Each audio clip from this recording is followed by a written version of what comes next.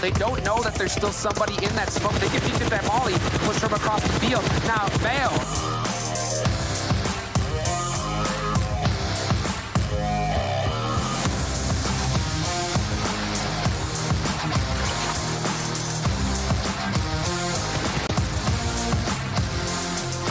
The Bucky versus BTOWN here.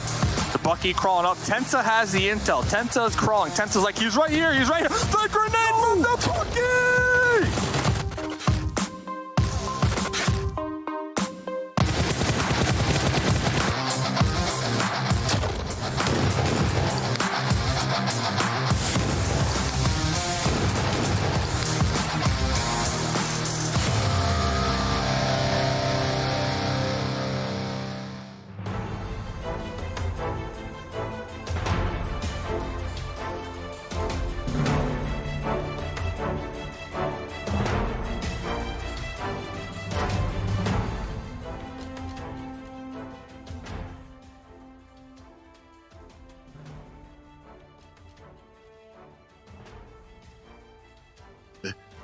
Hello and welcome to the PMPL finals. I am super excited to get things going. We've been doing this for a month and the table is finally set.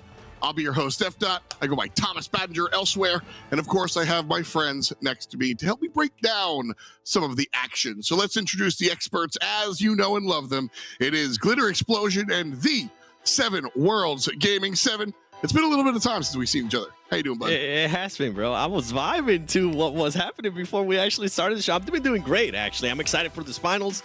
I'm excited to see some of the teams that were actually able to qualify, even the teams that weren't playing on the final super weekend that were able to make it to finals. I'm just hyped, all right? How about you, Glitter? How are you doing? I mean, I noticed that we got a little shave going on here, Seven. You know, clean it Yeah. up a little bit for finals. Looking snazzy. I'm feeling great. Like you said, after we had some time off in between our last super weekend, and now, so everybody should be well rested and ready to go for finals.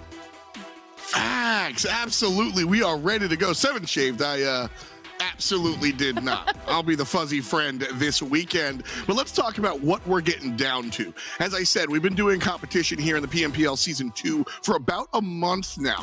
Couple of weeks going on, and we've seen teams put out their best competition. They've competed during what we call the league phase, and now we're in the finals. So what we've done is we've taken all of the competition from the super weekends and put them all together, and the top 16 teams are here. And the biggest difference is we will play 6 matches per day instead of the 5. We definitely will. And out of our leaderboard, the top 5 teams are actually going to be qualifying to PMPL Americas, where they will get a chance to play against Brazilian teams, South American teams, pretty much teams all over Americas, which I'm really excited for as well. And as you can see there, Team 9's qualified to the PMPL Americas since they did end up winning the PMPL Americas Season 1 championship. And for that, Glitter, we do have a prize pool as well for the finals. Obviously, there's always money on the line here. Okay, $150,000 in total like it has been all season, but we've given away all of our winner chicken dinner money. That's gone. League money, gone. We are now in finals. This is the last opportunity this entire season for our teams to make some cash, and you guys can see right there, $10,000 on the line for first place. So you know the teams are going to be battling it out for that. They definitely are, but first, they need to start getting the points. If you get a chicken dinner, that is going to be securing you 15 points. Second place, 12 points. And you know what? Let's go down a little more. 7th place, 2 points. And then 13th and 16th, yeah, you're going to get 0 points unless you're able to get some kills, because 1 kill equals 1 point, if that. That's it.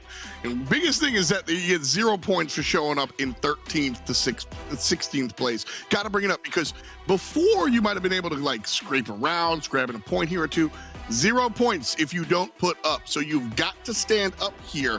Not just in finals, that's been the situation the entire time through. So always excited to see all the teams stand up. So let's go ahead and show you who will be playing here this weekend in our finals. Nova Esports at 19. Well, you know what? Okay, Nova Esports goes to Knights. Probably shouldn't surprise anybody. They've been strong all season. I'm very excited to see 19 esports here as well. Glitter, though, ton of teams here that are able to take the field this weekend for the finals. Yeah, honestly, I feel like we have a lot going on with all of our squads. Like you said, obviously, we need to be excited about Nova and 19 esports top 1 and 2 after all was said and done for all of our super weekends, with some phenomenal consistency coming out of Nova and a real comeback performance in our final super weekend out of 19 esports. On the flip side of that, we've got those teams that just barely made it in, and they're looking to kind of switch up their performance and do a little bit better for themselves, like UYU. So this is honestly, it's going to be an interesting finals in general, Seven, because I know all of these teams want to do well and make it through to Americas. They definitely do. And I mean, we have some teams that have finally started to show us flashes of greatness in Night. Sanhok started stepping it up. Sanhok is currently performing the way we want him to. He's been able to get comfortable too. And not only that, we've also been able to see Ghost Gaming stepping it up. They're trying to squash my conspiracy theory that they were kind of sandbagging, they weren't playing to their full potential. Well, guess what? Ghost right now, it's pretty impressive. I mean, actually scary impressive, because some of the other players as well as Tensa, they've been stepping it up in a big way, I thought. I mean, Ghost performing on Halloween weekend, I'm just saying, kind of makes sense. Maybe we'll see him stand up. I always like seeing this Ghost team play, because when they play at their top potential, we see them really, really just like clean PUBG Mobile. Other teams have different play styles. Ghost Gaming come through and they're just like cleanliness, and I really, really enjoy that. One of the cleaner players in the league, Tensa, he's been playing here for Ghost for a little while, and been really fun to watch. Let's just put it that way. And he's also fun to talk to. And so my main man Tensa, repping Ghost Gaming, he's actually here on the line live in person. Shout out to the big man. Tensa, what's good, bud? How you feeling?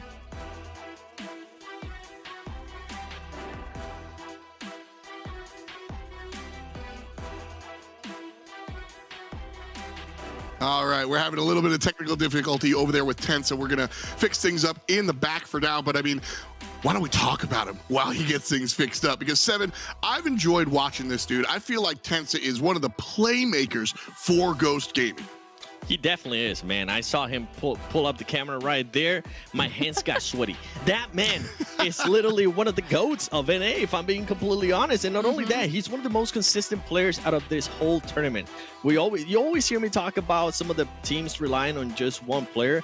Guess what? If you can ever rely on just one player when it comes to Ghost Gaming, you know Tensa is going to be there for you, whether it's grenades, whether it's anything. He's currently putting out, I believe, the most damage. He currently has the most kills for Ghost Gaming. Not only that, he's able to achieve that with the most survival time for the whole tournament, which I think is super impressive considering how aggressive he usually is. And he's able to do that by being able to receive the less damage out of his whole squad. I mean, the stats are just absolutely insane to me.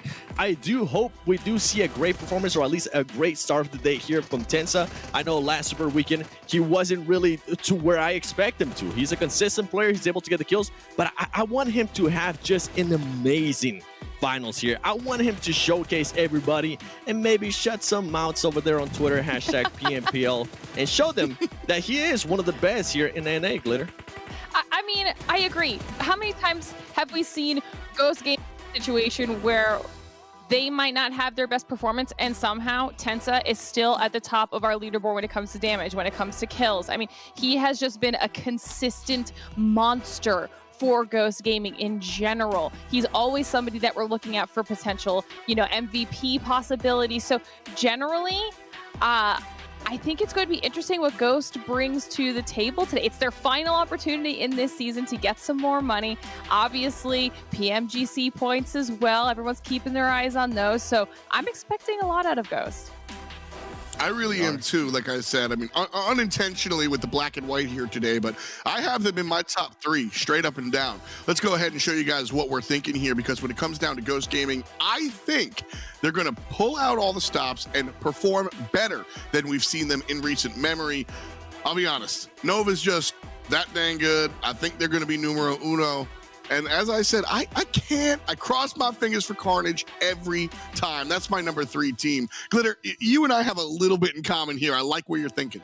We're similar, right? Listen, I obviously had to put Nova in first place. I mean, you know that I have been a fan of Nova for seasons on top of seasons now. And this season specifically, they have been insane. They've stepped it up to a level we've never seen them at before, and so I'm hoping that they're able to continue that here in finals, because you know they need to continue doing that with the level that they've been playing at. Their team that's going to continue pushing and fighting up against the likes of Ghost. But then next, I actually put Knights. Okay, I don't know what happened this last Super Weekend, but the performance that we saw out of Knights was a totally different team in this last Super Weekend than we had seen any other Super Weekend for Knights prior. They felt like they really came together as a unit, and if they can continue that momentum here into finals, I see Knights doing very, very big things. And then 19 Esports, I put there in my 3rd position. I do agree with you, FDOT. Not only am I rooting for them, but they were another squad that really stepped it up. I'm hoping the momentum from last Super Weekend for both 19 Esports and Knights continues into this weekend. And I purposefully didn't put Ghost up here because I wanted it to be like a mini challenge. Obviously, we know Ghost is amazing. They've been the best. They're at the highest points overall for PMGC.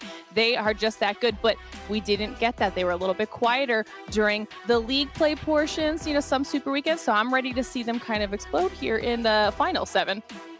See, with my picks, I think conspiracy theory is over, but it's not fully over, and that's why I have Ghost Gaming currently in 2nd place. Nova has just impressed me so much, the likes of Rin. I mean, I did not expect the kind of tournament that man's currently having. He's playing out of his mind, so that's why I currently have Nova Esports in 1st place. I do have Ghost, as I mentioned. I think they are going to be starting to play a little bit more serious now. Hopefully, we do see a lot more out of HH24, because that's usually a big question mark when it comes to Ghost Gaming, so that's why I decided to put them there in 2nd place. And with their place, I almost went the FDOT route, I almost went 19 Esports, but they just haven't shown me the consistency that I want, and that's why I decided to go with Knights. Knights actually hasn't shown me the consistency either, but they show me something that I've been kind of waiting for, and that is Syndicate and Coops working together, getting those kills. As you heard me mention earlier, Syndicate is starting to get a little bit more comfortable. He's starting to play his game, and that is going to be a scary team if those two can just start on fragging. Those are some of the scariest players in the League 7. You know, I had something else planned, but I want to talk superstars. Why not? That's what the league is built on, right? So what it comes down to, we showed you the prize pool before. There's some money set aside for MVP. The most valuable player in the league will take home some money. And right now, these are the boys that are in contention. You mentioned Coops. I know, Glitter, you're going to talk about Rin. I'll let you do that. Polo's my man. I like looking at this guy. Glitter, talk to me about Rin.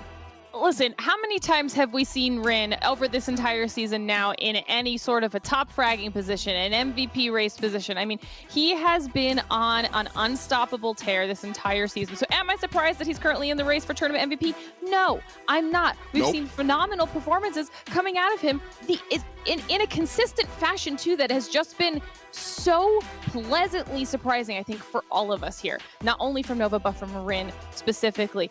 But there is some stiff competition going on up here, 7, and I know that you're excited about Coops. I think everybody is. I definitely am super excited about Coops. I wanted to touch on Polo real quick because it is one that FDOT mentioned out. And I just want to see the Super Weekend 1 stats that we saw out of him. I mean, he was able to pop off 16 kills one day, 20 kills the other day. He has shown it. I want to be able to see him again because XSET has relied a lot on his performance. When we go to Coops, I mean, this man is an absolute menace. All right, he's been putting up 144 kills, 30,000 damage, and he's done that with less survival time than Rin. That is just so impressive, and this is something that he's been talking about. He's been wanting to be that MVP.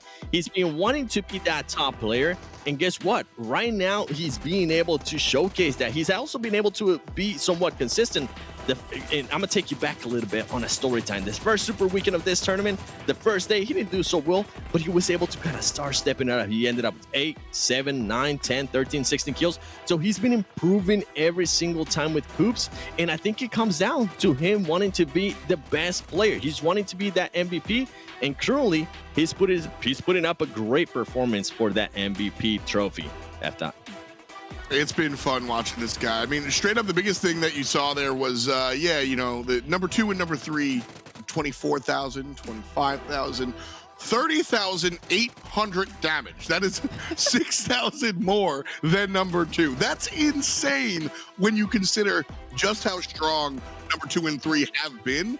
Rin, if I'm not looking at stats, Rin might be my MVP. And then you show me the numbers and I go, hi, Coops, you're doing the thing. Like, that's impressive. It's scary. But like you said, the Knights got to push everything together and try to find themselves towards the top. So we have a number of teams here competing to see who's number 1. And right here in the world of PUBG Mobile, OnePlus is our number 1. Our friends over at OnePlus have put together a fantastic device, 120 hertz display rate, technology made specifically for gamers. Hyper touch, that's what we're talking about. The OnePlus 9 and the 9 Pro are your best bets to find yourself towards the top of the leaderboard as our teams hope to find themselves there today, tonight, tomorrow, and Sunday. 3-day weekend here at our finals, so you got to make sure everything winds up clean and clear.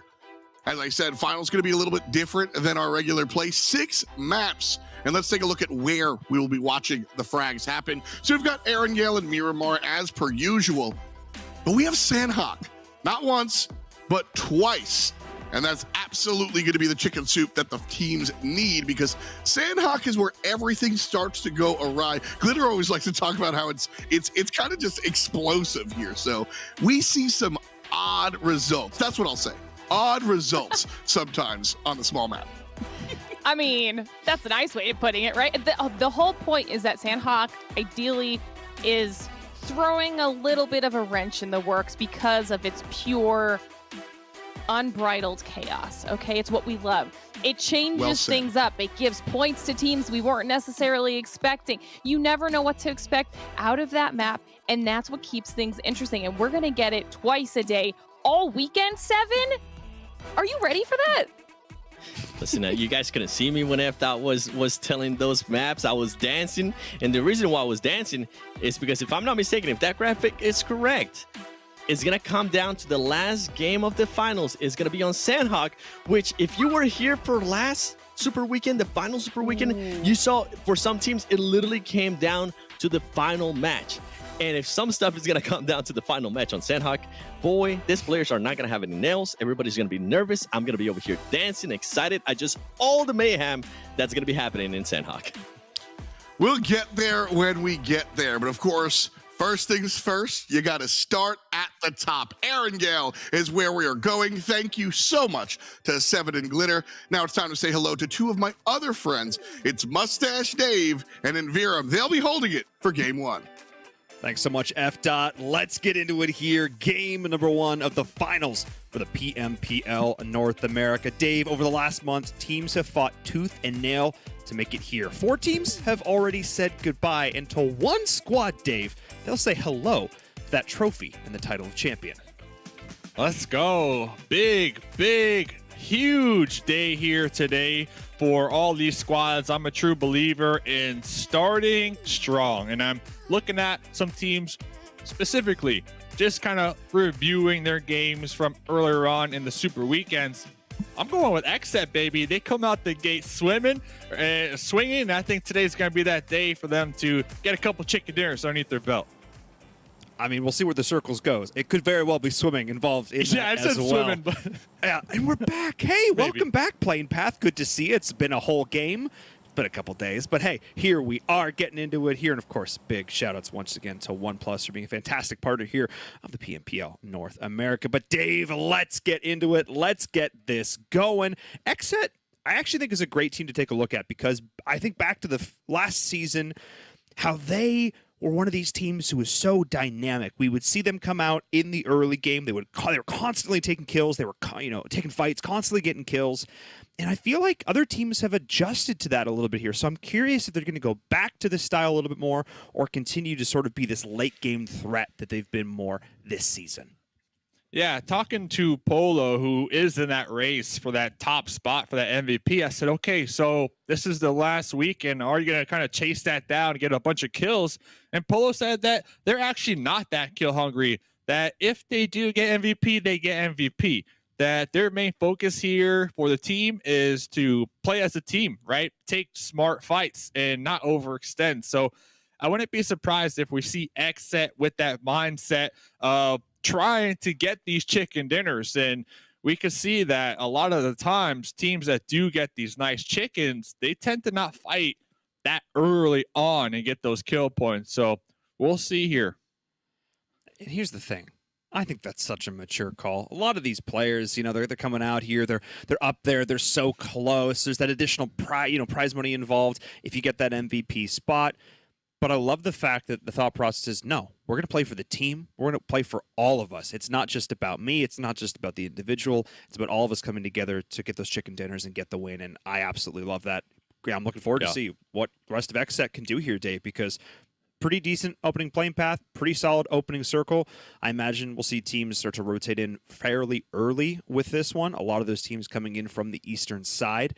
And then overall, I'm seeing more split drops, I feel like, than we're used to here. Like, obviously, we look at Nova in the middle, and this is pretty standard, but even Kill Switch way off to the side, and Knights also all off by themselves. I feel like we're seeing a lot more teams play very split early.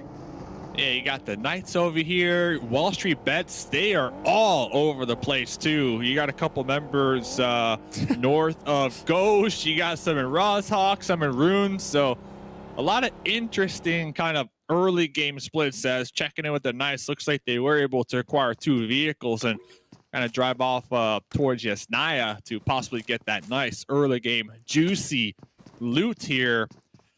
So it's going to be interesting. I think tonight, at least the first couple games, it's going to be kind of quiet, right? We always come into the beginning of the tournaments with the leaderboard 0 points. Always quiet, always nice, calm. Early game, not a lot of fights, a lot of teams trying to pinpoint exactly what the game plan of the enemy is, right? Are they going to hot drop? Or are they going to be gatekeeping us? Or are they going to be taking some early fights? That's all about that intel. And a lot of these teams, they like to gather that intel the first couple matches of a brand new leaderboard tournament. So I wouldn't be surprised if things are nice and slow. And back to your point, while the majority of teams are doing that here in VRM, this is why I picked XSET. They're not doing that. They're going for those kills. They're getting involved with those team fights. Now, what's interesting is, like I mentioned with Polo, is that they're going to tone it down a little bit. I truly feel like that was one of their strong suits, though. That's why we saw them week 1 Super Weekend with like 5 chicken dinners. So I'm paying close attention. You saw in the predictions, I got them number 1 here. So there's a lot on the line. I think here's the thing. The fundamentals of that gameplay style, I feel like will still work well for them. I think they just need to come together as a team and play just a little bit tighter. Because when they roll up as a death ball, they're nearly unstoppable. They crash in like a tidal wave. They are a tsunami on the map. They will not be denied. I just need to see that same energy and that same close, tight play style together, because when they get a little bit too far split up, I feel like that's when they start to let things get out of control a little bit. So I think, Dave, that sort of that mindset of rolling together, fighting as a squad that we often see them do early, it can still work late. They'll just need to be a little bit more cautious about it because, again, the circles will be just that little bit closer in. But as predicted, we are seeing a lot of early rotations into this next circle. Teams are wanting to get their hands on some of that prime real estate, those key compounds. Keep an eye on that. I think one of the things to think about, Dave, sort of touching on your point, is looking at how split the drops were. I think you're absolutely right. I don't think any single one of these teams expected too much early engagement. I was to say this, the Illuminati and Ghost, I don't think this was planned at all, Dave, but they're going to scrap. Oh, HH in the face with the UMP, able to get that one right in time, but then immediately thirsted right there. And we were kind of catching Ghost Gaming. They had a little 2-2 split going on with their vehicles. Looks like Bayo was kind of caught off guard in between the Illuminati out here. Tensa had to pump them brakes to avoid getting shot out in the open field. So it does look as if now Ghost Gaming were able to acquire that position that we've seen them play here multiple times on Erangel when these zones kind of favor it. So they are definitely comfortable holding down this spot.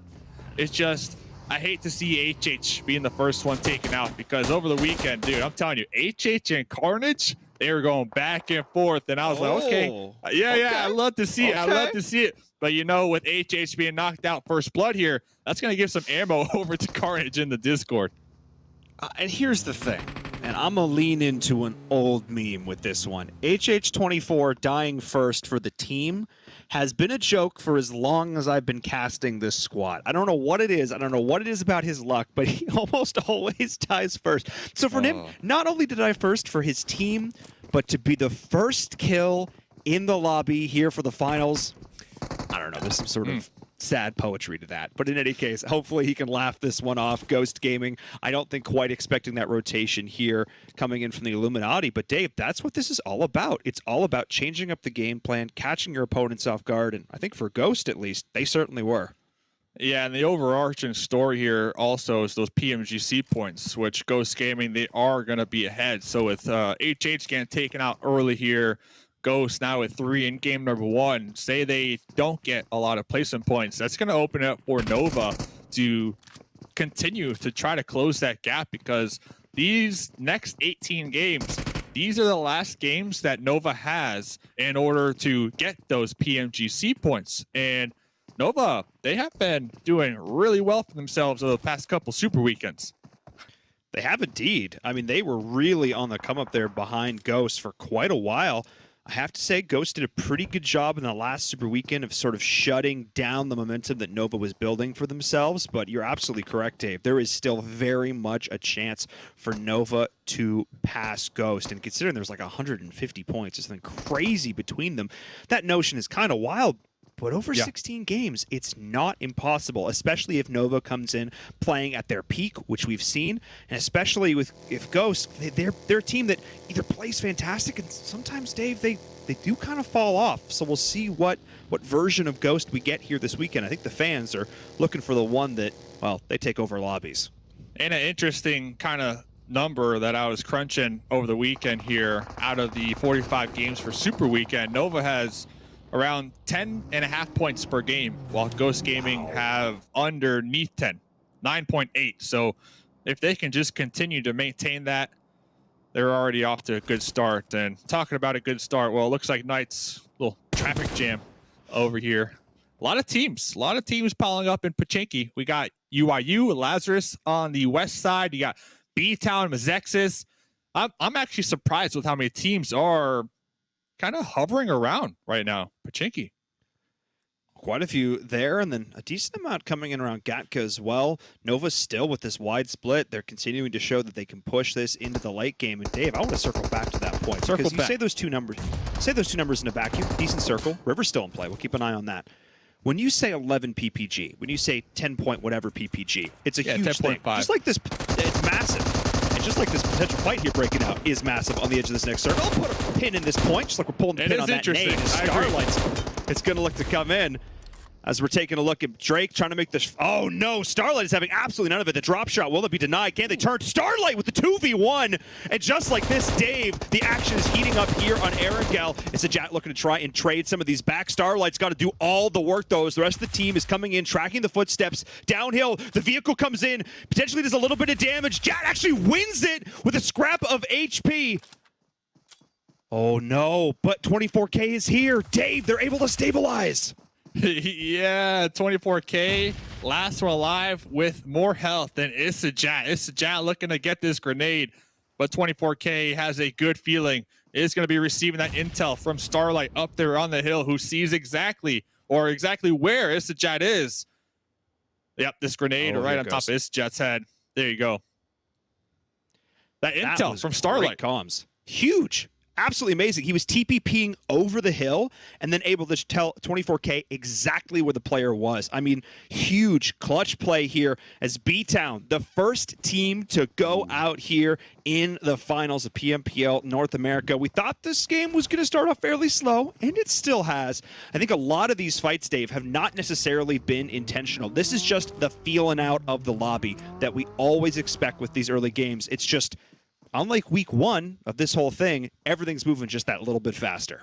A little bit, and you know, they didn't win, but I love to see the M249. Shout out to creator the Bushka making a video on the DP, and I was like, yeah, M249 coming out on top. Supposedly the DP is getting a little nerf, you know, a little nerf, okay, according to them. So I'm just like, okay, well, M249 now a ground spawn. That gun is going to be clutch. We've already started to see it used a lot of times here during this league, that and just straight up vehicle runovers. So I love to just continue to watch these pros and the meta evolve in front of our own eyes. And they're constantly crunching the math on this. They're going into the range. They're looking at TTK. They're looking at spray control. They're working on patterns and recoil. You need to. You need to. At this level of play, missing one bullet can be the difference maker between making it to the next stage or winning this fight, or I don't know, becoming the PMPL North America champion. That's how close it is. Which, again, when you're talking about teams being able to put up 10 points per game, 11 points, that is staggering. I'm going to go back to that point because, again, in a vacuum, sure, that's a lot, I guess. It is so much. So for both of those teams to consistently be able to put up those kind of numbers, that is absolutely staggering. But also, Dave, what it tells me is that Nova's not quite doing enough. That differential is not quite enough to overcome the gap that, you know, that they're currently behind in terms of Ghost. So Ghost is going to have to drop the ball, and Nova is going to have to continue. I would say even exceed how well they're already playing. Yeah, they're going to have to kind of optimize their play style or just get really lucky in these zones and have the whole southern part to themselves.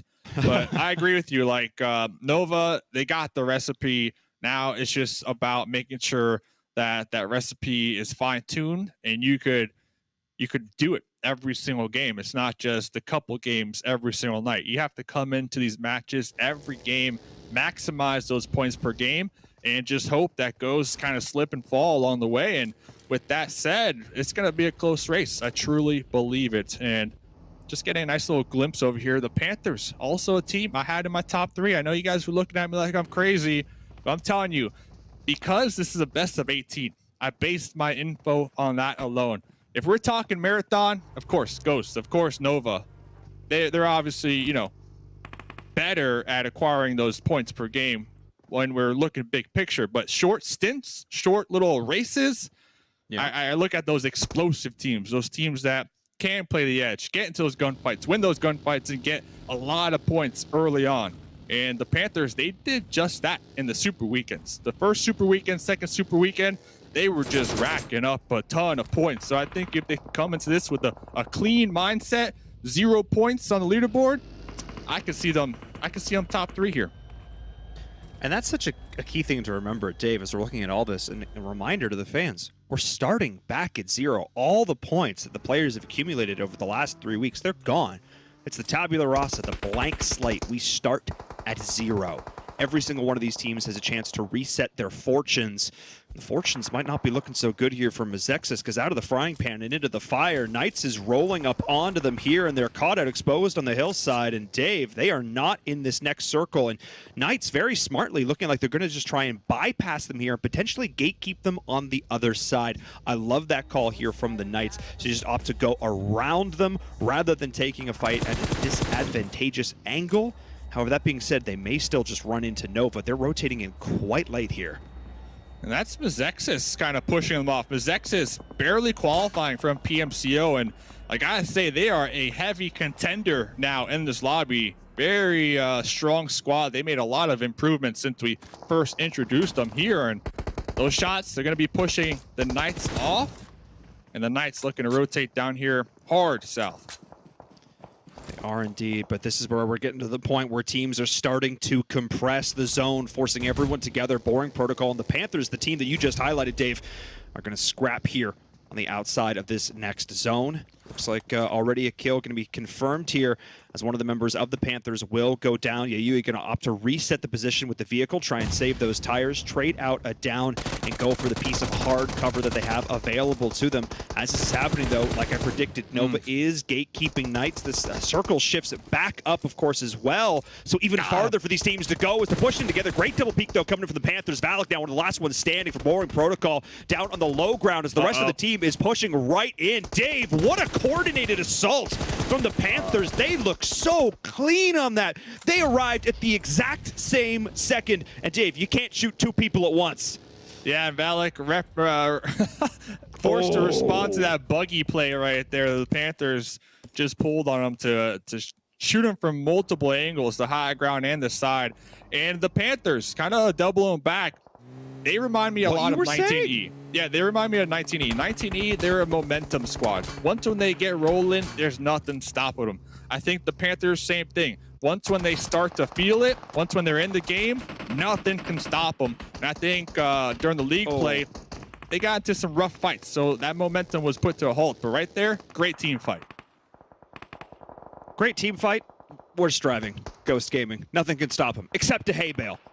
As we're seeing Ghost Gaming just getting ripped apart here. And this is just one of those bad rotation games. We see, I would say, 1 game out of 20 from Ghost. They just have one of these games where something bad happens early and then they just kind of fall apart over the course of the game. They get caught out on rotations. Seems kind of all over the place, which considering they have, who I think a lot of people consider one of the best IGLs in NA, is always kind of surprising to me.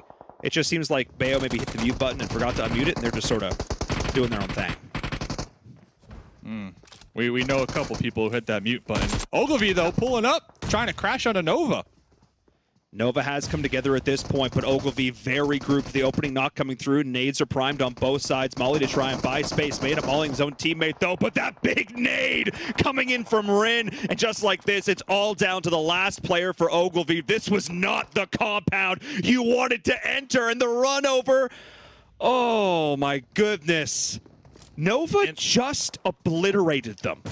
Here comes the Panthers. The Panthers recognizing that push. They were trying to third party that from the outskirts downtown. They recognize, okay, the Nova, they're probably going to be hurt just a little bit. And here they are crashing. Round 2, baby. Indeed.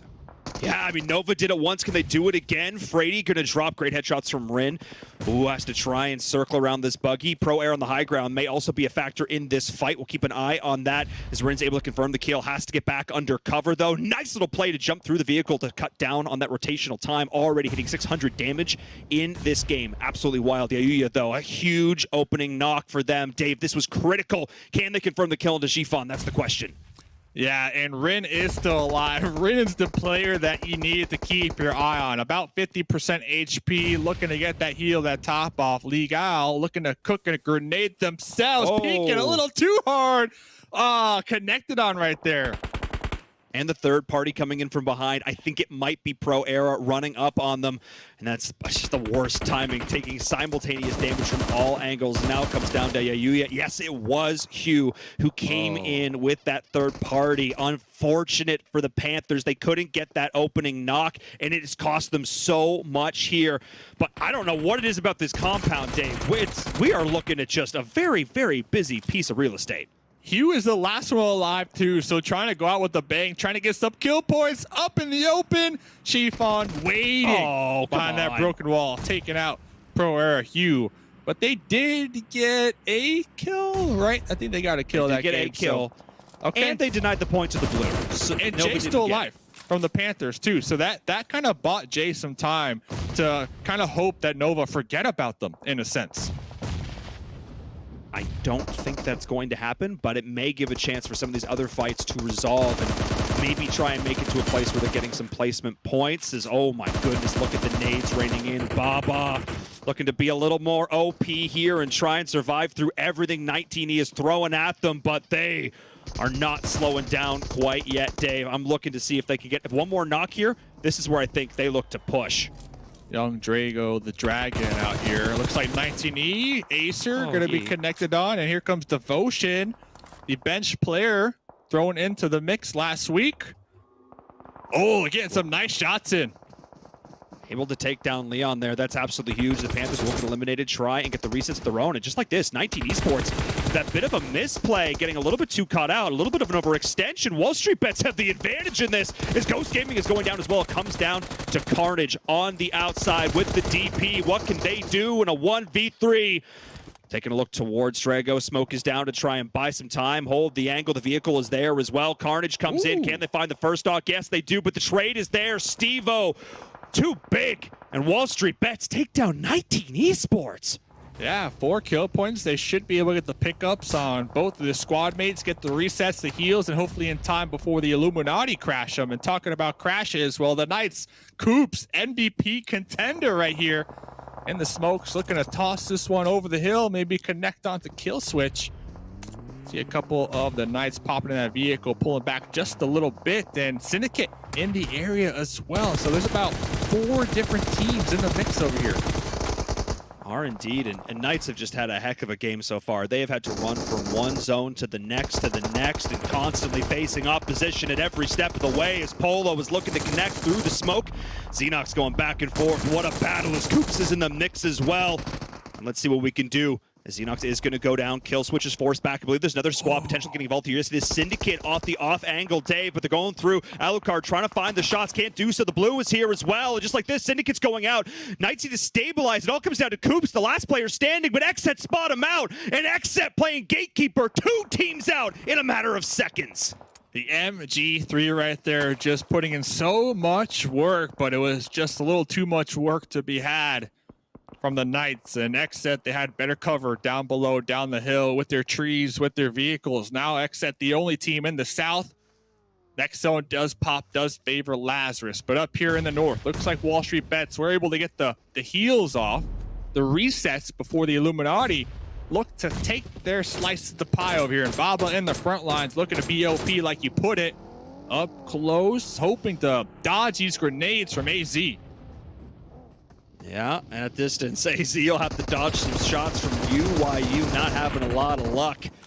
As we're seeing the squad, I believe it's UYU, yes it is. That could be rotating in towards XSET, the anchor player on the roof to try and do something there. J7 getting caught out, not expecting that rotation. This actually isn't into the next circle, Dave. They are clearing out their backside up on the high ground to make sure that they don't get crashed. I love this call from UYU, and now they're playing aggressive with the vehicles. Polo, though, gonna pop out. Little drive-by, is it gonna work? It is! Blanky takes them in a 1v1, and now it comes down to kill switch. The rest of the squad's gonna try and come in, eliminate this lone player. Is it gonna be able to get done? And now it just comes down to one last squad mate out on the outside from XSET. Can Jay get it done, Dave? It all comes down to him.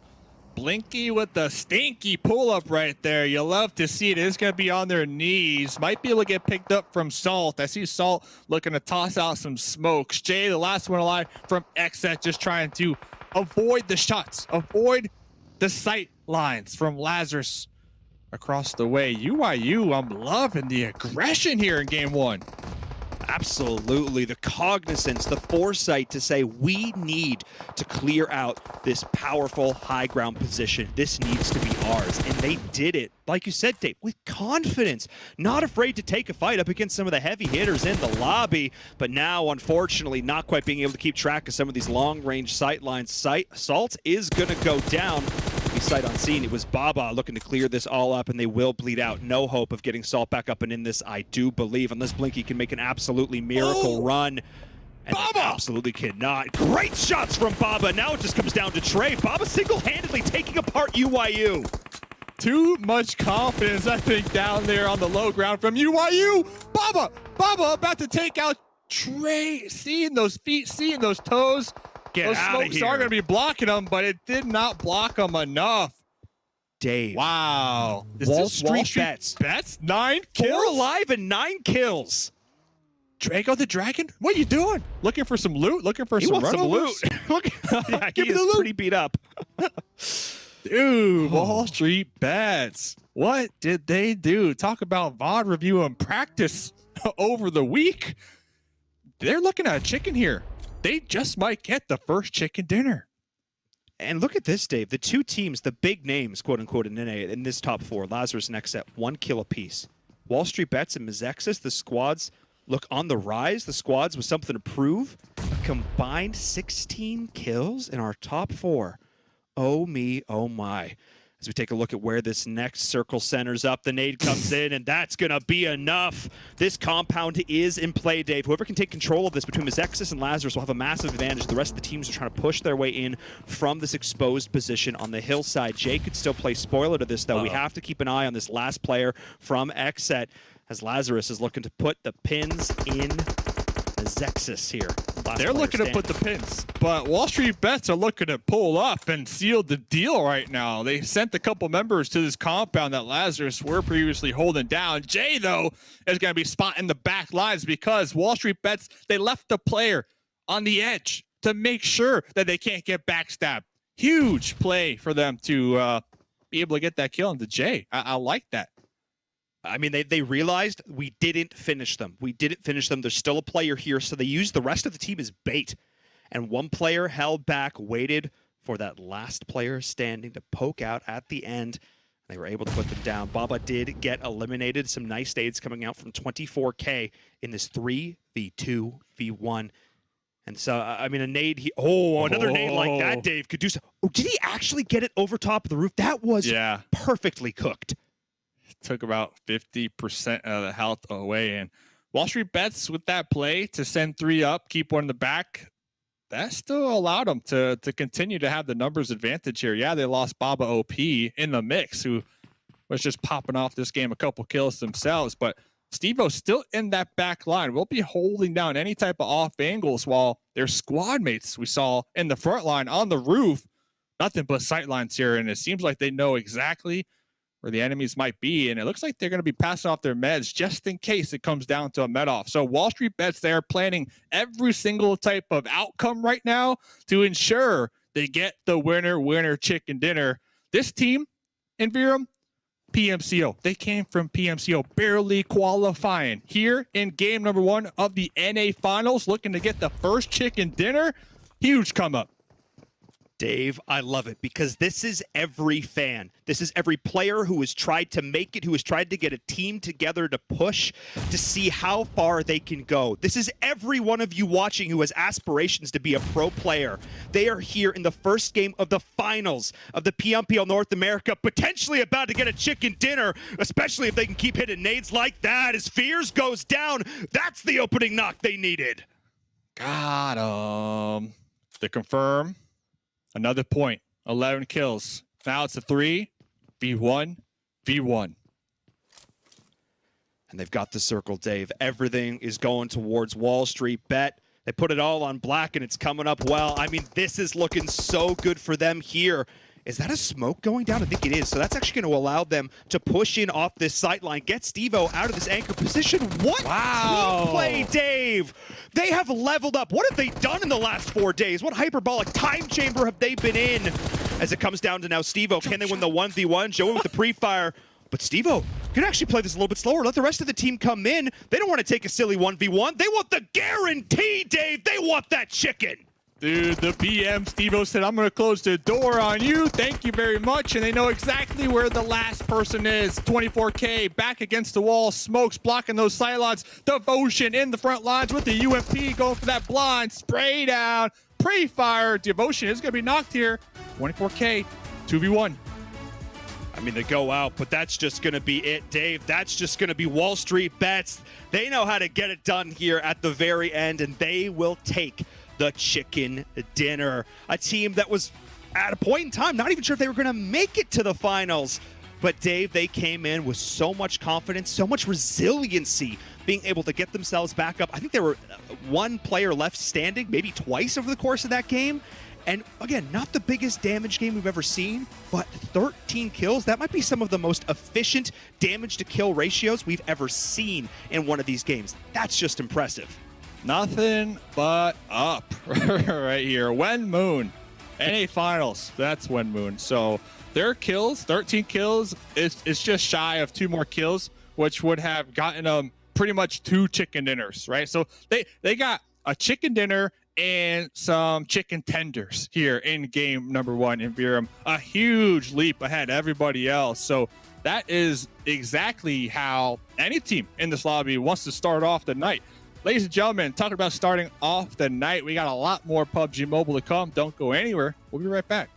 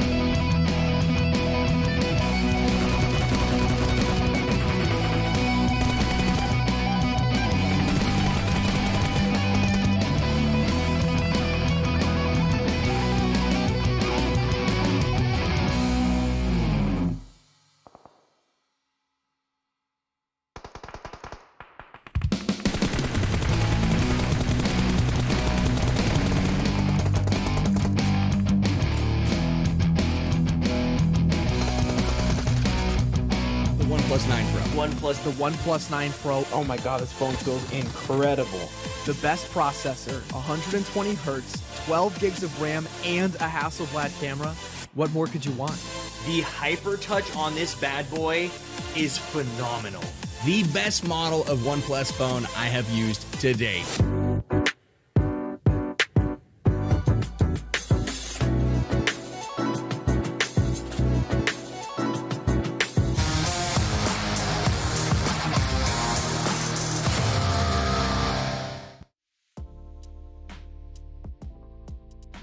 Hello and welcome back, folks. The PMPL continues moving forward, and one of the fun things about it is that we have all our friends here, so you can invite your friends to go ahead and win some gacha, some in-game events. Real cool stuff here on the PUBG Mobile side of things. So go ahead, join the game, and you can watch the PMPL live together inside the mobile esports app right there. That'll go ahead and give you some points to allow you to enter the gacha, and you could change your special permanent items and even more rewards. So absolutely check out what's going on in-game, grab your friends, and get involved on the gacha side of things. Always cool to see new, different in-game stuff. But now we're at a game after game number 1. It's F.Dot, it's 7, and it's Glitter. And we're here to break things down real quick. Let's just pull up the whole stats, the match results, and see where everything lied. Because, okay, we kind of set you guys up with top teams and some predictions and some ideas of what might happen.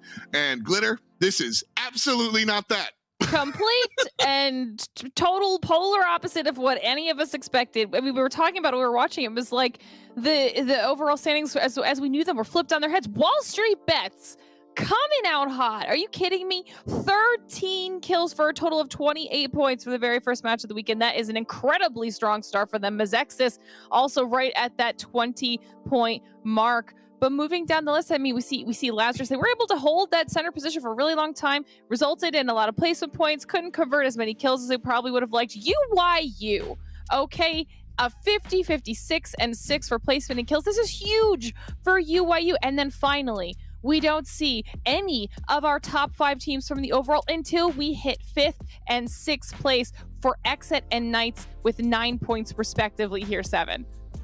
You know what it is? UYU is currently flipping up the thumbs up to me because they're saying, hey, remember when you thought you weren't going to make it to the finals? Guess what? We're currently putting up 12 points in this match, and I love to see it, honestly. I love it when teams are able to kind of prove me wrong here. You mentioned it there, Nova Esports there with 6 points. I do want to see the second page because, I mean, some of the teams that we did predict are going to be here. We do have the Panthers there, 6 points, and if we go down even more, 19 Esports, Ghost Gaming, just sitting at 1 point. That is 1 point. Okay, it's all right. It's all right. Just remember, it's the first game. We will have a lot more games to come. And then one scary thing, actually, for me, is Ogilvy. I don't want to see Ogilvy end up at the bottom here. I do want them to perform really well today. So hopefully Ogilvy is able to bounce back from this one. Hopefully, yeah, that's the thing, is when you wind up with the big goose egg, that's the issue. Like I said, I was Steve Holton there. We had 1 point. Yep, we got 1 point. Nice job. But Ogilvy has to pick things up. You get a point per kill. So even if you can't find yourself in the later stages, you got to find yourselves with those frags. And so the individuals that come together, taking a look towards our round MVP, we celebrated some of the top players on the top teams. And now, again, something different. 24K repping Mezexis in that numero uno position here, 7. Again, I say this all, it's just good to see new names up here. It definitely is. I mean, you mentioned it, 24K, 1,000 damage, 5 kills, most average survival time out of all the players there as well.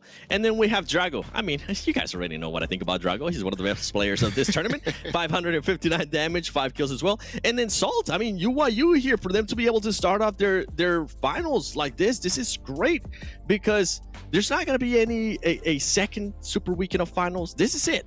Just these next 3 days, this is what they're going to be able to do. Putting pretty much their future in their hands, and Salt being able to show up there with 776 damage and 4 kills. Love to see it. Real talk, I hope that UYU can continue in this vein, so to speak, because, and it's not that I'm the biggest fan of UYU necessarily. UYU was literally our mark to who might not make it to this finals. That's what we were looking at the entire time, and now they're close to number 1. That's a wild turnaround, and I'm always rooting for the upset. So definitely want to see that sort of thing. With different names on top, I definitely want to see how the damage has been going. Usually it's about 2,000 for us to get excited. And we see a lot of teams at this 1,500. So everybody kind of sharing the wealth here, Glitter. Okay, very rarely do we see two teams with the exact same amount of damage, so that's kind of crazy between WallStreetBets and Mezexis. I mean, the fact that we just saw that 24K had over 1K of that 1673 damage, that's huge for Mezexis. I mean, that ratio alone, hopefully he's able to continue that type of a performance throughout the rest of the day. Moving down the list, though, we saw Nova not able to get a lot of placement points, but still very high up here on our damage because of how many times they got crashed into in their compound. I mean, they had to fight at least 3 teams off the damage as a result of that and able to get some kill points on the board for themselves as well.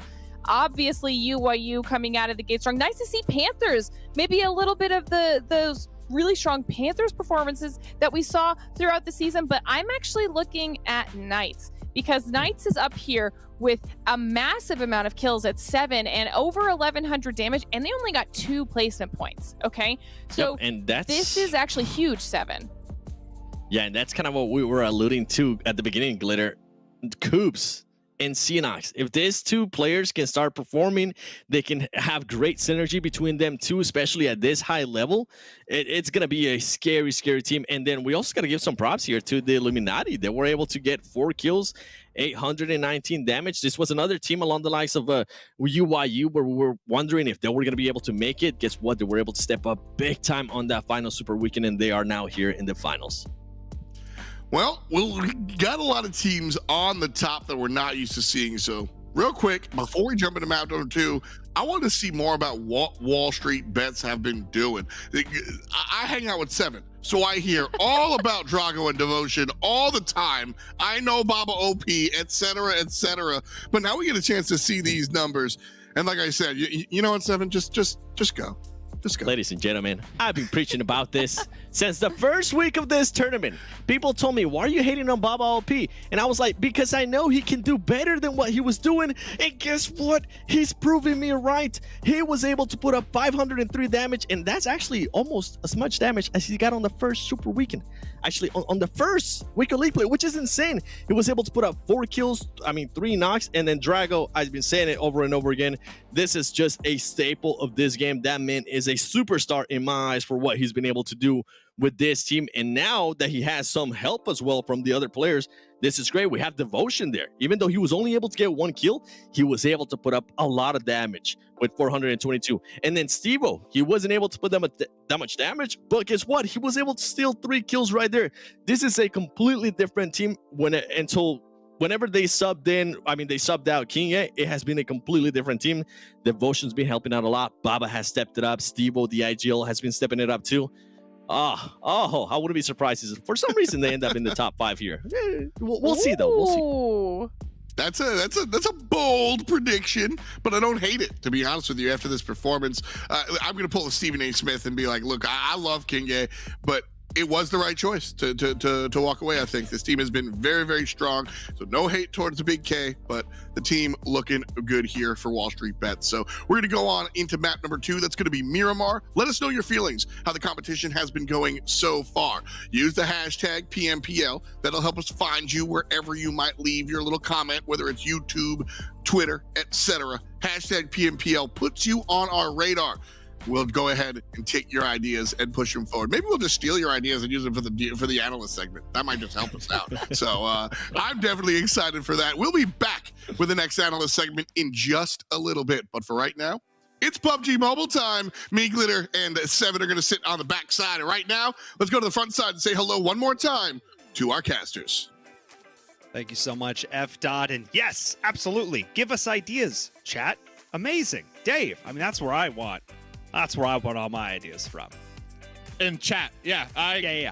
Financial advice, life advice, everything I get from chat, honestly, and I've been doing just fine, having a good time out here. So, WallStreetBets, a chicken dinner, chicken tendies. You got 7 on the desk. You got me. We told each other WallStreetBets top 5, but we can only pick top 3 for the predictions. So far in VRAM, we're right. And I'm just saying, it feels good. Good for this good for the team.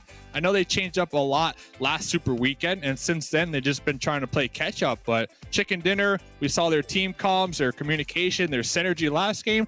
If they can continue that, nothing stopping this team. Nothing. And I just love the fact, Dave, that as we get into game number 2, expectations maybe thrown out the window just a little bit, as none of the teams that we predicted collectively as a group, really, other than you with XSET, making it into the top 5 there. No Ghost, no Nova, no Knights, no 19E. Okay, let's open some things up here. This is open to all 16 teams. Any single one of them, Dave, could come in and show up in a huge way. That's what I'm excited to see as we get into game number 2. Will the trend continue, or will some of these established veteran rosters say, no, too much, and they come back in and start to wreck the lobby? No, not today. No. I think one thing too with these finals that are different, if I'm not mistaken, I didn't really double check this hot take, but these finals we got 6-6-6 from each map. So the whole map pool is even or equal. 33%, right? Every single map. I'm pretty sure in the past it was like more favored towards Erangel. I might be wrong, but with that in mind, it's not like, okay, well, our team, we're really good at Sanhok, so when we play Sanhok, that's our game to really shine. No, you have to be good at all the maps here, and I really like how it's nice and even and split down the middle. So every team has to perform on every single map, and this is going to be Miramar. A lot of nice terrain to deal with, very challenging terrain to deal with, and a challenging Circle 1 to deal with, too. This one's tough, especially with that plane path, Dave. We are going to see some struggles, I think, from some of these squads in the mid-game. This is actually one of the times where Miramar being Miramar is actually a bit of an advantage, just because you have more routes to get from point A to point B without potentially running into an opponent. But at the same time, this one is going to be tough, especially if it continues to shift north, because all these teams are constantly going to be behind. We saw in that last game with Knights where it constantly felt like they were one step behind the 8 ball, couldn't get things rolling in the right direction, constantly taking fights where they were being forced out of the circle. If I'm one of these squads down here at the south, I loot as fast as I can, and then I start to get up there. I'm aiming for water treatment, Dave. That mountain range, everywhere around there, I think that's going to be one of these really key power positions, especially if the circle keeps moving north. Yeah, this is a Miramar map. I was looking at some old VODs, looking at some old footage from our lobbies, and like the terrain on Miramar, there's a lot of steep hills and jagged terrain to really deal with, and especially with these vehicles too, it just makes it even more challenging. So very curious to see how these teams react with this zone that does favor the north, and for the most part, nobody's up there. So there's about 50% of this circle number 1 currently not being utilized by anybody here. And if you were to try to utilize it, if you are one of these teams down to the south, UIU, Nova, the Panthers, Bop, I'm still trying to look, like I'm trying to calculate in my mind, like how would you get in? Because El Azahar, that's one of the easy pathways in the east, but that's going to be pretty much gate kept from Lazarus right here. So if Lazarus recognizes, okay, there's a squad pulling up, or at least near us in a vehicle, you have to assume they're going to shoot that thing down.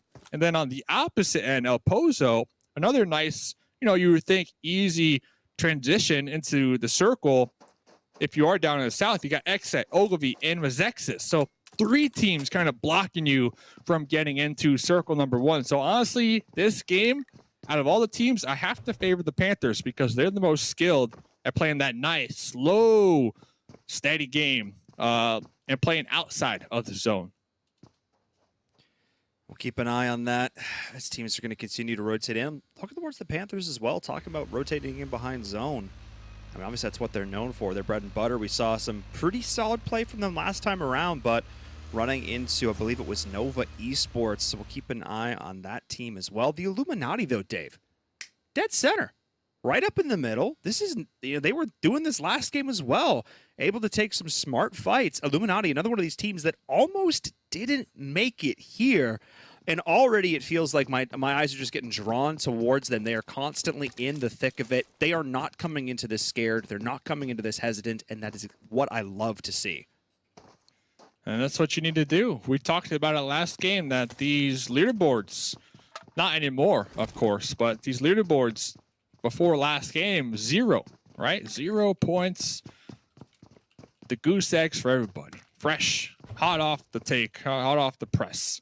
And honestly, WallStreetBets pulling out on top right there, getting a lot of points to offset any type of challenges, in my opinion, that they might face this game. So obviously, WallStreetBets, they don't want to get taken out early this game. But if they did, it's like, well, we got like 13 kill points last game. Like, they're able to, is my point. Like, they don't want to, of course. And I don't think they will. I think they're going to continue on with that momentum. But if they did, you know what I'm saying? They have more room to kind of work with as of right now. And they didn't seek it out. I think that was the interesting thing about the win. You know, they took the fights that came to them. They were smart about it. They made good rotations. You know, they took the fights they needed to.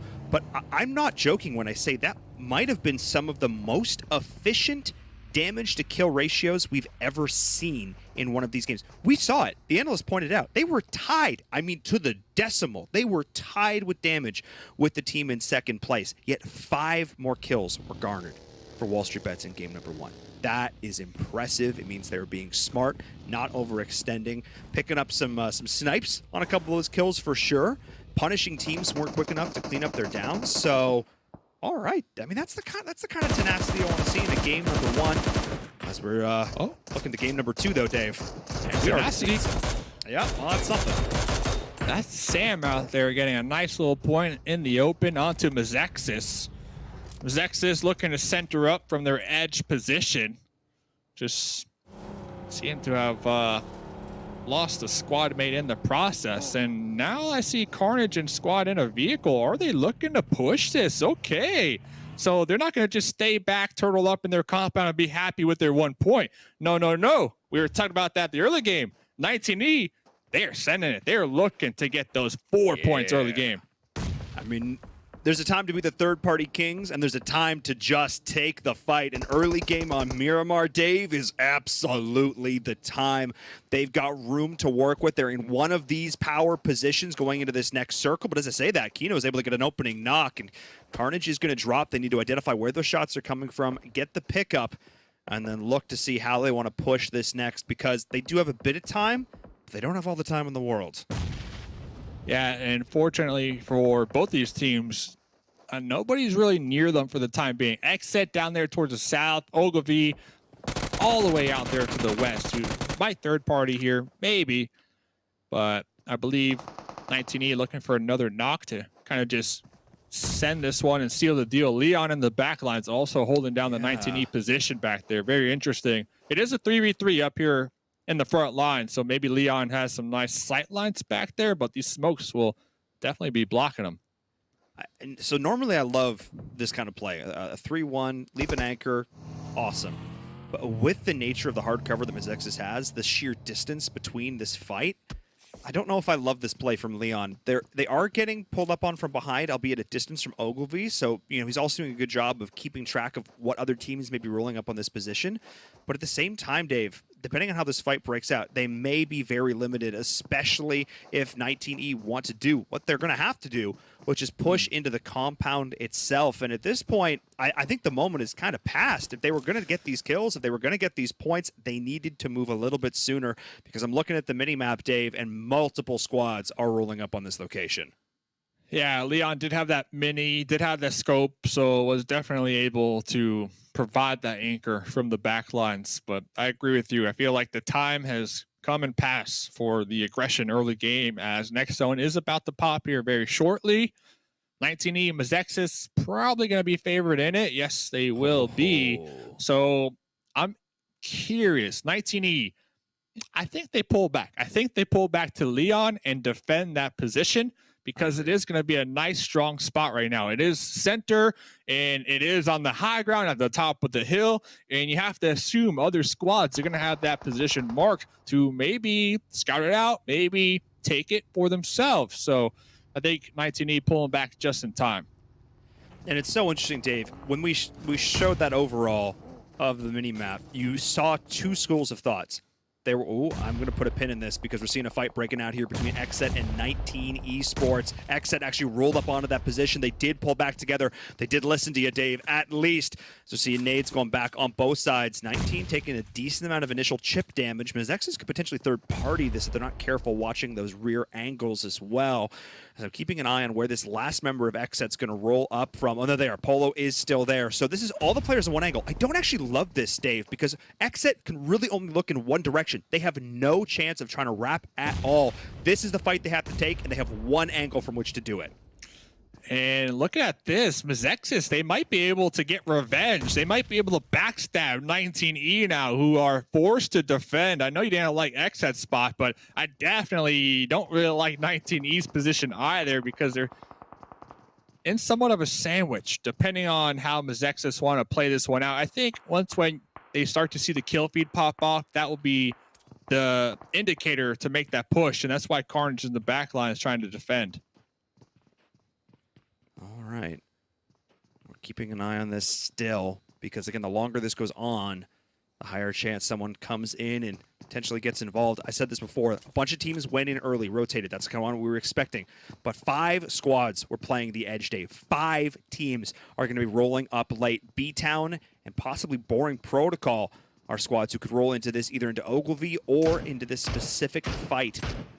They can get through Mezexis, some other crew, Pro Era, Lazarus. I mean, we are really condensed at this phase, Dave, and we've only lost one single player so far in this game. Yeah, not a lot of players getting taken out so far, so that's only going to increase the risk. Every single zone closes in. It's going to be a clown fiesta, honestly. So if either XSET or 19E can kind of get a knock here and take this fight early on, it'll definitely offset the challenges moving forward with these zones and the amount of players in it. I know they both have some safety and comfort in these compounds, but I'm surprised. You know, I'm surprised we're not trying to get some grenades tossed out in the windows and some fights going on.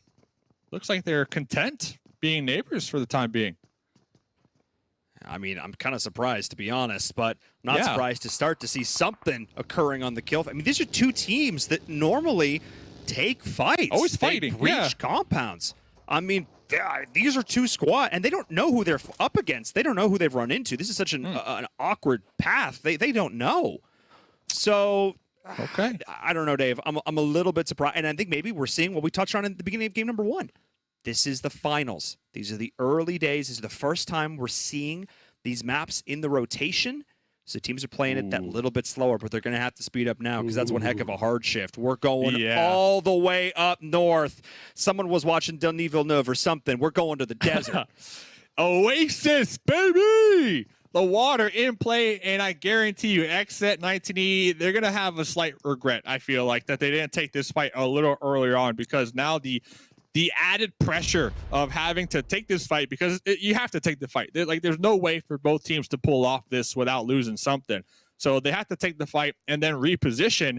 And the next zone, the edge, is going to be heavily congested. And to make matters worse, I was talking about them early game. The Panthers, nowhere to be found right now, playing the edge on the blue.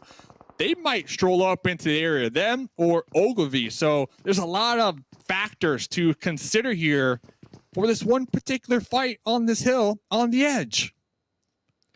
Yeah, I mean, there's just so much these players have to be thinking about now, Dave. And again, especially because the more we talk about this, the more we have to remind you, there's still so many players up in this lobby that the second you start to take a fight, if a team feels like they have any advantage to push on into this, they will absolutely do so. They will third party like crazy. And for both of these teams in particular, they've got to move. They are right on the edge, but they're locked in a stalemate. Neither one wants to be the... It's a game of chicken, Dave. Whoever goes first will leave their back exposed, and that's why neither one of these teams... And now because they played this slow the whole time, they open up the risk of just not being able to take a clean fight. Their unwillingness to take it. And again, I can't necessarily knock them for it because there's a lot of unknowns, like you said. Yeah, a lot of But unknowns. it may ruin the hopes of both of these teams. Yeah, and you have to assume they're going to reposition by moving downhill towards either Lazarus or Pro Era across the road, which those positions are already occupied. But that's going to be on the edge over there. We might see the kill feed pop off. because right now, something we haven't seen throughout season number 2, Oasis. Oasis never gets love. Never.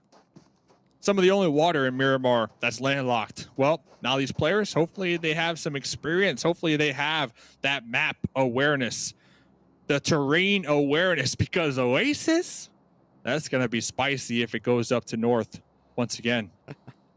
Hope they brought their water wings. I mean, we're having some fun up here. But one of these, I mean, this is insane, Dave. This is one of the longest stints we've seen of 2 teams just being right here. They're finally, XSET's going to pull the trigger. They're going to give themselves a smoke tunnel. We'll keep an eye on another one of these fights. It's breaking out. Very similar location. Ogilvy have been up here on this high ground for a very long time. Pro Era actually rotated together. Ogilvy rotated into this. I should say this is the other mountaintop on the other side. And it's looking like Ogilvy are going to try to be the aggressors here. Lolo, though, close to the UMP. Pan on the side angle could be huge, as we're seeing some missed Molotovs. Both of these teams trying to find that opening knock, which could be that first card in that house of cards, Dave, and watch it all tumble down. Yeah, this terrain, this is exactly what I was talking about. Huge dips, really steep, and we've seen the car meta used here a lot of times. You could easily overshoot that vehicle if you're not paying attention. And talk about paying attention. Well, Carnage right now on their knees. XSET still 4 up right here on the edge of the blue zone. 19E still has Acer and Leon looking to push over this hill, avoid those sight lines. Next zone does go up, and they might just have lucked out because Mezexis were right on this side of the hill, but instead of holding back, Mezexis already sent it into the new zone. Currently scrapping it right now, Lazarus. So this is such an interesting, long, drawn-out battle. And I take my words back. It looks like both teams were able to pull off somewhat. I mean, one lost 2 players, so, you know, not maybe the most successful, but still, good job for XSET as we're coming back to this fight between Ogilvy and Pro Era. Pro Era drawing first blood, mowing him down. We'll end up trading 1 back, but it all comes down to Vayne, the anchor player, in a 1v. I don't even know how many at this point, Dave, because Pro Era are on the charge, and Fishy, actually getting taken down. They can't confirm the kill. We'll have to put themselves out of position. Fishy, get back behind the Fish. You're going the wrong way. Dude, Uzi versus Ump right there. That range, I would guarantee the Ump wins every single time. Hugh, though, go for that drop shot. What? Go for that drop shot. Ogilvy, done. I mean, Vayne almost just 1vx'd that. I mean, that was pretty crazy. But still, Pro Era able to rally through that one. Lazarus now looking towards Mezexis, taking some third-party shots, I do believe. As Dave, oh my goodness, I'm choking up taking a look at these fights. Choking. So beautiful. I'm sorry. Look, no more water. Oasis, not our players. Not in the zone. We're good. We're good. Take a look. Says Dave, we're getting more hard shifts. Yeah, we're getting hard shifts. So Oasis, it did pull off that road right in the middle. It looks like Acer was able to send it there. And Mezexis, I was hoping they were third party, the stalemate we had earlier on, instead of avoiding that stalemate just to get into their own stalemate with Lazarus right here. 4 up in these compounds. 24K looking to prep a grenade, looking to toss a grenade. Joey, though, has some type of intel, can definitely hear them moving, shuffling around across the way. And these audio cues are key. I mean, these players use these. I mean, I watch their tracking through walls sometimes. It is incredible. It's like having wall hacks to a certain point. As we're taking a look, another fight breaking out here was actually Knights and Ghost Gaming. And Knights just eliminated Ghost, and they are unscathed. And I truly mean that. They have barely taken any damage, let alone players going down right now. Between Lazarus, Mezexis. Ooh, drop shot, Telly. 1 out. Oh my goodness. Can he find the shots? No! Beautiful play. All 3 members of Mezexis come out. But Joey's looking to come back in on the other side. 24K, they're looking to shut this one down. Back and forth from both sides. His Fears will be able to help the rest of the team clean this up. And Joey goes absolutely massive. Knights at the off angle may try and clean up some of these kills, but huge play from Lazarus. Yeah, I think right there, Telly was the sacrifice. At one point, all 3 squad mates or enemies were shooting all their guns at Telly to make sure they were dead, and I think they were. But that allowed the squad mates to pop out and catch them slipping right there. So 3 up for Lazarus. Next zone does pop, so they should be able to get those heals, those boosts, and I believe they have some vehicles to work with. And who's in the zone? Knights are in the zone. We saw just a couple of moments ago, Coops pretty much getting a squad wipe onto him with 3 of the kills out of the 4. They're going to be holding it down up here on the high ground, taking shots at Nova, down there to the east, taking shots at XSET, down there to the south. And we see Jay trying to scale the terrain. Their squad mate right behind him in that bus is smoking. That's a death trap. It is indeed looking to smoke some opponents through all this. Is Drago and WallStreetBets still all 4 up and alive. Huge from them here, going into Syndicate, who had a bit of a rough rotation in that last game. Did a decent amount of damage, but weren't really able to confirm many of the kills. WallStreetBets, though, have to try and breach through this ridge. All of these teams, Dave, nobody wants to be the first one to try and scale the mountain, because not only is Nova Esports up there, but it's like Everest. It's kind of busy. It's not necessarily as idyllic and picturesque as you imagine in your head. It's just kind of rough. Yeah, it looks like all these teammates kind of baiting out each other. So you go first. Oh, no, I'll go first type of deal. Trust me, it's safe. It's safe.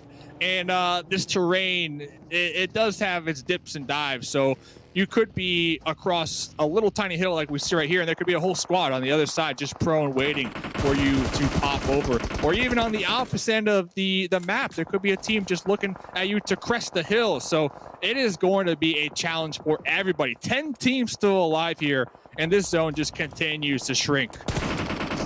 Does indeed, and some very treacherous terrain still in play. Great shots from, oh my goodness, 19 Esports Acer, reminding us to not forget the name, one of the scariest players in North America for a very long time, as BTOWN Esports are going to try and pick up as many kills as humanly possible. As a Jat will be able to get themselves to some semblance of safety, as 19 Esports will go down, caught out on the road. Not a whole lot they could do about that, Dave. See ya. They did survive a lot longer than I would have anticipated. 10th place, though. 1 point. 1 place of point as Isachat trying to take some nice shots. Was able to connect on Alucard in that second-story window. But look, right over here on the other side of the hill is Lazarus right on top of him. Fierce, barrel in hand, spray down through the smoke. My goodness, BTOWN done. BTOWN down and out. Lazarus paying forward a little bit, though, as Knights up on the high ground. Still getting this circle, Dave, but Joey popping up over the top. Xenox with the smoke. Look, trying to reposition through all this great movement. Chico will cover the flank. Joey is here pinned up against the blue. Chico with the big gun. Can they find the shots? Absolutely they can. As the Knights take down Lazarus, 8 kills to their name. Prime power position, Dave. They're looking to bring this one home. That's the sound the M249 makes right there. And Baba OP on the high ground, keeping Bop pinned down. Drago the Dragon trying to relay this information that Fate is going to be pushing. Baba OP going for that drop shot, switching on over to UMP, but is going to be connected on from Fate. Good little trades back and forth, though. 2 players down from both sides, I do believe, but a big nade coming in as well. Steve-O, this one has to be absolutely huge. Will it connect? And it does! That's the double knock to continue to reset this. Bob is going to try and come back with the rest of the team. The Smokes to try and back this one up as Kissix is here. Steve-O can't quite win the fight. Overextended just a touch, and it comes down to Devotion. The player who is sitting on the bench, Dave, will need to step up for the squad, but they are on the edge of the blue. He can't go for the revives. He's just got to try and survive. Ooh, and they're getting third-party from Syndicate up here on the high ground. Devotion, what is the play? What is the move? Oh, I think it's going to be to survive right now. Just continue carrying that baton for WallStreetBets, moving ahead of them. Syndicate. So it's going to be quite the challenge here to continue to survive for WallStreetBets. Top 5, though. Top 5 is Chiffon up here on the high ground. This is Nova versus Knights. This is the key fight between both of these squads. Knights, though, definitely getting the better end of this one. Oh my goodness, Dave. Knights, they're here. They're here in a big way, and the fight ain't stopping. A Syndicate are picking up where Nova left off. The second you think you got a moment to breathe, absolutely not. As Knights have been the kings of this castle for so long, but can they defend their throne? 11 kills and mounting. Can they continue to rack them up? Say cheese as the shots are hitting home. Syndicate and WallStreetBets in the back. Devotion with a scrap of HP continues to live. Ace and Dave, so much fight, but this is huge because WallStreetBets, this is the third party, but he's gonna have a chance to heal. The drop shot will not quite be enough, but the damage may already be done. It's a 4v2 for the Knights. bench player, by the way. 3rd place right there. That's a huge come up, 10 points. So Knights, are they aware of the pickup? Big Cheese! Oh, Coops! Taking out Big Cheese. This should be it. This should just be the game. Knights are move coming in like a wrecking ball. It all comes down to Brain with the Groza. Can they keep connected on the edge of the blue? Knights have the zone, they've got the lives, they've got the bullets, and they've got their sights set on this win in game number 2. And yes, they do, Dave. Absolutely huge play coming in from the Knights, and they secure the win on Miramar.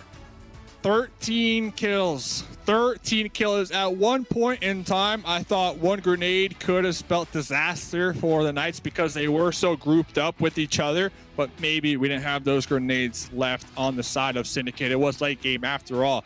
Coops, the team, the Knights, coming out on top. Man, Coops definitely fighting for the #1 spot here for MVP as well.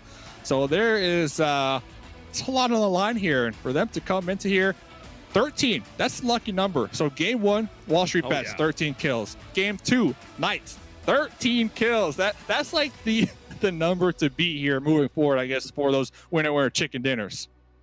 And it's interesting to note how there's like almost a 500-point difference in the damage between those two teams, yet they both pick up the same amount of kills. Just going back, reminding us just how solid WallStreetBets looked in that first game and able to secure that 3rd place finish as well in the second. They are off to a fantastic start. And look, while they're off to a fantastic start, if you want to look fantastic, you absolutely can, Dave, because the fine folks at home, they can pick themselves up a special crate.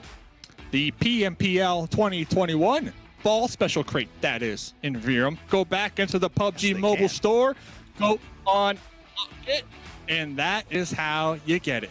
Ladies and gentlemen, that has been game number 2. Don't go anywhere. We got more PUBG Mobile coming up after the break.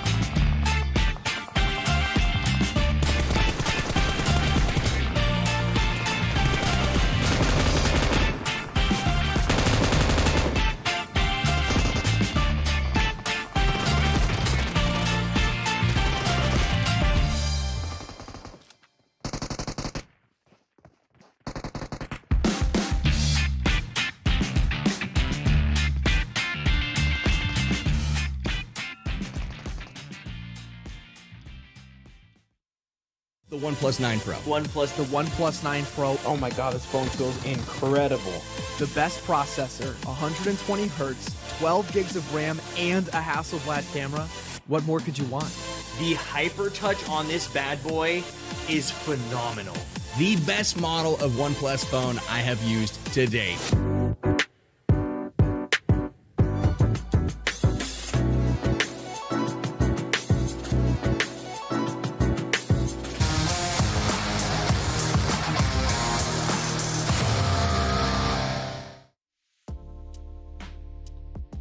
Hey, hello and welcome back. Game number 2 in the books. As we put this one aside, Sanhok's next, but don't get ahead of yourselves just yet. We got to look in the rearview mirror and reflect on what went well, right and wrong. I'll tell you one thing that's right, OnePlus. The folks over at OnePlus continue to give us gamer-influenced technology like HyperTouch, 120 hertz display rates as well to keep you ahead of the pack. The OnePlus 9 and the 9 Pro are your best bets to find yourselves with the best possible chance to climb those leaderboards. You got to be equipped, and that's what OnePlus does just for you. Welcome back one more time to the desk here at PMPL. Desk, sort of. You know, we're analysts. And we're going to analyze this last one. Glitter, match results coming at you right here, right now. Knights looked good. A lot of you guys had predicted that Knights would step up here in the finals, and it looks like they have, at least for now. Yes, a solid game of Knights, especially after they had so many kills in that last match and just were unlucky with those placement points. A nice bounce back here for Knights, and like you said, a team that a lot of us were expecting a lot out of. Okay, a 28-point game. That is very, very strong. That's going to be putting them in a nice position. But once again, moving down the list, we've got some maybe atypical names. Syndicate here in second place with a total of 20 points. Boring Protocol, one of the teams that was at the bottom of our overall leaderboard coming into finals with a 9 kill points, a 15-point game. I mean, that's huge for Boring Protocol. WallStreetBets being consistent here, maybe not in the kill points, but at least in the overall points and those placement points. 11 points tied with Nova, who has managed to pick it up for themselves a little bit here. Lazarus up in a top 6 situation again. I mean, these are consistent teams that we weren't expecting consistency out of here. 7 XSET's up here too. Yep, you said that perfect. Consistent stuff from inconsistent teams. How the tables have turned. And you know who is consistent? Ghost Gaming being able to get 1 point in back-to-back games. We do have the Panthers there with another 1 point. The Illuminati there with 2 points. 19 Esports being able to only clutch up 2 points. We saw them about to get into a fight with XSET. We were actually doing bets when we were watching that game, saying who was going to do better. Man, 19 Esports is just, I'm not sure. I'm not seeing what I expect to see out of them, and that's why I didn't really expect them to win an engagement there with XSET. We do have UIU there at the bottom again with 0 points. Hopefully, it's just this game, right? Hopefully, it's just this game. Teams do need to watch out, though, because as I said earlier, you're not going to get another chance on the next weekend. You're not going to get a chance in 3 weekends. This is it. Just the last 3 days. Top 5 goes to Americas.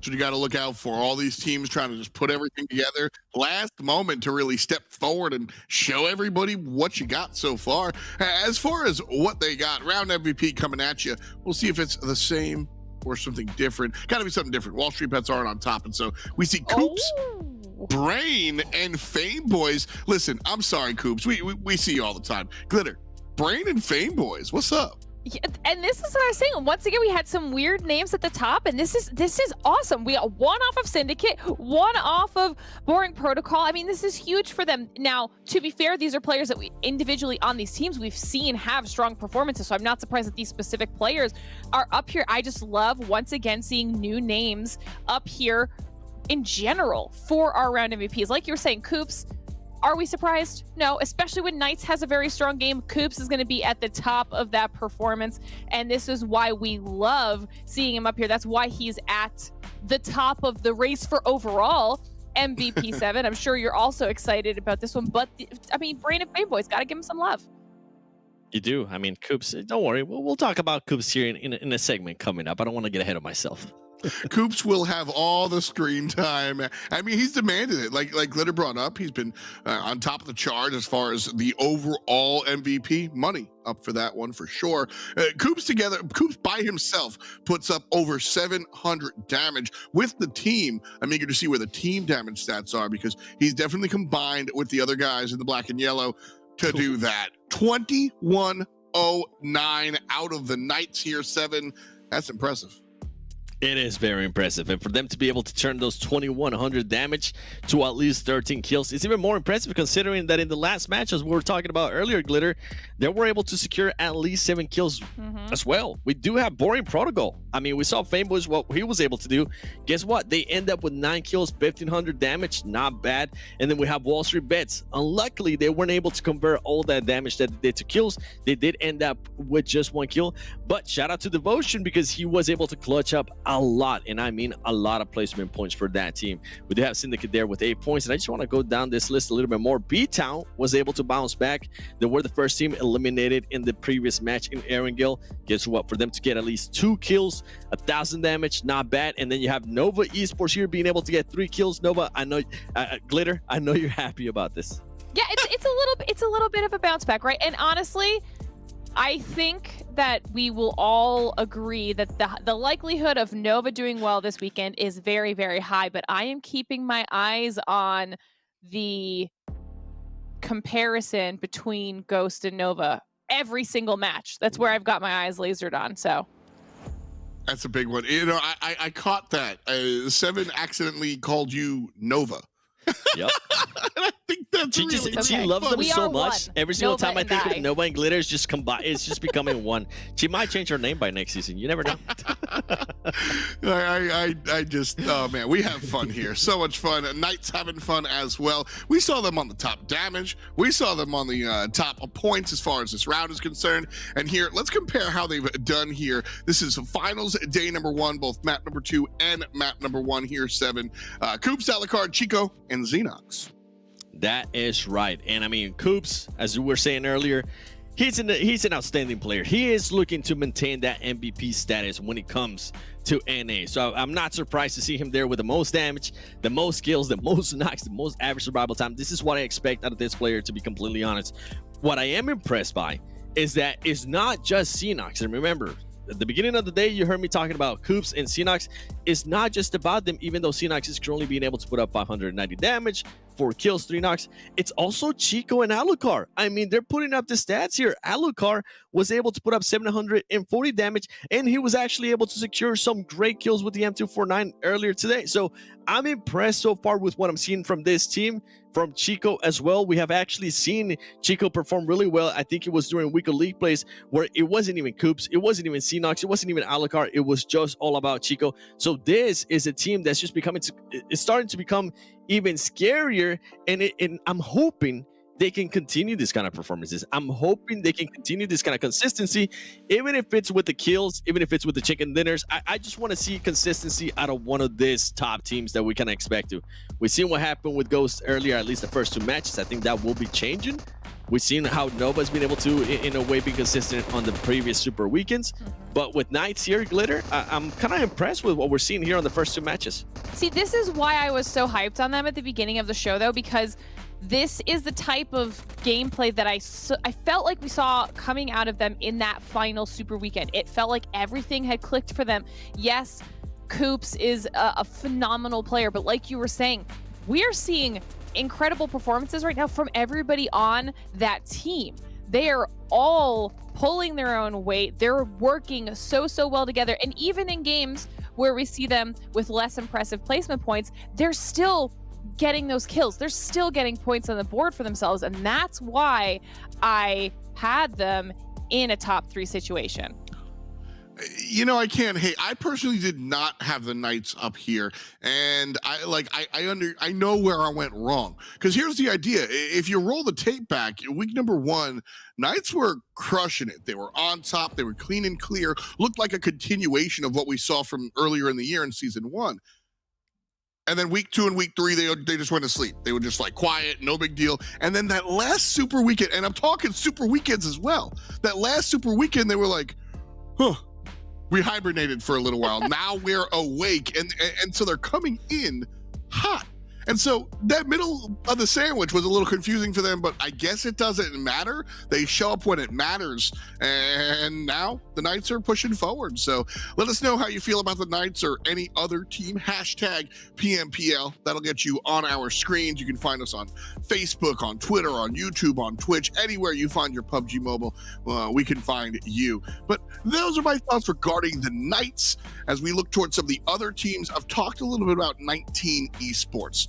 We saw them up game 1, down game 2. And so I asked you guys this question in league play, but now it's different. It's finals time. 7. Which is the real 19 in finals?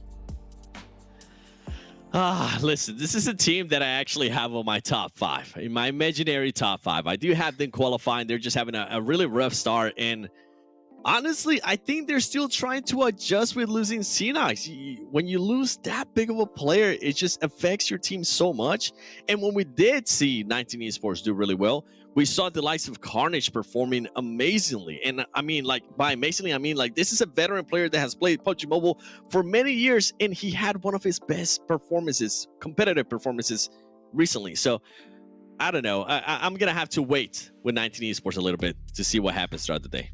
We'll see if the squads can stand up. We're going to sit down and take a look at map number 3. We're going to Sanhok, baby. Zute, Dave, take us away.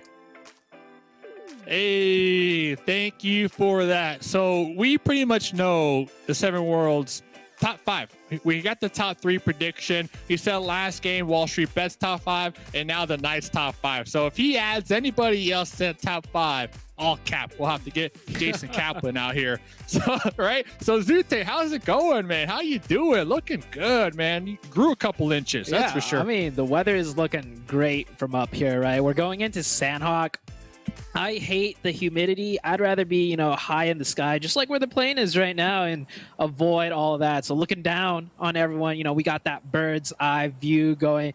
But man, what a twist of events for the first 2 games. I mean, WallStreetBets, first place. Ghost Gaming, last place right now. Who would have thought? Well, Question mark? Yeah, question mark. I'm looking here, though, at XSET, because before today, Polo told me that they took the drop spot from Ogilvy here on Sanhok, and they took this spot in particular because there's more vehicles that spawn near them. So in their mind, this eliminates the RNG just with, you know, Sanhok as a whole, even though you don't really see vehicles used too much. So I'm looking at XSET, man. I had him in my top 5. I had him number 1, actually, and I got proof for that one. But XSET, look, they got J7 kill switch split up from Jay and Polo. Like, any initial thoughts on this one? That's actually a really good split drop that's been used. Oh, I've actually used that split drop before, back when I was playing with, before they became XSET, on the Omen team. I was with Juicy and company, and we did this drop on Sanhok. They went over to XSET, and now this new roster, or this addition of XSET, using the same drop. Of course, that split got expanded a little bit. You mentioned it earlier. J7, you see him kind of reaching towards Ogilvy's position. I'm surprised Ogilvy kind of gave that up. Ogilvy is not, you know, left with much to loot, but XSET, they have 3 key power positions here. They have the entry point, Northwest Island. They have the bridge right in the middle with those 2 compounds. That's always a strong hotspot. And then, of course, right north of Painan. Another great compound to hold down. So I like XSET split. Of course, you know, things could go wrong if you do it too much and, you know, you get a team counter-stratting you. But right now, UIU, they're getting dropped on. It's a clean 4v4 situation. UIU on the aggression right now. UIU down here looking to get that pow-pow in from a couple super weekends ago. Nemesis going to be connecting on to AZ, who's just popping their heads through that window, trying to get some intel, catching the wrong side of that gun. And we saw game number 1, Blinky pulling up with that stinky. Has that UMP in hand, looking to get the initial front line push here. Mango, though, behind the target right there. I think they recognize, we saw their legs, we saw their elbows. Not much of an element of surprise here. He's trying to blend into that target practice right there, but he Right? became target practice himself, and Lanlan getting shot from a different angle. UIU's actually got them completely surrounded. One member from the high ground poking in at his elbows. Lanlan last one up. He's got a DBS though. He's got a DBS. He can make things happen with this. 1v4, DBS, all eyes on me. Getting collapsed in. Wasn't even able to Nemesis pull with all 4 kills. the trigger. Nemesis picked up all 4 there. That But huge. is that a 1v4 though? Is No, that no, a no, 1v4 though? No, it's not a 1v4, but I mean, hey. Can you say I got the squad wipe? You could say that. guess. Oh, I that's guess. actually such a huge topic of debate. So, I've noticed elsewhere across the world, right? People will say 1v4 when they killed all 4 players. And in North America, we only say 1v4 when it's like you're the last one alive and there's 4 enemies alive and you get all 4. But I've noticed like other regions, like if you just get the 4 kills, they'll be like so-and-so 1v4 and so on. But, you know, they know there's a huge difference between, you know, a solo player 1v4. Anyways, I think if your teammates didn't help shoot, then sure. If you were the only one to shoot, if you were the only one to put in the damage, even then it's questionable because your teammates most likely provided some type of cover, pressure, pressure, to make them pull back into, like we saw right there, into the closet. So a true 1v4, I have to say at least, and maybe let us know in the chat, I think you have to be the last one alive. You have to be the last one alive, and you have to clutch it out. For sure. I 100% agree with that. And UIU, a team that, you know, held their breath into the last week's, the qualifying for this finals. They held their breath. They almost got bumped out, and now they're starting off really, really strong. Like, I think UIU realized kind of how lucky they got to make it here, and definitely changed some things up. I mean, Nemesis popping off with 4 kills already. Man, UIU is looking good. WallStreetBets is looking good. Ghost Gaming, not looking good. UIU, I think they had a lot of time to VOD review all last week. No BM intended. So they should be prepared for this in my eyes. But Ghost Gaming, I was kind of theory crafting with Imperium Game 1, just looking at average points overall. Right. Ghost Gaming, they are behind when we look at Nova. And the reason we're going to continue to talk about those 2 teams in particular is because this is the last weekend that they can acquire those PMGC points. There's only going to be one team on the PMGC leaderboard that gets that direct invite, and they could pretty much skip the Americas. No pressure there.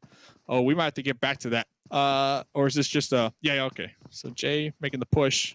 Was able to get a knock right there. Will Ogilvy respond? Ogilvy is coming in to help. Natsuo is up. He's got that grenade ready. Ooh, good grenade, but not cooked long enough. It actually tags up Verex, and Kill Switch, he's on the roof. He's right above you, Natsuo. You gotta look up. You gotta be careful. Kill Switch using the roof to his advantage right there. They finish off one player from Ogilvy, and now Natsuo, he's kind of caught stuck here. The rest of the 2 players from Ogilvy can't cross in the open to help.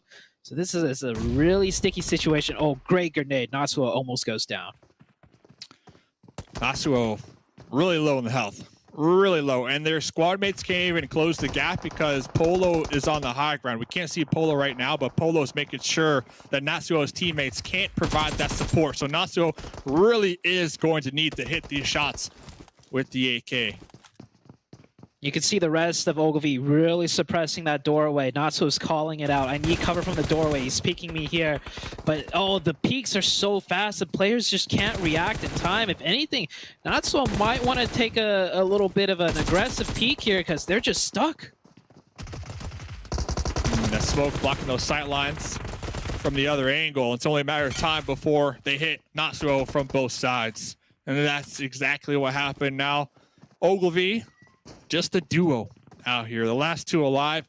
They are somewhat center for the time being, a little off center, but if the next zone does favor them, they can continue to kind of just camp it out, boot camp, try to go for placement points, honestly.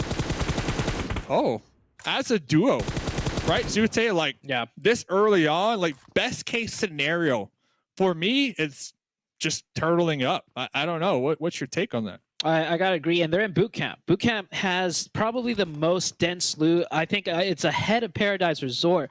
But the problem is, 19 Esports. That's where they land. And 19 Esports. I think one of the games we watched, Sam had like 40 plus first aid kits. So they make sure to clean that place out. Maybe Ogilvy might find a spare first aid lying around, and they could maybe stack up on those first aids. But yeah, as a duo, not looking good. And you saw where they dropped for loot in the very beginning. They don't get much to loot to begin with, so that's going to hurt. Yeah, definitely already going to be set back a couple pegs. And talking 19E, for me, it's the team that thrives on momentum, thrives on good games. If they have a good game, the next game, there's a high chance that they'll also have a good game. Right now, as of right now, I think they only have 3 points in total. Yeah. So that worries me because this isn't a marathon anymore. We don't have 45 games, super weekend. As of right now, there's only 16 more games. So there's not a lot of leeway to have poor performances here. So I'm really looking at them because they kind of got the title as the third-party kings. Every single game, they always just third-party. They always popped off. They were always getting those consistent kill points. But then last game, Miramar, they had a standoff with XSET that lasted like 12 minutes. And to me, that's just not something I'm used to seeing personally. Yeah, that standoff, they couldn't get much done, but they're going really aggressive now. Maybe another standoff coming up. 19E, ooh, I like this. They actually drive right by the Panthers and circumvent that fight, and they take an even more central position. Both teams, the Panthers and 19E Esports, pretty much dead center. So it's like a 50-50 if the circle's going to favor 19E or the Panthers on the next shift. But that's a great rotation out of 19 Esports. And speaking about 19 Esports, I feel like them as a team. Oh, Leon. Oh, they have no idea. The trap. Oh, Brady's not taking the shots either. Oh, Brady pre-fire right there. Oh, missing a couple shots. Should be able to get the cleanup right here. The quick swap-a-reno to the UMP. And Frady, I saw Frady pop up for a second, but then quickly hit the deck once again. Talk about the trap, but now they're going to be getting shot from the back lines from across the quarry. But there goes 19E, losing one, crossing the road. Yeah, that is unfortunate. I thought 19 Esports like spotted the Panthers, which is why they avoided that position to begin with and just went the other way around. And Chico, the headshots, that's like 3 headshots right there. His level 2 helmet is full red. Chico looking pretty on point with those shots. Not able to confirm anything. 19 Esports, of course, with the kill feed hidden, they're not even sure if the Panthers got knocked right there. But 19 Esports down to 3. And they got Mezexis kind of close by on their south side. So 19 Esports, they need to start turning things around. I mean, we have 6 games today. Not the usual 5, so they have one more extra game to kind of work with. But 19 Esports, I think at the end of the day, Dave, 19 Esports to me comes off as one of those teams that like will look shaky, and towards the very end they will clutch it out, and that's when Carnage, of course, comes in and says like, "Bro, we had it all along, like easy, like I wasn't even sweating." Easy. Like Casters, I have full confidence in my team. Like, what are you talking about? Yeah, like Casters, you're trolling. Like the thing is, for 19E, I'm concerned. There's a couple, situations, but say Ghost Gaming do get a couple wins pop off, and they have a clear lead for that PMGC spot. I'm talking day 3. I see where you're heading. I see where you're heading. With this. Carnage was talking big trash over the week to Ghost Gaming. I'm like, Carnage, bro, like, you need to chill, right? Carnage said, nah, I don't need to chill. So I might get back to my point here because UIU, Nemesis, looks like, what was this rotate? What did you see from that rotate here, Zute, from BTOWN? What was that about? For the first time, I actually do not know. So, like, you see the zone on the map, guys. Like, they drove down towards the edge of zone. Yeah. To, like, the only thing I can think of is they want to plan a potential wraparound loop using the southern side on the next shift. Just planning ahead, and that might be what caught them off. Because I mean, like, BTOWN, they could still just cut in through the middle, or not the middle, but towards the east right now. And with that circle shift hard to the northeast, I think that's one good circle shift for Ghost Gaming so far. That's a really good one. Nova has to kind of play catch up there, shifts away from Nova. Nova might actually just run into either the XSET team or Ghost Gaming itself, like on this circle shift. Issajat out here after losing Grave, now opting to ride the moped, giving that up, thinking, okay, if I run on foot, I'll probably go a little quicker than that. But Ogilvy, the duo, not turtling up. I mean, I know they got to rotate to the next zone, but they're looking to play that role of sweeping the edge here. And they're rolling into WallStreetBets. Baba already prepared. Lean peek in there with the UMP. Let's see. Baba will be able to clean up house here. Ooh. That gun is deadly. You saw how fast he got shredded, and Baba did get the first aid off. Opens the door, pops in. Oh, did you see how fast the numbers came up with that gun? Oh my gosh. And the toes! Clean. Oh, that gun. Ooh, that is scary. I mean, Hodrix was asking, what do you think about this gun? And that day I told him, it's like if you could dual wield Grozas. That's how nasty that thing is. And Ogilvy, they pick up those 2 kills. Surprised he doesn't go loot. I mean, he needs the first aid kits. He's just going to run in for circle instead. Blue zone doesn't hurt that much. He could, pick up some loot there, get some first aids. BTOWN running into the Knights here. Chico doing his best. Solo man defending right now. Oh, he's got support. Xenox coming in huge with that support. Drake goes down to 1 HP, and Xenox, there's that pop off right there. Getting Drake easy, no problems. Yeah, Drake with the anticipated drop shot pre-fire around that corner. Just unfortunate for them. Nobody was behind that boulder, so Issajat going to be the last one alive. And going back to Vayne, I think Vayne must have watched Rambo here today. MG3, that's all they need. Meds, no thanks. I got my MG3. I got my ammo. I'm just going to continue to run into the zone, just firing, pre-firing that bad boy down. So Drago is going to be pulling up behind Vayne. That's the question. Will Drago, the dragon, the fire breather out here, get revenge for their felon squad mates here? We'll have to pay attention to the kill feed. Drago is trying to creep on up. I think Drago was just left a little bit further behind, just like, just in case something goes bad, and something did go bad. Next zone shift is about to come out. You see Ghost Gaming in a great position up there. 19 Esports, looks like they did lose a player, but they managed to get some positional advantage with that circle. They're ahead of the Panthers, closer to center. And that compound, that's like a isolated kind of just in the crutch of a mountain. So it's a very strong compound, very hard to breach. And a circle shifts back towards Nova. Ghost and Nova looking like they're in a pretty good spot. Same with XSET though. XSET's got full control of top of that hill. Yeah, XSET, they're going to be in a nice position to pretty much put a halt to any push from any squad on the west side of Quarry. I don't see where else the Knights will opt to rotate through, because you got Nova on the hard edge and then XSET right ahead of them. So I'm looking at Rin, though. I saw Rin pop into a vehicle, possibly trying to group back up with their squad mates, instead popping out of the vehicle. Hopefully Rin doesn't get caught off guard, because XSET are on the move here when I'm talking bigger picture mini-map. But Mezexis over here in the south, looks like they're planning their next maneuver. It's going to be a challenge. And there's going to be a lot of fighting on the edge here. If you notice, like the center of the circle, those 2 compounds split down the road, no one is there due to the way the circles kind of ping pong back and forth, and never gave a team a chance to like just go into the middle, because of course you think the middle is taken. So that's going to cause a lot of teams to fight in on the edge side. Lazarus pushing in on from the north side, pushing Memory back down to the rest of his team. Ogilvy and WallStreetBets edging right in next to each other. Here you see it on your screen. Drago, he's got that grenade. He knows Vayne is in there. He definitely doesn't want to challenge him head on when Vayne's got that MG3 in hand. Uh-oh, here we go. The challenge, and here we go. UMP. Coming out on top. Question? Yeah, question mark. UMP is better? Uh-oh. But Nova, they heard the exchange down here.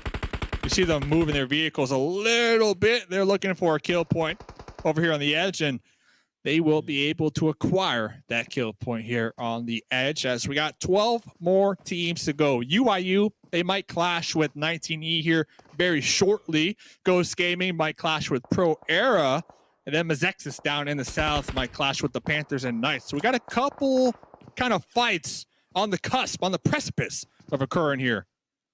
Yeah, the precipice is about to tip over. This blue zone's about almost closed in. You see on the minimap right there, teams are about to crash in. UIU versus 19 Esports. That's a big one I'm looking at. It's going to be a 4v3 situation in favor of UIU. The Panthers just holding players out in the blue, and Mezexis, 24K. He showed up in the first game. He's showing up again. And here's the UIU versus 19 Esports fight. Acer caught with the molly, forced to hop out in the open.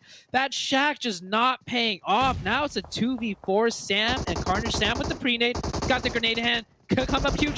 Throws it out. Gets knocked from behind. I don't think the grenade even knocked. It does get Blinky. It does get 3 players of UIU. 1v1. Carnage versus Nemesis. Carnage, one of the best 1v1 players here. Nemesis with that pre-fire. Is he going to go for the revive? No, he shouldn't. And Carnage clutches it up. That was huge for 19 Esports. They lose another player, though. Acer did get thirsted, but that's another placement and 3 kills. Carnage gets it done for 19 Esports. Yeah. The revive at the end, though. Oh, from... yeah. Wow. Okay, well, just in time for 19E to get the pickup and reposition here. The Panthers trying to gatekeep Mezexis, working their way up this hill.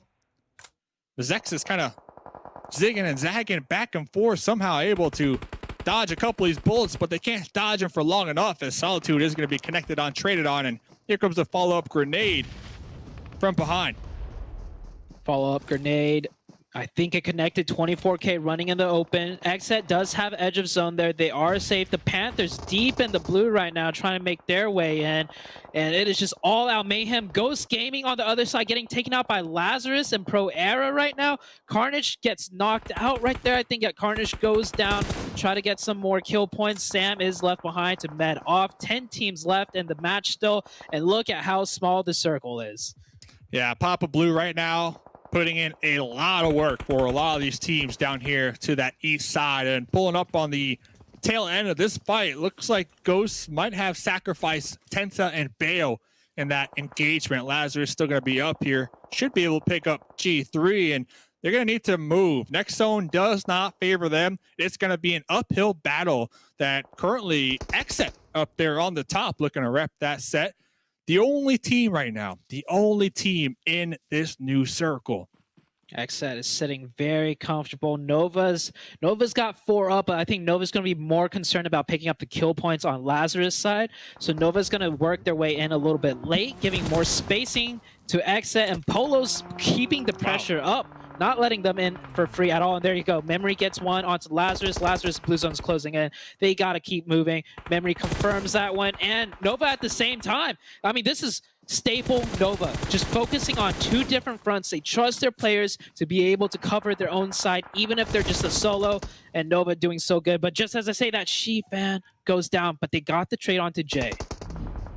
Nova have just been having so much zone control here so far on this west side, but Polo, that angle, just going to be putting a halt to that. Issajat from BTOWN still is alive. Oh, is dead now to the blue. I was going to say, might be able to pull up behind Nova, but was immediately spotted. Nova get the next circle, but XSET, 7 kills this game. 4 up for them.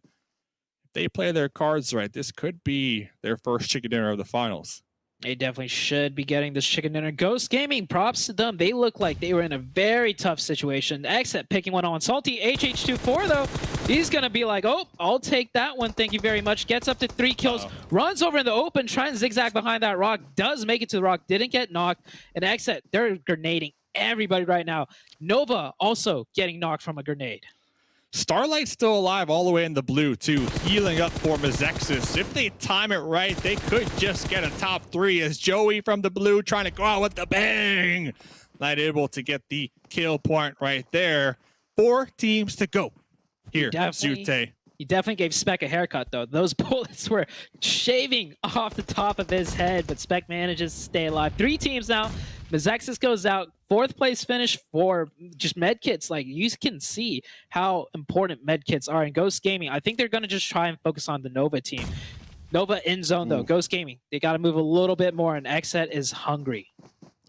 Yeah, I would like to see Ghost kind of take out Nova down here, but the revive onto Rin is going to be successful. And HH Spec in the front lines. Oh, snaking it right here. HH cooking a grenade, tossing a grenade, going right over Polo's head. That's going to be an indicator. Oh, but the follow-up grenade going to be landing right on top. Oh, XSET playing a little bit too scared. I feel like they're all bunched into a corner.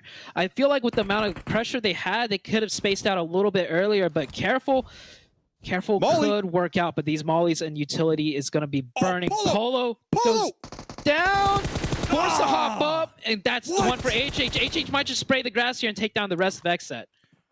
Dude, they are so grouped up. The grenades, the mollies, they had the numbers advantage. Memory, though, trying to connect their own grenade from downhill, from behind the boulder.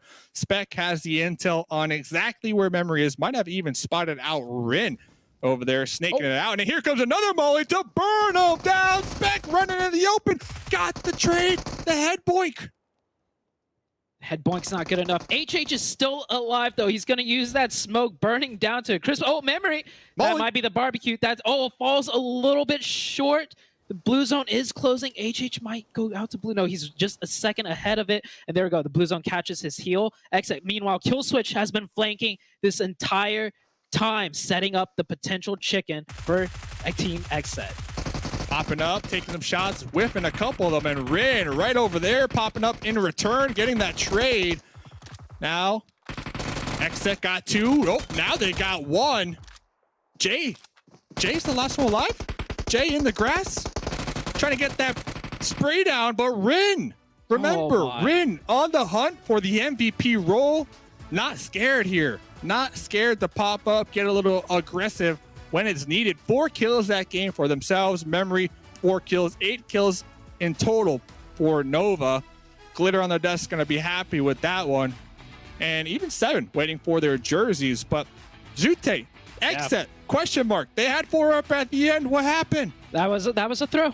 That was a throw. I think XSET, last week, they were not playing the way XSET, started off the tournament with. We saw they were getting, a little bit shaky towards the end, but they managed to qualify, of course. But coming into the finals, that was a game that I feel like if XSET was in prime form, they would have won very easily. You saw Killswitch miss a lot of shots there when he thought he saw the player, but the player just proned up. And this XSET team, it's a good finish, 2nd place.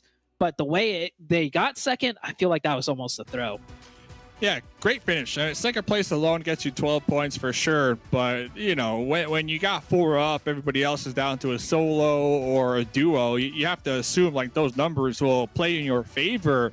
But Ghost Gaming definitely applying a lot of damage out there to kind of put a halt to that one after all. But ladies and gentlemen, talking about looking good, talking about feeling good, the PMPL 2021 Fall Special Crate is on sale. Go into the PUBG Mobile store, unlock the same outfits that you got to see this previous game from them snakes in the grass. You can look good while doing it. So, Zute, any final thoughts there from game number 3?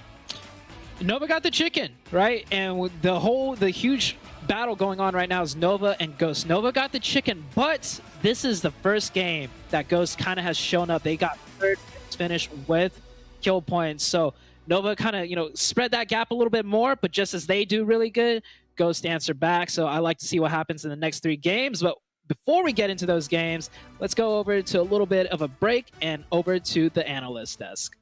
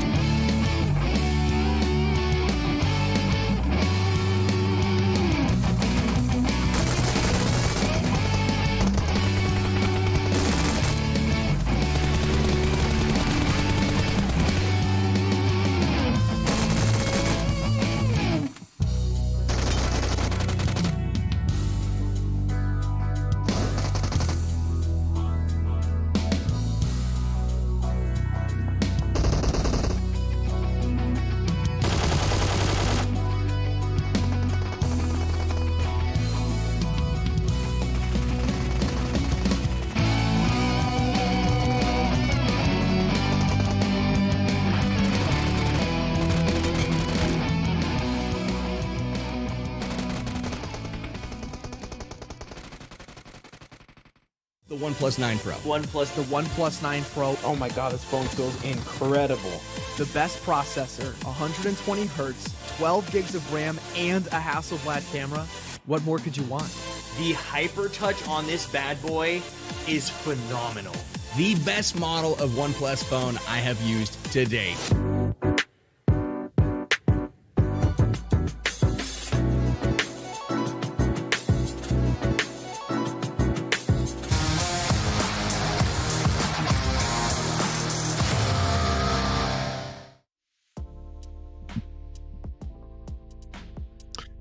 Sanhok, a fun one for sure. Always like just shaking up the ant farm real quick and seeing how everybody lands. Welcome back, folks. As we kind of break this one down at our halfway point, we're halfway through day number 1 of a 3-day weekend of finals here. And so far, some of our teams have, actually all of our teams have honestly made some noise. The teams that we're used to seeing on the bottom have been towards the top earlier on today. And as we reflect on the match results for game number 3 here, one of the fun things that we like to look at are the repeat teams. Nova continues to be on top, 7. They definitely do. 23 points right there. An amazing performance that we're able to clutch up. And I kind of have to go with what Sute was saying there. I feel like XSET also threw that finish. They had the numbers. They were just kind of waiting, being patient, and just some missed shots. That's all it takes. I remember somebody, I think one of the casters at the beginning of the day was saying missed shots can cost you the tournament. Well, it definitely can cost you a game. At least though for XSET, that we're able to put up 20 points, and then we have Ghost Gaming with 16 points for a Sanhok. This is crazy. Considering we're seeing all the top teams actually here in the top. We have Mezexis Esports NA with 12 points, Lazarus with 10, UYU. That's actually a great performance there from them in regards to kills by being able to put up 9 points. Syndicate there with 5, 19 Esports with 5 here as we're going to be going towards the second page, Glitter. Yeah, honestly, UYU, just got to say it one more time, 8 kills for UYU. This is massive performance day for them in general. But like you're saying, as we're going to be taking a look here at the second page, we've got Panthers once again on the second page. BTOWN on here again. Ogilvy on here again. I mean, this is the first bad game for Knights, and it is Sanhok. But what I don't like seeing is the teams that are consistently here on the second page. Want to see if we can maybe get them to step it up a little bit more here. You know, pro era. Looking at least 19 Esports was out of here by just a little bit on this match, because I mean something's got to change, right? Yeah, it was actually surprising seeing WallStreetBets during the second page, considering that from what we've seen in the whole tournament, WallStreetBets' favorite match is usually Sanhok. So maybe they'll be able to switch that up on the final match today. Who knows? Always got an extra shot. So we'll see. Maybe the Sanhok will work out for them, or maybe it'll go in the other direction. That's always the question that you got to ask yourself on Sanhok, is the idea that the game is just so different on this map. It's fun to break down, and a lot of the teams kind of get excited for that. So when it comes down to Sanhok, like I said, the teams perform different. The players perform differently usually. But we saw some familiar names on top of our round results. And so as we take a look at our match MVP, I'll be honest, Polo and HH24, I'm used to seeing them here, Glitter, but Nemesis, it's cool to see UYU with some representation. I mean, I said that, you know, UYU had incredible kill points when it comes to what they got overall. They only had 1 placement point, but in 8 kills. And Nemesis apparently decided he was going to do the majority of that heavy lifting with 7 of them.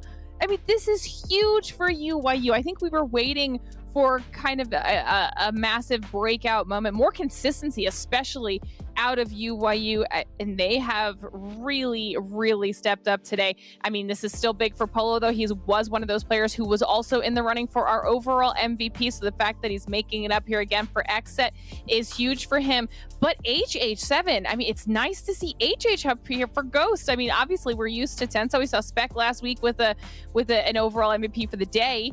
HH is up here now. I love that you knew that I wanted to talk about HH24 without me even telling you anything. We might not see him here often, but he is here right now. 638 damage right there, 4 kills, 23 average survival time. This is great stats, and the reason why I'm happy to see HH24 here is because he is usually the first one that dies for that team. So this is a change here of a pace, and hopefully he's able to continue this kind of performances for him, because I mean, even going back to the first day of this tournament, he put up an amazing performance. He kind of fell off after that as well. So HS24, hopefully today we can see some more performances like that. So right now we are halfway through our first day of finals, and we're going to keep an eye on this the entire time. So let's check in with the overall rankings and see where all our teams have been sitting. So far, Nova has been very, very strong. They sit at number 2. Whoa. But 1 point ahead for the gold is WallStreetBets here, 7. Ladies and gentlemen, people currently watching on the YouTube chat, take a screenshot of this overall because it could be changing very soon. WallStreetBets though, oh my gosh, as you said, leading by currently just 1 point, even though they had a really bad match too in that last Sanhok. And then we have Nova coming in hot, currently with 40 points, and then Knights doesn't fall back from that as well. They're currently tied there with 40 points as well, although Knights has been able to kill them with 22 kills themselves in comparison to 16 of Nova. We do have XSET here. This is actually a pleasant surprise for me, seeing XSET with in 4th place with 35 points. Mezexis Esports NA there with 34 points. And something that I'm currently not seeing here on this first page, Glitter, is Ghost Gaming, and I think we're going to be seeing them on the second page. But I mean, honestly, at least it's just barely, right? At least it's 9th place, because this is definitely a spot that Ghost is unfamiliar with. What else are you looking at? 19E. That's... Yeah, it's not great. Oh, yeah. It's not great right now. I mean, I think seeing 19 Esports in single digits right now, when they were one of those squads that a lot of us were expecting a lot out of, at least if they weren't in your top 3, like you were saying, 7, they're in your top 5, right? Expecting at least that much out of them for 19 Esports. So this is definitely a rougher start. And honestly, I'm surprised that Ogilvy is down there in dead last right now, because they were a squad that came out of the gate really hot. They surprised a lot of us, and we saw for decent chunks of time solid consistency out of them, and right now we're getting nothing for finals. Yeah. I'll be honest with you, we have seen a lot of these inconsistent teams pop up and show us their stuff, flash in the pan here, but at the end of the day, consistency is king, and Nova have absolutely earned at least some sort of crown. I mean, for me, they're not number 1, but they're the kings at the moment. This Nova team has been so impressive here, Glitter. I mean, I'm on board. You did a little bit of convincing, but honestly, the guys did. Their performance has been lights out. Listen, I know talent when I see it, okay? And we have to call out Rin, because not only is he yet again up here for Nova, he had phenomenal play at the end there against XSET in Sanhok. I mean, over 1,300 damage, 7 kills, 6 knockouts. I don't think there are enough good things to be said about Rin at this point. He has continued to just be on this tear of dominating any team or any player that he's gone up against, but the rest of the squad is still doing okay. I mean, the fact that Memories at the numbers that he's at right now, while also being the IGL, is huge for Nova, being able to kind of nail that down as well. But 7, the numbers for Yi, and we talked about how they've succeeded with Yi and they've succeeded with YDD. They are just a strong squad with both. Those numbers for Yi are huge. They definitely are. I mean, for him to be able to put up 1,100 damage, 4 kills, he's been able to knock 6 people, he's been able to assist to 1 kill. And this is a player that I don't think he has played since Super Weekend number 2, or maybe Weekend League play number 3. So it's been a bit of a gap here, but he's been able to put up a great performance. And now I'm going to pose a little bit of a question for the viewers. And it's a question that I actually been posing to some of our cast members. And that is, we saw Shifan being able to put up 0 points. By the way, this is in no way, shape, or form calling out Shifan, but I'm just wanting to know what would happen if they were able to just sub out Shifan for YDD on one game. How different will this game?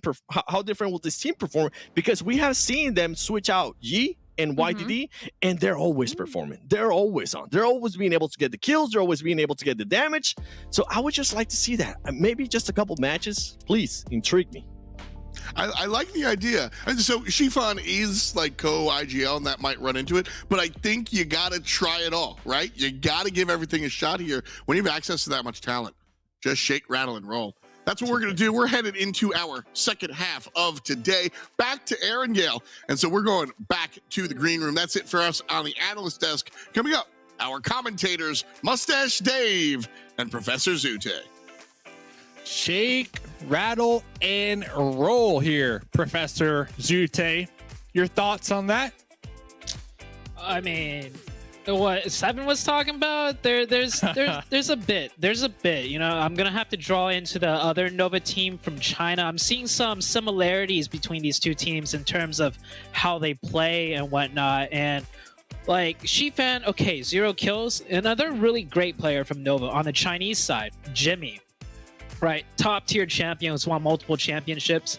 I've noticed in a lot of pop-off game, he also ends up with like 0 to 1 to maybe 2 kills.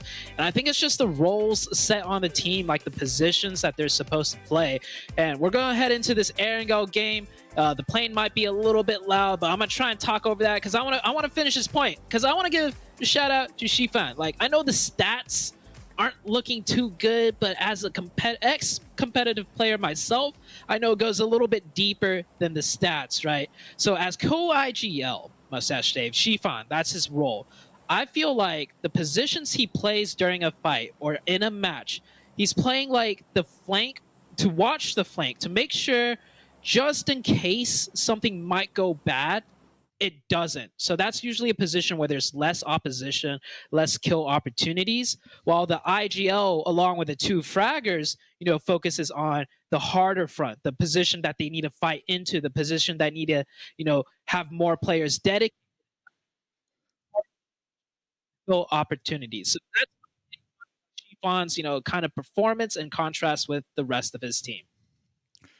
So I guess the reason Seven was bringing this up is because Shifan has 0 kills in 3 games, underneath 500 damage or under 500 damage, 2 knockouts, 5 assists, while their squad mates like Rin, 7 kills. You got Memory with 5, and then Yi with 4. So you're doing a lot, right? You're a co-IGL. You got your eye on the macro plays, and yeah, hey. It just started, Seven. Relax, all right? We're only 3 games deep. And look at this zone here, Zute. The plane path, we can still see players. Pro Error up at the top, still dropping out the plane. Seeing this zone, Quarry, Gatka, Hospital, Ruins, all these positions wide open. Bop and Ogilvy, they actually might be in a skirmish here very shortly. They are so close to each other. Besides that, though, 19E, the Panthers, we've seen this fight in the past. Those 2 teams going back and forth for those positions down there on military base, but Legal really separated from their squad mates right now. So if 19E were to get in a vehicle, hunt them down, I feel like the Panthers would be at a disadvantage.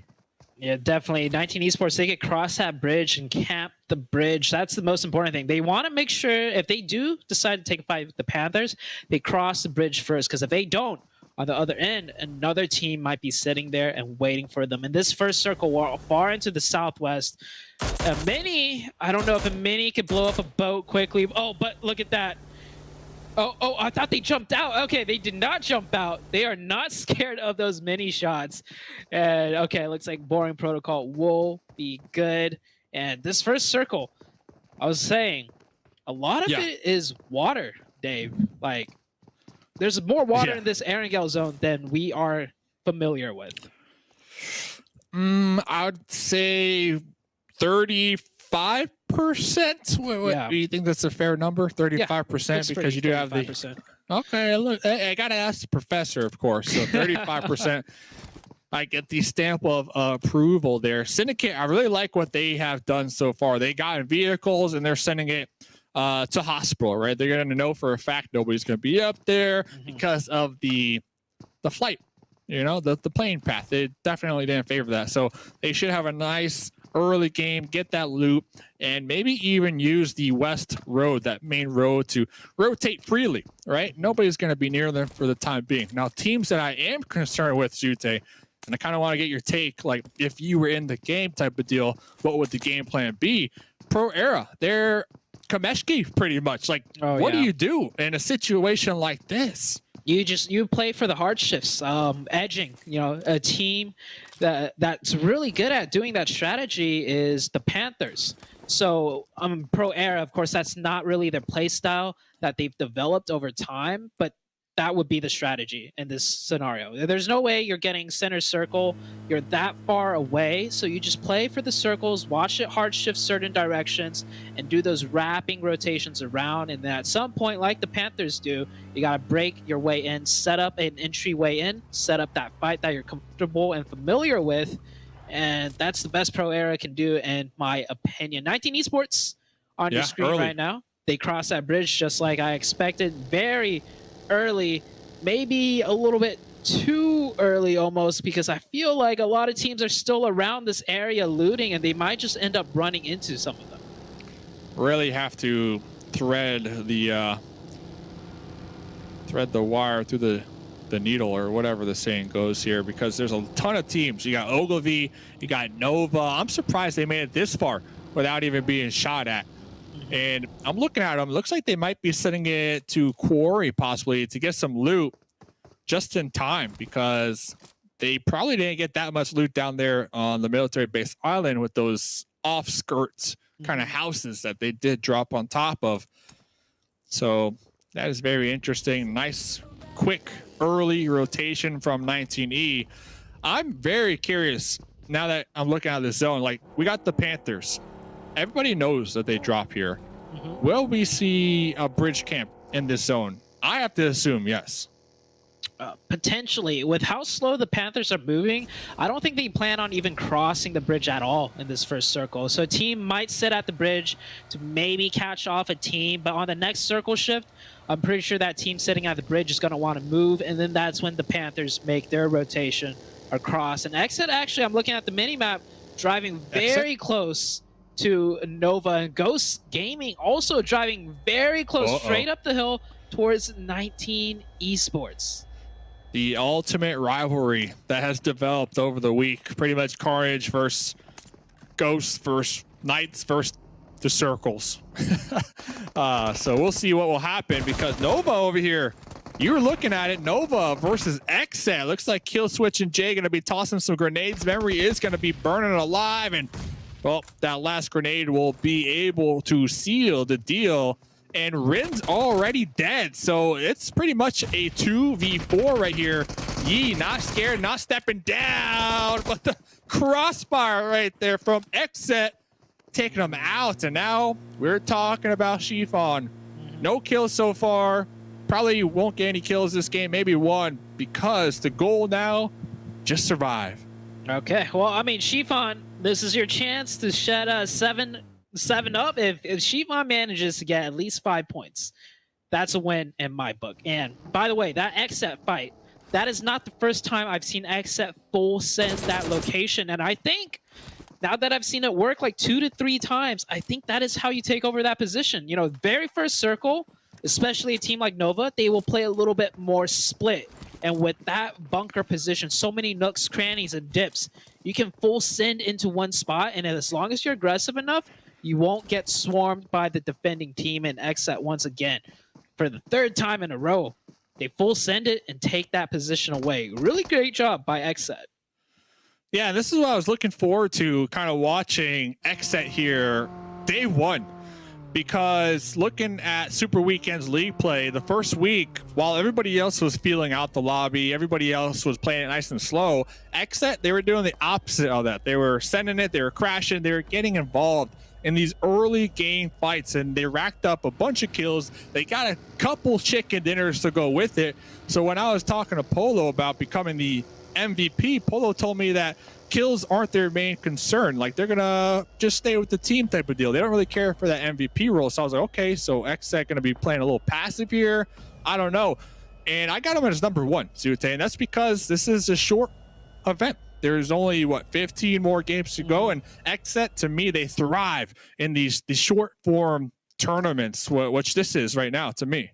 Yeah, they would thrive if they just play like the XSET we know, like as early as possible. You know, the first 2 games, first 3 games, you know, they They've done like okay, they're top 4, 38 points, but this is the XSET that I'm used to seeing, just head on early fights. And with that circle shift, they're about to need to fight some more teams. 19 Esports in a nice 2-2 split. Ghost Gaming right next to them. Chiffon did rotate all the way to that west side right there, playing as a solo now. And the Knights fighting with BTOWN. I think that is that Coops knocked? Oh no, if that's Coops, that is unfortunate. That is indeed Coops Gaming. The Knights losing Coops, one of their biggest players and one of the best players in this tournament right now. Well, now he's the best. Last week you were calling him washed. What made you change your mind? I mean, he's still washed. It's just that he's that good. No. He's that good. Yeah. I mean, no, this is a conversation I've been having with Coops, like in the private, in the DMs, back and forth. Coops feels like he's washed. Like, no cap. He says he feels like he's washed. He's not performing the way he did in Americas. And I'm like, you know what? You're right. But you're just that good that you're still top frag. So, like... Yeah. Number 1, bunch of kills, bunch of damage. Definitely carrying the baton for NA, in my opinion, for like the strongest individual player here. And now, of course, the big storyline is Coops as the support player on the squad, Xenox, to kind of help out, pick up some slack from last season around. So Coops looking for that number 1 spot. When I was chatting with Coops, they told me their goal here is number 1 in the NA finals, and that's it. So we'll see if they can accomplish that. Coops getting taken out real early on, going to set the Knights back a couple pegs, like you mentioned. But over here, I got WallStreetBets on my radar. I got Lazarus on my radar. They're up there in the runes, and the reason I'm pointing this out is because WallStreetBets have been having a pretty solid night here so far.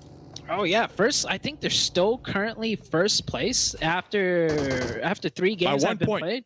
Yeah, that is huge. You tell me they're first place after 1 game, I'll be like, okay, they got a lucky game. That's probably it. But after 3 games, they're still in first place. I mean, WallStreetBets looking like my SHIB coins right now, like to the moon right now. WallStreetBets, that's what they're looking.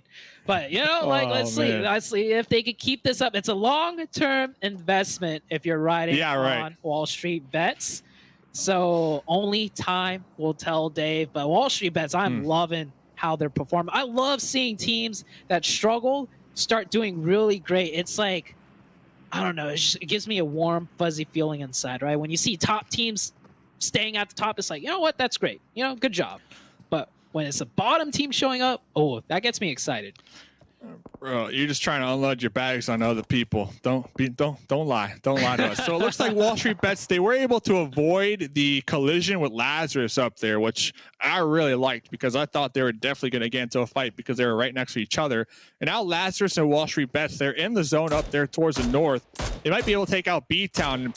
Talking about being able to take out somebody, not so with those mini shots, trying to get the tracers on there, the track ahead of the vehicle from the Knights. And look at this zone. I think the early push that we were kind of talking about from 19E, I think it's kind of paying off here. They're pretty much controlling all of Quarry. They're not inside Quarry, but they're on the hills surrounding Quarry. They have a lot of sight lines up there, and they get the next zone.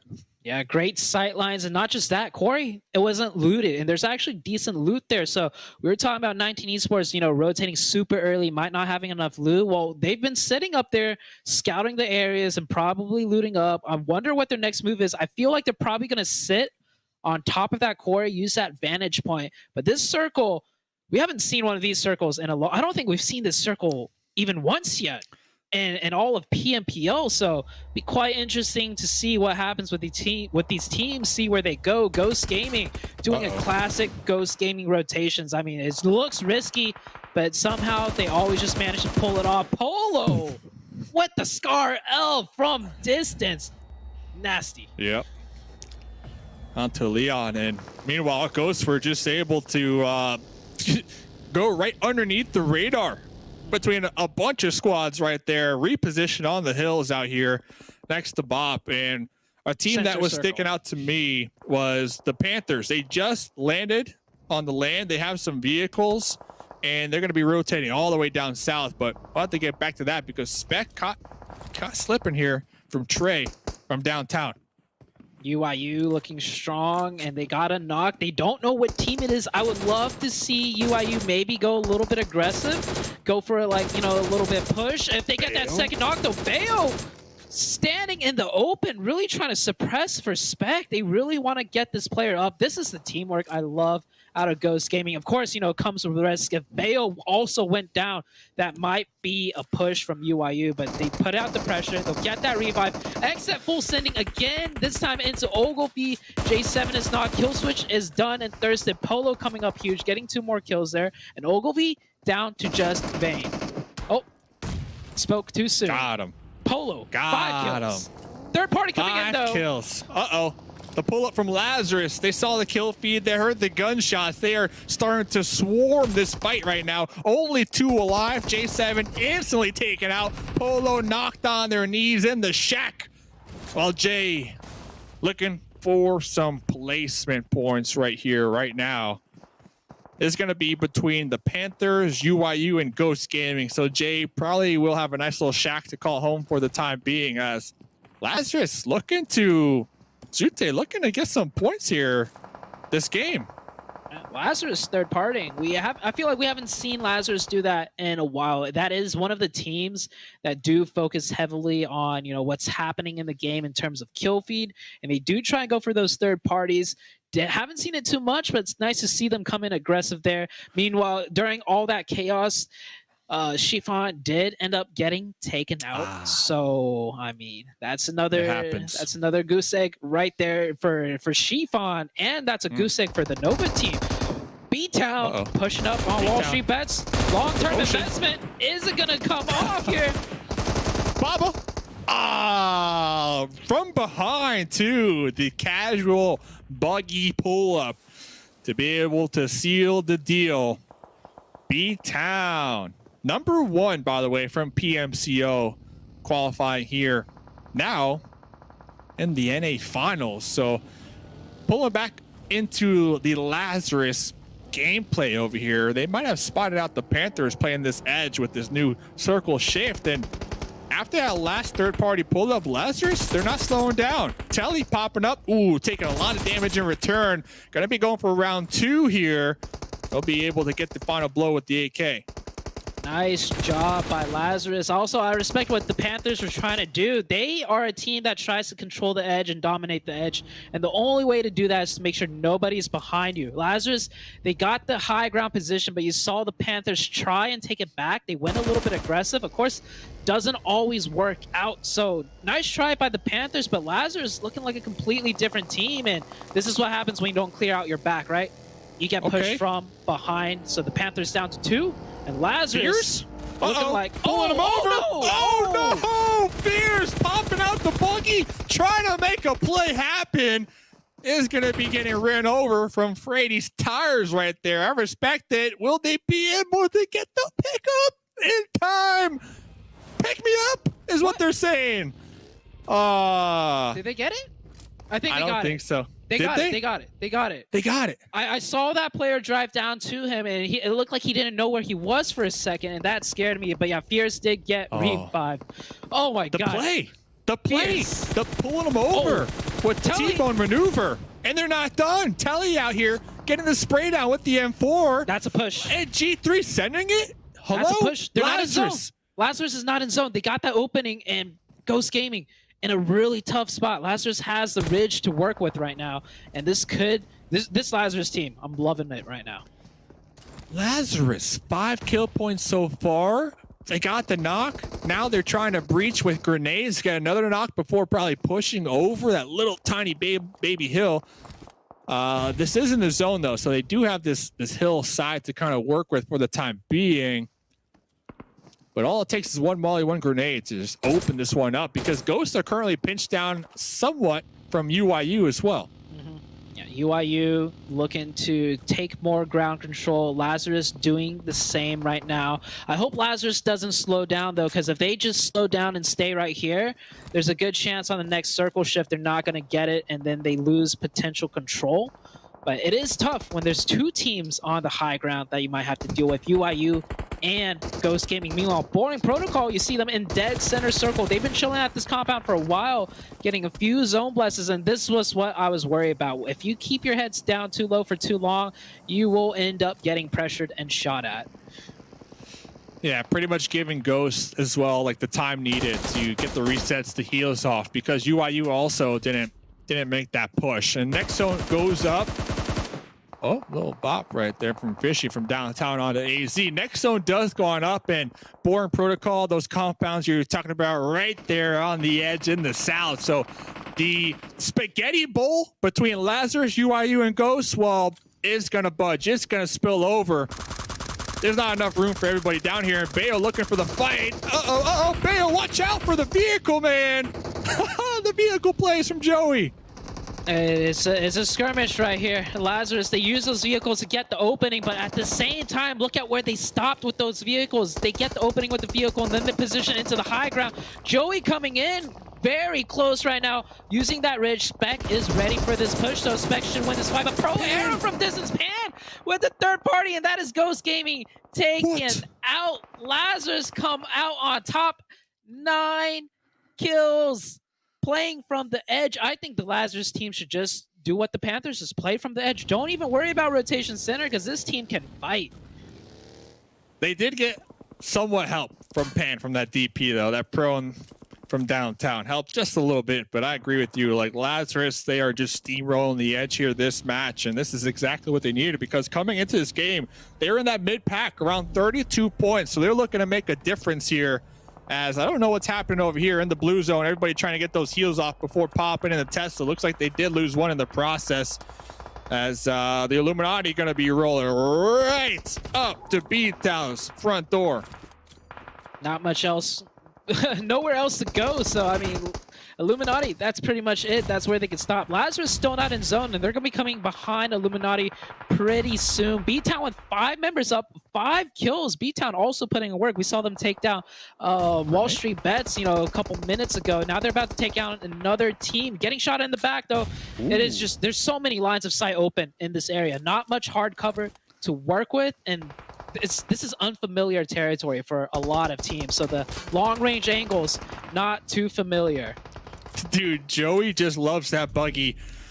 Trying to roll up in that bad boy, missing a tire, is going to get connected on up that hill. Telly popping in his own personal buggy, trying to reposition possibly a little more into the zone over here, as I believe Telly is going to be the last one alive, trying to avoid the sightlines from B-Town, trying to avoid the shots from Mango from the Illuminati, who's going to get taken out from the blue. B-Town, 6 kills this game. Nothing is stopping them here, as they got Papa Blue to their backs, and they saw Telly drive by. They saw Telly drive by on that buggy. They're looking to hunt them down, get another kill point. Right now, the Lazarus team has 12 kills. Lazarus, so good right now, but Telly, can he do anything more? Honestly, if Telly goes out here, that's a win. That's a huge win in my books. And you see in the kill feed just a second ago, Carnage accidentally naded one of his teammates, and on the bottom right, it is 19 Esports versus Mezexis. The zone did shift. It goes up north even more. Syndicate getting blessed with this one. Syndicate just chilling right now with 4 members up, and the Knights are still alive. Chico's still alive, and Chico is close to that zone. Telly goes out. That is Lazarus out in 6th place with 12 kills. Still a ton of kills. Yeah, if they could do that every single game, they are going to be top 5 for sure. And Syndicate, they're going to have to defend against B-Town making the push. And over here on the opposite end, you're talking about it. Carnage possibly nading their own squad mates. Well, 24K possibly mauling his own sideline through that window. DP lock and loaded. Can definitely hear Sam getting this heal off right in front of him. But we'll get back to that because the push of the hill in the north. Syndicate raining down grenades on the B-Town. Look at that one. The connection is true. That's good. 2 point right there. 1 nade. That is B-Town just instantly half their manpower just gone. by a single grenade from Salty. Beautiful arc right there. And Syndicate, they will continue to hold this spot down. I love it. Their adjustment. Did you know they just spaced away from the fight? They realized they took down 2. They know this team probably isn't going to try and go aggressive anymore, and they readjusted their defense for the rest of the map. That was beautifully done by Syndicate. Mezexis trying to break into the zone, and they will be caught by the 19E team. It's just Carnage left, though. Carnage with that DP. 2 kills for 19 Esports. Not enough kill points. They are low in the rankings. Carnage needs to do more, and I think he's not in zone in that shack. The ogre of the swamp right now on the edge. Nothing but swamp terrain ahead of him. Might be pinned down from Mezexis, who currently have 4 up. So it's going to be a challenge. But if there was a player that can come out alive, it has to be Carnage. So we'll pay close attention to that. Chico also in a similar situation. Solo player, last one alive for the Knights here.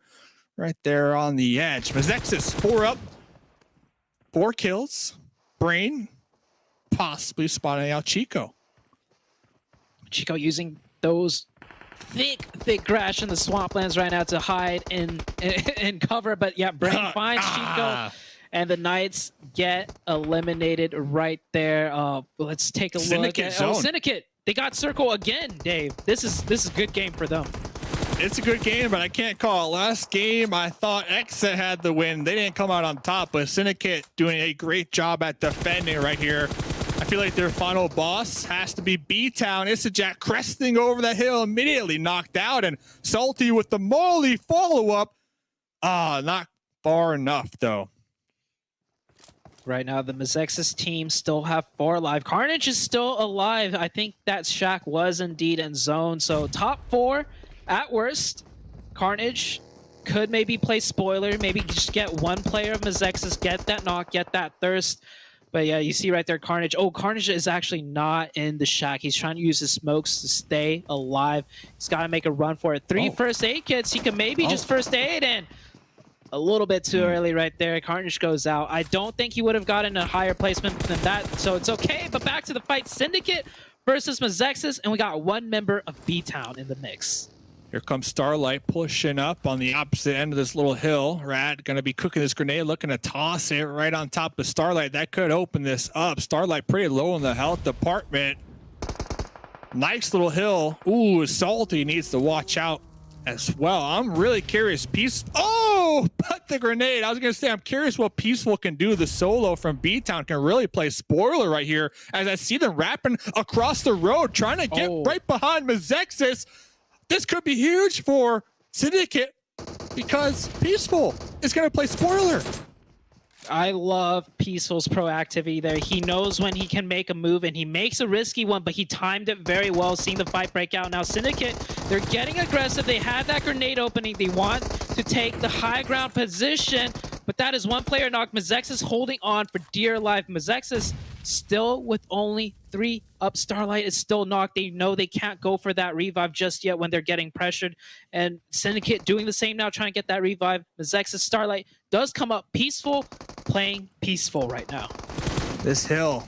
You got Syndicate and Mezexis playing King of the Hill. Meanwhile, Peaceful down below just trying to survive. Salty able to get that revive, but immediately traded on right there from Mezexis. The 4-man wrecking ball to show up in that late game. We'll be able to take down Peaceful for that 2nd place finish. Still 12 points right there for BTOWN in placement points alone. But Mezexis, another squad. Zute, if you ask people, Ghost, Nova, who else am I missing? Knights. Those are the 3 teams that people are looking at. But instead, we get Mezexis, we get WallStreetBets, a lot of teams that, quite honestly, were under a lot of people's radars here, coming out on top. Yeah, Mezexis, a huge game for them. I mean, we've seen Mezexis shine before. Like, we've seen Mezexis just show up when we don't expect it. So it's not the first time, but it is the first time in the grand finals, and that's huge. There's a chance, Dave, that if Mezexis keeps this up, we could see Mezexis in the top 5. I'm just picturing, I know I'm getting way ahead of myself here, but I'm picturing day 3, top 5, all PMCO teams. This is like Zute. Come on. all PMCO teams, that would be crazy. Now the Knights, they already had a invite to the Americas because they won last season. But man, my goodness, these PMCO teams are doing really well here for day number 1. I don't know what really the nerves come into play in day number 1, and we see the more experienced teams get the better of those nerves, but that is not what it's looking like. It looks like it's kind of flipped, it's upside down. The nerves instead are just, spurring these less experienced teams, so to say, to really just play with, full confidence, and they're killing it right now, Dave. You love to see it. That only brings that excitement knob a little higher to that max. We're not quite there yet, but ladies and gentlemen, that was game number 4. We got 2 more games to go here today for day 1 of the North America Finals. Don't go anywhere. We'll be right back.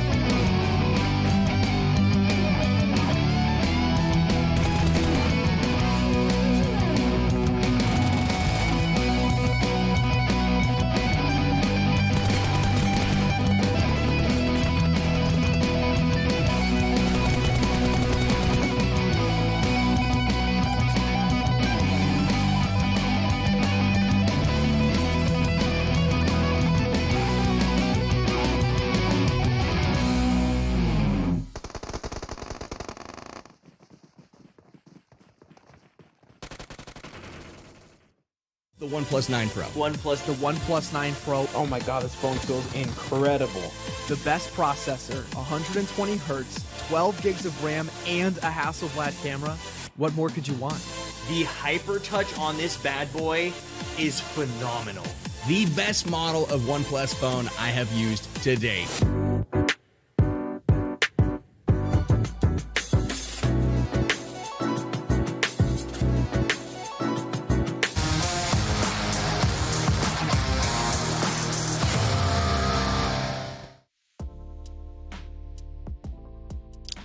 And we're right back at it just like that. We've been having a lot of fun watching the games here up in our little green room, and you can have fun watching the games with your friends as well. What I want you to do is I want you to go into the esports tab in-game in your PUBG Mobile app, and that'll allow you to invite a friend to watch as we do.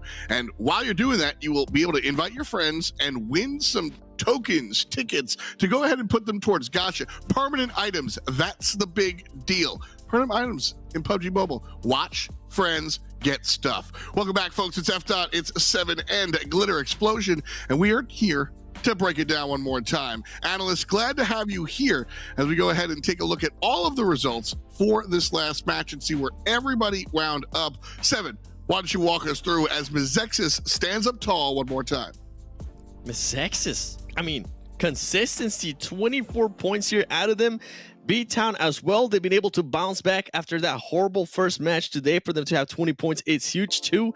Syndicate, I mean, this list right here, it reminds me of just turning the leaderboard upside down and seeing the top teams in the second page, seeing the teams that are usually in the second page on the first page. We're seeing Lazarus here as well with 12 kills. That's really impressive. Boring Protocol as well, 6 kills. And one team that I'm actually seeing here that I'm happy to see here is going to be 19 Esports there with 10 points. First time I think we're seeing them here on the first page, as we are going to be going here towards the second page, Glitter. I mean, second page, more surprises. We've got Ghost with only 2 points, Nova all the way down at the bottom of 0. Also, WallStreetBets starting to kind of maybe come down a little bit off of their insanely strong start. I don't know what we've got going on there, but once again, we're seeing Pro Era on the second page, Panthers on the second page, Illuminati on the second page. So I think while things are still a little bit all over the place with some of the squads that we were seeing on the first page, on the flip side, there's some things that are also kind of leveling out just a tad.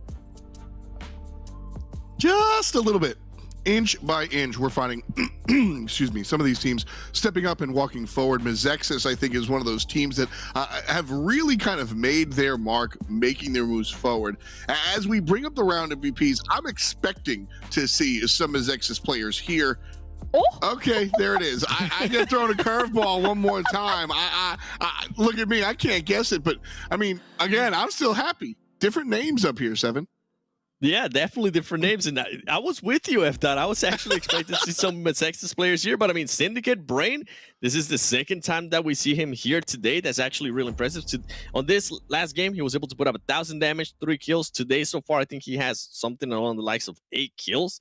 So not bad for him. And then we go to Isajat. I mean, we haven't seen this player in such a long time that I'm actually happy to see him here. 740 damage, 4 kills. And then we go to Lazarus. Usually last time we saw Lazarus, we were talking about Joey. This time around, now we're talking about Telly. This is a completely different Lazarus that we've been able to see here. Telly, for him to be able to put up 6 kills, 702 damage, that is just so impressive here. And I'm loving the top players. I'm loving here what you were mentioning, F. We're starting to see a lot more different players than what we're used to here in the top player section. You know what it is, man? Like, everybody knows it's finals time. Like, don't get me wrong, I don't think these guys are like, you know, sitting down feet up during the regular season, but like, it's finals time. This is what all these players have been preparing for. We spoke to Telly during their league play and got a chance to, like, what are you guys thinking about? Finals. And so now we're here at finals and everybody got to step up. We're seeing it, and it's kind of slick. Lazarus able to gain some points this time around. Syndicate has been doing it.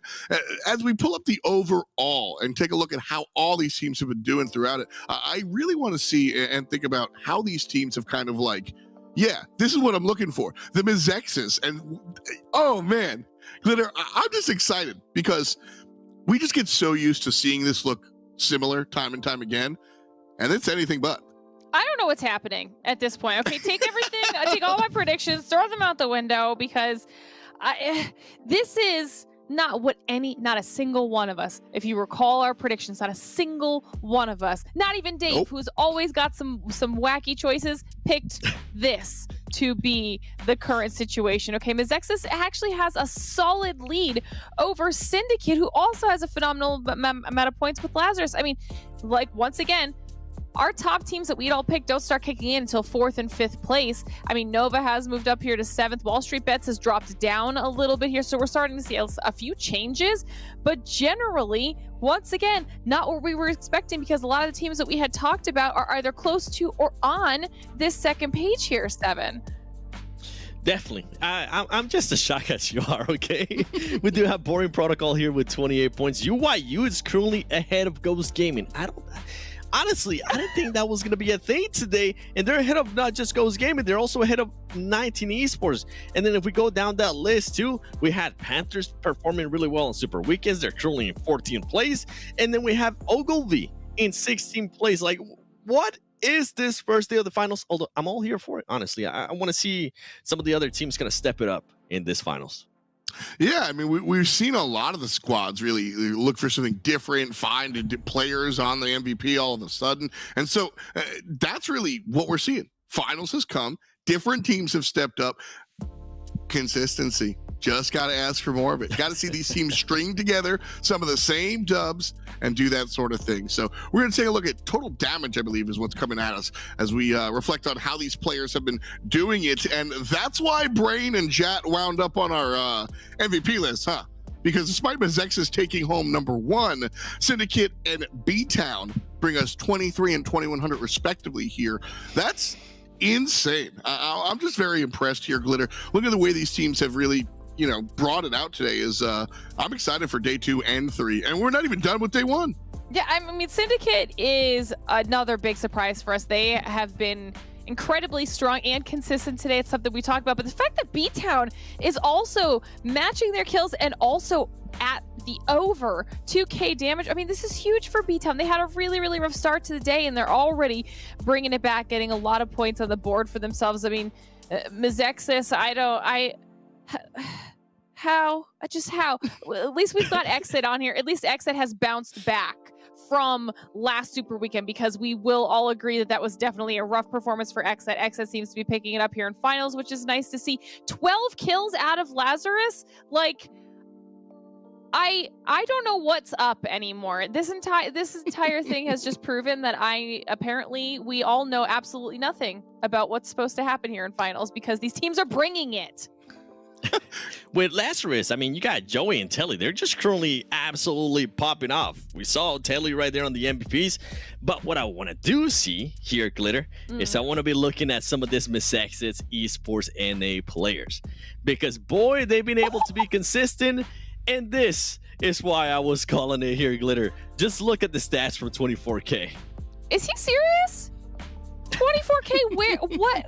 I mean, to be fair, 24K is a player that we've called out for Mezexis this entire season. He's had standout performances prior, but over 2K damage already. We're only 4 matches in. He's got 10 kills, 10 knockouts, so his conversion is fantastic. I mean, this is the type of player that we're looking for all of our teams. This is the type of team play we're looking for. That is just impressive, especially when we consider the performances of all of the other top players we've looked at. He's matching those.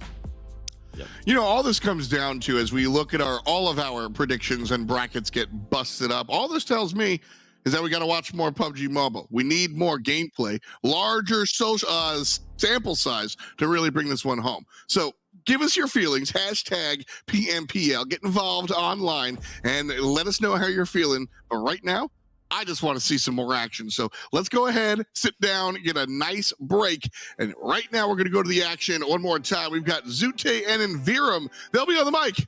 Ready, set, go. Thanks so much, F. Let's get back to it. Zute, this day, I don't know what is in the water. I don't know what is going on, but it is the time for expectations to be thrown out of the window. And I mean, if you are someone who's been watching over the last, I don't know how many weeks, ourselves included, this is a bit of a surprise. All I gotta say, it's that 24K magic. That's what's happening today. Like, oh, I see Two. what that. I see what that. You see what I did there? 24K magic. Yeah, but 2K damage in 4 games. That is huge. So not just the teams that we don't expect showing up to do well. Also, we got some star players showing up in the grand finals, and that's what I love to see. We're heading on to the plane of Miramar. What do you have any predictions at this point on what's going to happen now? My prediction is that a team I won't expect to win will do so. That's a pretty good one. Do That's the math on that one. Yeah, do the math on that one. All right. No, I have no idea, and that's a great thing because we had a decent sense of how things went over the last few weeks, but I also felt like teams got a little bit comfortable. They started to get into a rhythm. But what's so fantastic about this last weekend is that we wipe the slate clean. We start again at 0, so teams have the ability to come in and start to change things up, and they are catching other teams off guard. I don't think it's an accident that some of these teams we expected to do well are down at the bottom. I think it's because they had an expectation, Zute, and it's not being met, and they're forced to react, and the competition is tougher than I think they were bargaining for. It must be that, break. I think in the league stage, we were playing games like almost every day, and so they fell into that rhythm that you were talking about, right?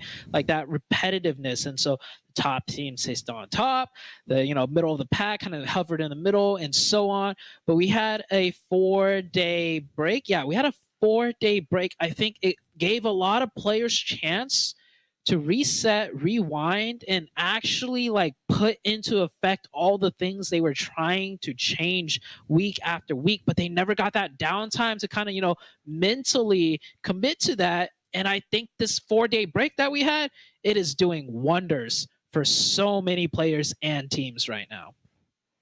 Because, it's easy to get fatigued. They're playing 5 days a week for 3 weeks, full-time job. Mm-hmm. They are committing to these games, and already starting to see some action breaking out on the screen here. I could see that mini-map lighten up. But again, just having a few days, hopefully they took a couple of those days off, like you said, able to reset the mental, and then able to come back in with a game plan solidified, look at the game tape, and really decide how they want to play these finals. But of course, we're still very much in the early stages. This is only game number 5 after all, and there's still a chance, Zute, for some of these teams with big expectations to step up and deliver. One of the teams I'm looking to step up, that's a big team for sure, is 19 Esports, right? You talked about the kill feed or a blip on the map. Well, that blip was actually 19 Esports. Carnage already down and out for this Miramar match, and Sam, he might be next. Pro Era, wow, this is not what I'm expecting. Teams like Pro Era on the hunt, looking for the big fish to fry, like 19 Esports, and yeah, Fishy got 1 kill already. That was definitely on to Carnage. And here's the thing to keep in mind: 19 Esports is not grouped together. At all, at all.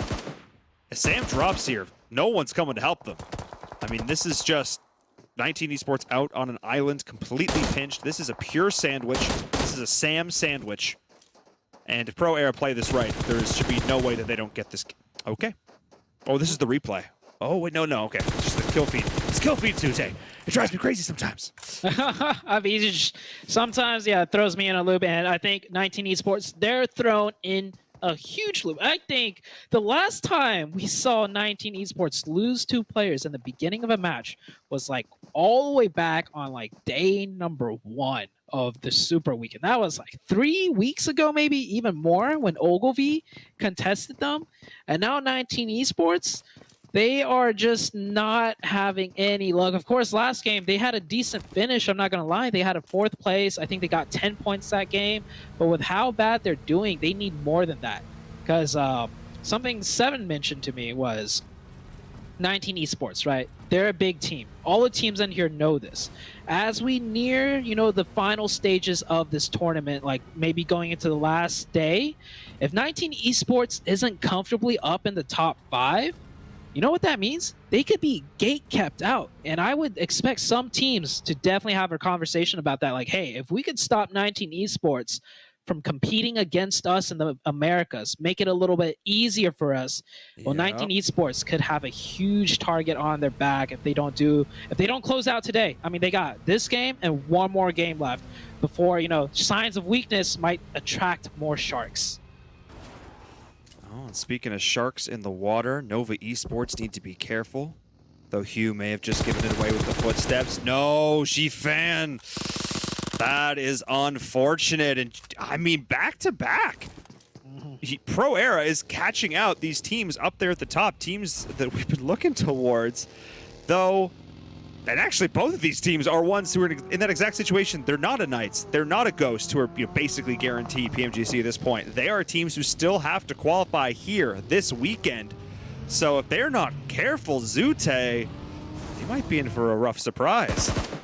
Pro Era just is, I mean, with the way the circle has shifted, they're just having teams, push into them. Ghost Gaming doing the same. I don't think Ghost Gaming is going to make that same mistake, though. Ghost Gaming usually plays a lot more packed together. It's usually Nova, even on their scouts. You saw Shifan entering by himself. Ghost Gaming doing it a little bit differently. HH24, though, a little bit separate or separated. No.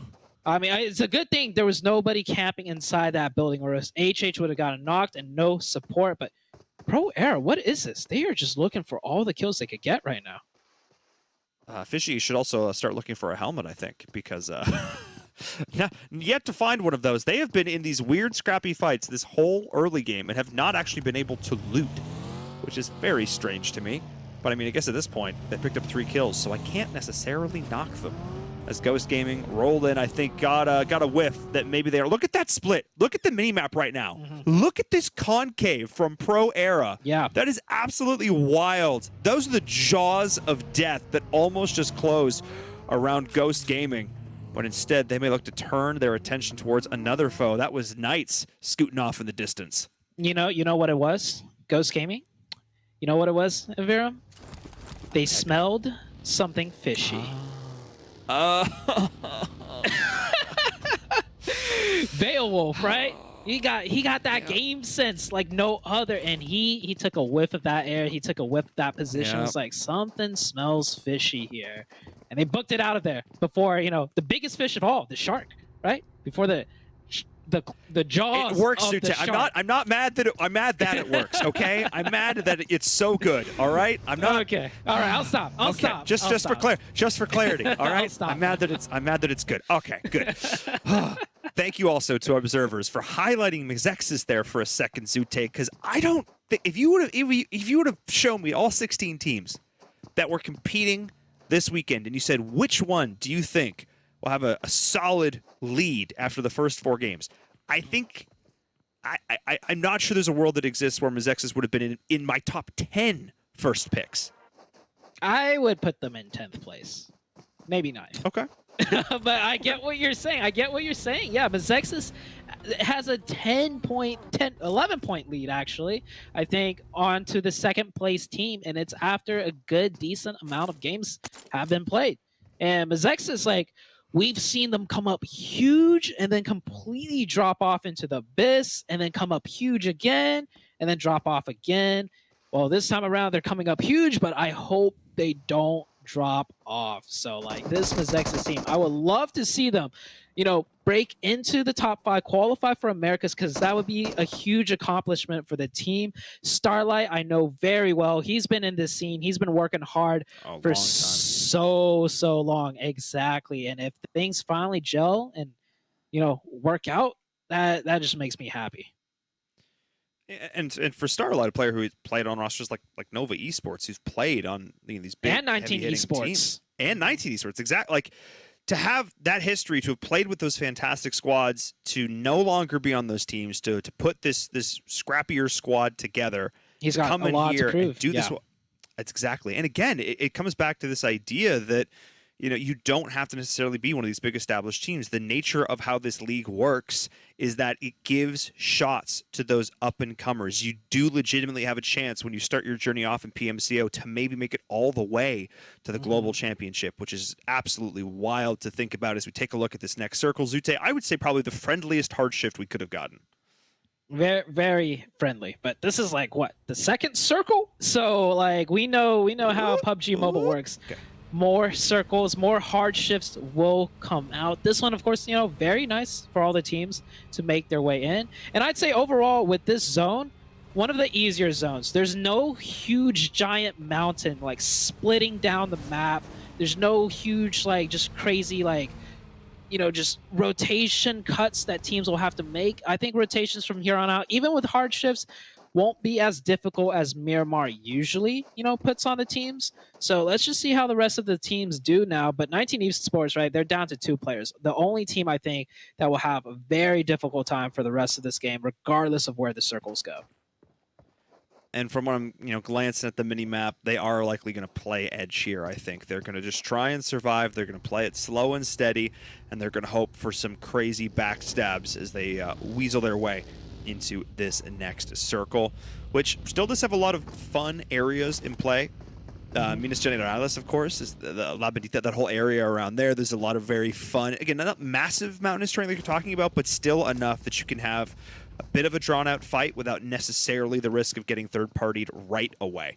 So definitely keep an eye on that, and a ton of compounds. I think that's probably the big thing about this. We still have Las Leonas in play. There's a lot of hard cover to play with, but like you can see even here, a lot of open terrain as well. So if teams make rotations without proper scouting, they will get punished.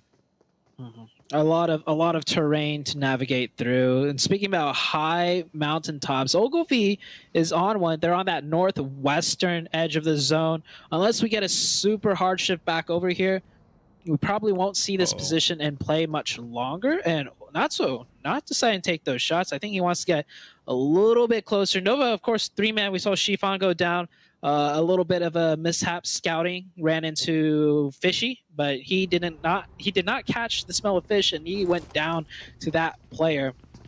So the co-IGL down, right? I don't know if this is going to affect things too much for the Nova team. As a 3-man, they still got a lot of capabilities left, especially with the Nova team. Here we go. And yeah, I think Ogilvy is just waiting to line up all the shots with all the players. So not so great trigger discipline.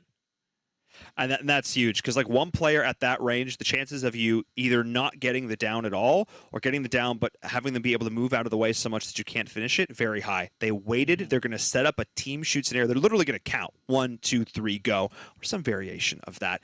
And they will all look to pull the trigger at the same time should memory go out in the open for a little bit too long. We'll keep an eye on that and wait. I think they'll also want to wait to see where this next circle goes so they can play around that. They will need to shift. So Zute, I think if they can take these shots, they absolutely will.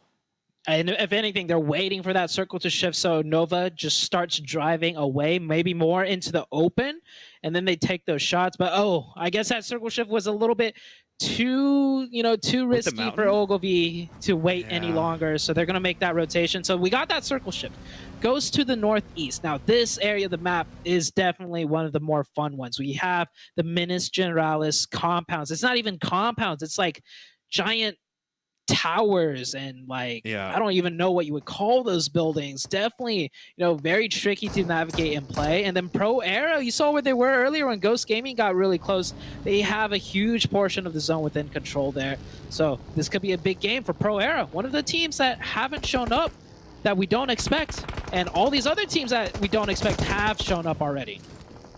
Showing up and driving right on into each other as the Panthers and BTOWN are going toe-to-toe. Looks like the Panthers might try and get the advantage here to start things off. 2 members are down, actually, and confirmed as well, as the Jat needs to try and stabilize, get the last player up, and in this is the Panthers are going to look to finish what they started. BTOWN were actually here first, and Panthers spotted a buggy. They realized exactly what was going on. But the way the Panthers ended up playing that defensively worked out incredibly well for them. And again, despite the fact that BTOWN on paper had the upper hand, they did not get the better end of this exchange, you'd say.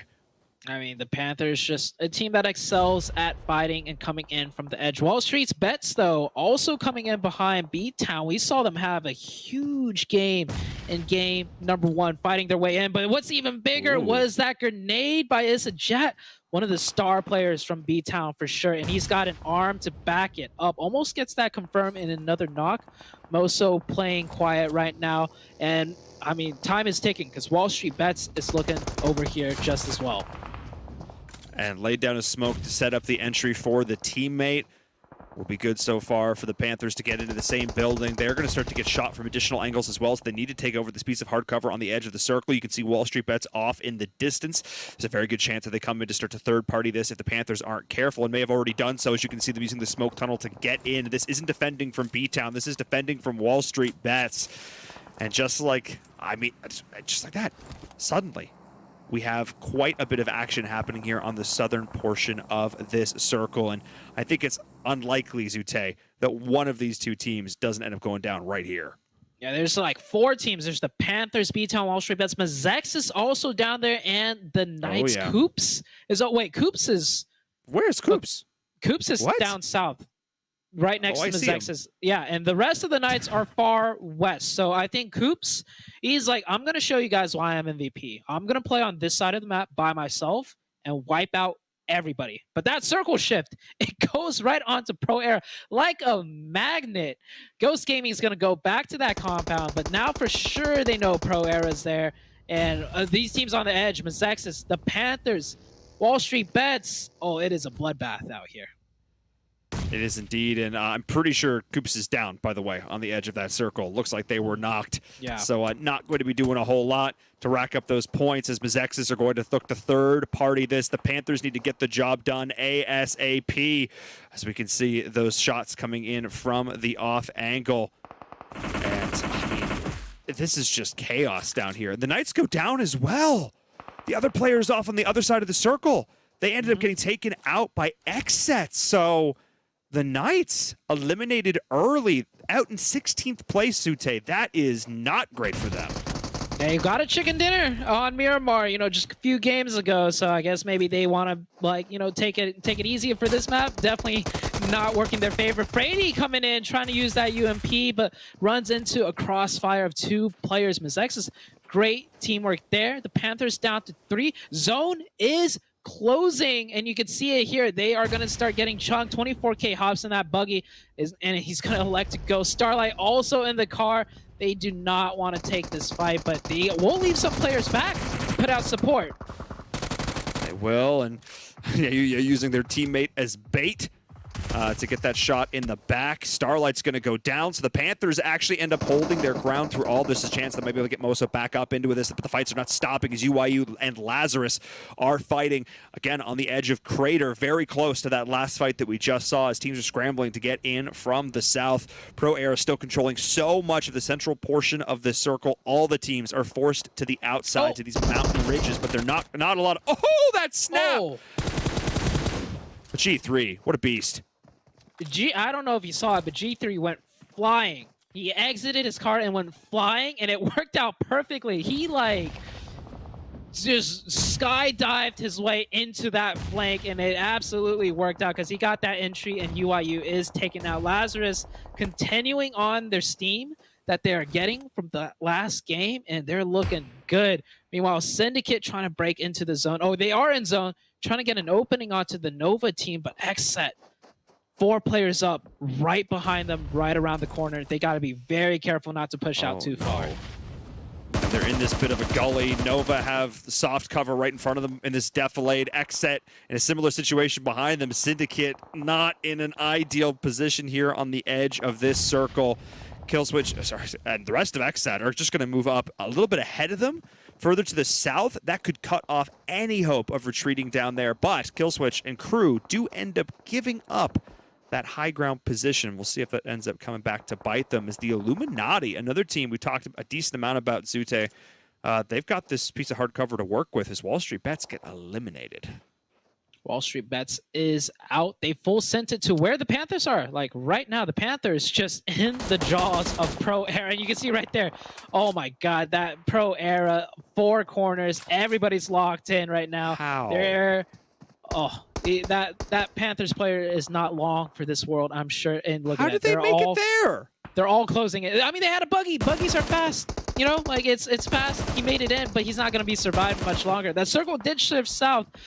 Ghost Gaming gets a very nice zone, and 19 Esports, with only 2 players up from the beginning of the game, have found themselves a nice little dip or chasm to play with still. Well, not playing is the Panthers after that one. Beautiful double peek from Pro Era, up to 5 kills for them. They do finally have to move out of this, but Soso has set up a forward operating position. Look at this spot, overlooking the entirety of this next circle. Pro Era in a fantastic position. Unless Ogilvy's able to come in and backstab, or Ghost Gaming's able to pull off something amazing. They're looking like a pretty good spot so far in this game.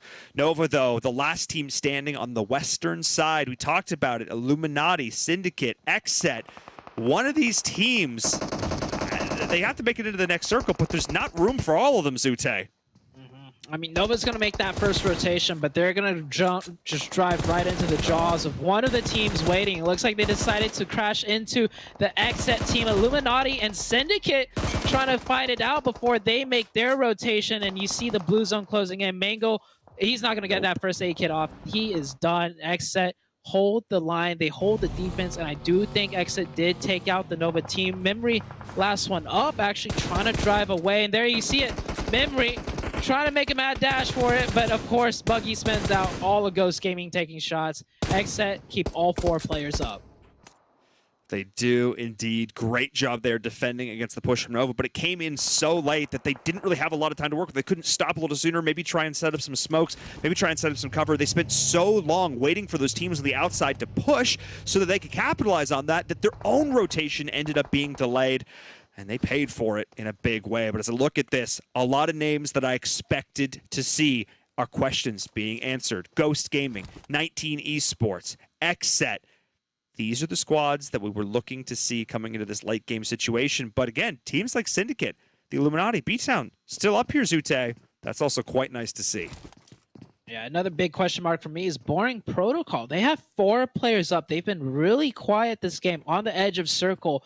So most likely on the next shift, they're going to have to pick a team to push in.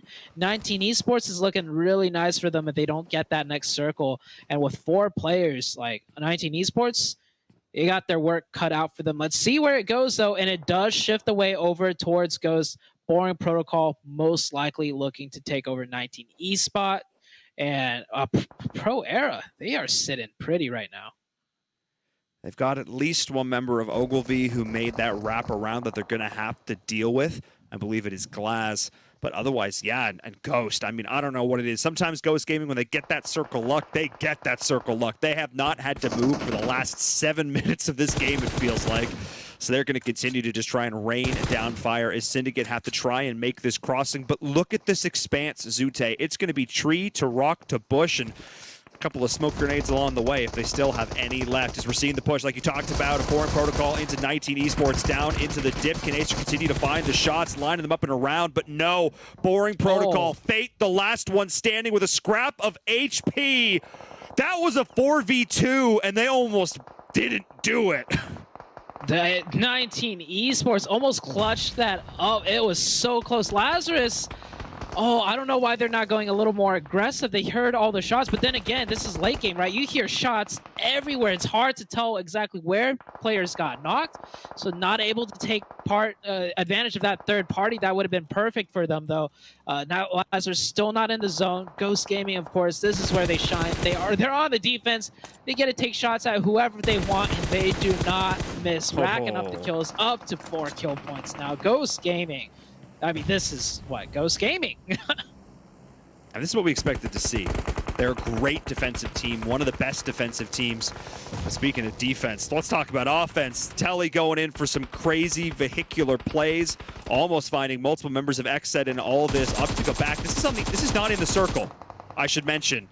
Telly could have maybe posted up a little bit closer because now him and G3 are incredibly split, and now G3's got to try and make this play all by themselves. One big nade into this little gullet. Throw the pan. Come on, G3. Do it up. Let's go. As we're seeing XSET get the resets, and Jay not missing any shots. They got it done easy. Lazarus out of there. Lazarus is out, but Boring Protocol is in. They're coming in to do what Lazarus couldn't do. And oh, the high ground advantage. They have the cover. No teams can really take shots at them. And of course, they wipe that one out. And this could have been Lazarus, we saw Boring Protocol got dropped down to one player by the skin of their teeth. They managed to get that full reset. Illuminati somehow has managed to just survive their way in. I was going to fight their way in, but they're at 0 kills. I don't think they really fought anybody, just keeping their heads down low.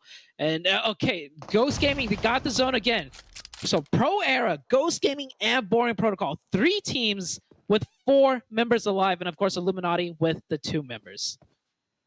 This almost never happens where we have 3 teams with all 4 players up. And there was a moment I saw a nade fly in from Lazarus when, like you said, when Boring Protocol were getting that series of chain revives. If that nade had gone 8 feet to the right and gone into that little gully, divot, whatever you want to call it, that could have been, like you said, that Lazarus taking over that position, maybe then a better spot to push into XSET, but it was not meant to be. Boring Protocol survived. They were tenacious.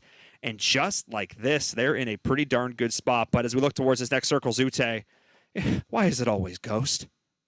It's just, you know what? You know what's even like a conspiracy theory time? This is the first spot that Beowulf pulled up to, and then he left. So it's just like, the zone is just like, it follows Beowulf. It's like, oh, you're going to stop here? All right, circle's going to end here. But all these other teams are coming into play right now. Boring Protocol, they're in the zone on the ridge at the dip. Pro Era, of course, have the work cut out for them. They're taking shots from both teams, both Ghost Game, Boring Protocol, bullying them down. They're using the smokes to get the revive, but Ghost Gaming, they're going to turn heads and start looking towards Boring Protocol. Great nade by Tensa. Fate goes down. They might be able to get the revive, but it is looking rough.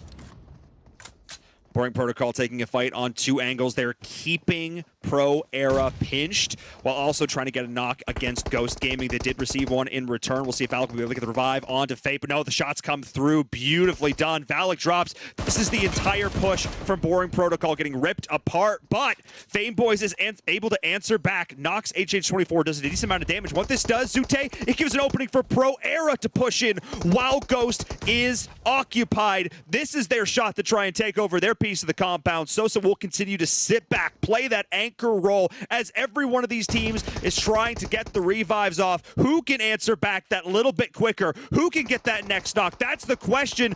Beautiful Molly. Fate actually goes down again. Tensa's continuing to go off as you can see the shots. Tensa finds Hugh, not watching the angle, and Pro Era is falling apart.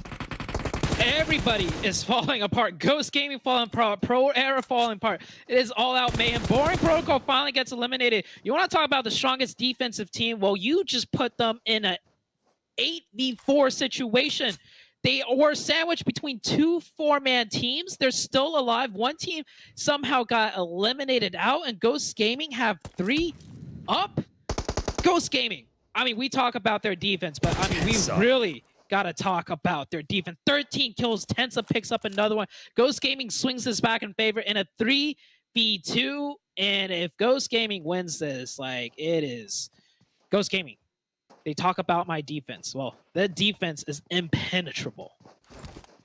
And they did get the circle, which means that somehow Pro Air is going to try and make the push. Bayo priming the nade. Decent shot back, though. Tensa takes a good amount of damage. The Fishy is going to fall. Beautiful team fire. It all comes down to Pan in a 1v3 situation.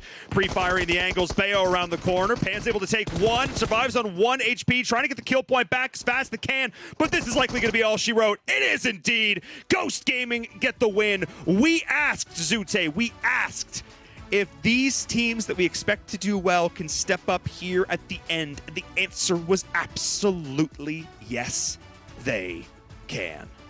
I think we saw Pro Era, Illuminati, and Boring Protocol, teams that we don't expect.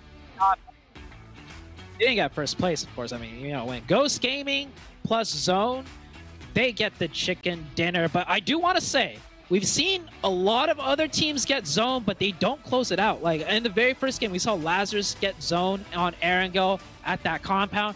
They didn't close it out. So it's like, yes, Ghost Gaming got the zone, but it's not as easy as you think to get that chicken dinner. We saw them in an 8v4 situation, and they somehow weathered the storm and got all the kill points and got the win. So not an easy win first by any means. I mean, it is Halloween weekend after all. I feel like Ghost Gaming should get a bit of a buff from that, but absolutely right. There were a few shots back and forth, Sute, but it functionally was an 8v4. Both teams were pushing them simultaneously. 2 players from Ghost held their own, and like you said, were able to weather that storm. Absolutely stellar play from Ghost Gaming, showing us why they're one of the best teams in North America, and those GC points continuing to rack up for them. But look, if you, maybe you're not quite as good as Ghost, that's okay. I kind of get it. But look, at least you can look like Ghost Gaming, getting involved with that PMPL 2021 special crate. Definitely something I recommend you check out, because as we know, Zute, skins are for the wins. Skins for the win. By the way, did you notice that they had 2,697? I think that is the most. That must be a record. That's got to be a record. And they had 15 kill points. That's a chicken dinner's worth of kills too. Ghost Gaming. There is no better love story than Ghost Gaming and Zone and chicken dinner. I mean, there you go. Move over, Twilight. All right, it's all about Ghost and the Zone. But that's game number 5 in the books, which means we need to head to a short break. Back over to our analysts, and then when we come back, our 6th and final game of our finals here for the PMPL North America. We'll see you in a few.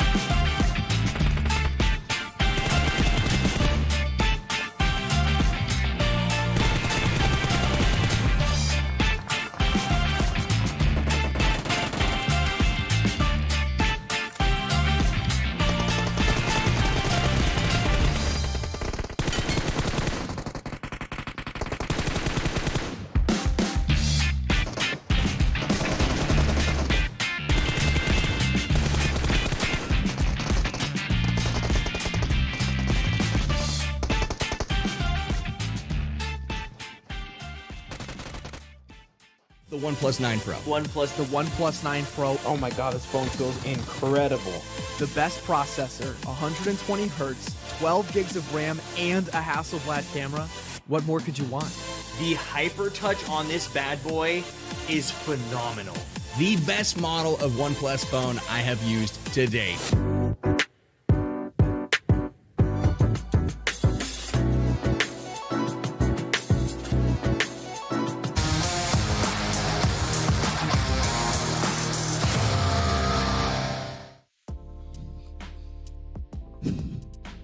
And we have one more map, folks. Look at us. It's us and Ghost Gaming. Good to see you guys. This is the way our match went. Glitter, Ghost, back on top, 15-15. I feel like we've seen that before. It is about time, okay? I mean, this is the type of Ghost Gaming performance we were looking forward to. We were expecting here, especially in finals with this money on the line. I mean, a 30-point chicken dinner. Well done, Ghost Gaming. Nice to see you back on top. But Pro Era, I have called them out multiple times today for consistently being one of those teams that's been on the second page. They are now shutting me up. Love to see it. 21 points, which is massive for Pro Era. That should give them a nice jump in those overall leaderboards. And then moving on down the list, Boring Protocol having yet another solid performance. XSET consistently just in, you know, a quiet top 6 position, some more points for themselves. Illuminati getting 8 points, although it was all placement points, but it is 8 points nonetheless. Lazarus still getting points on the board for themselves, but I think what I'm most excited for here, 7, is all the way down in 8th place, Ogilvy finally getting a couple points on the board. I'll take them, even if they're just placement points.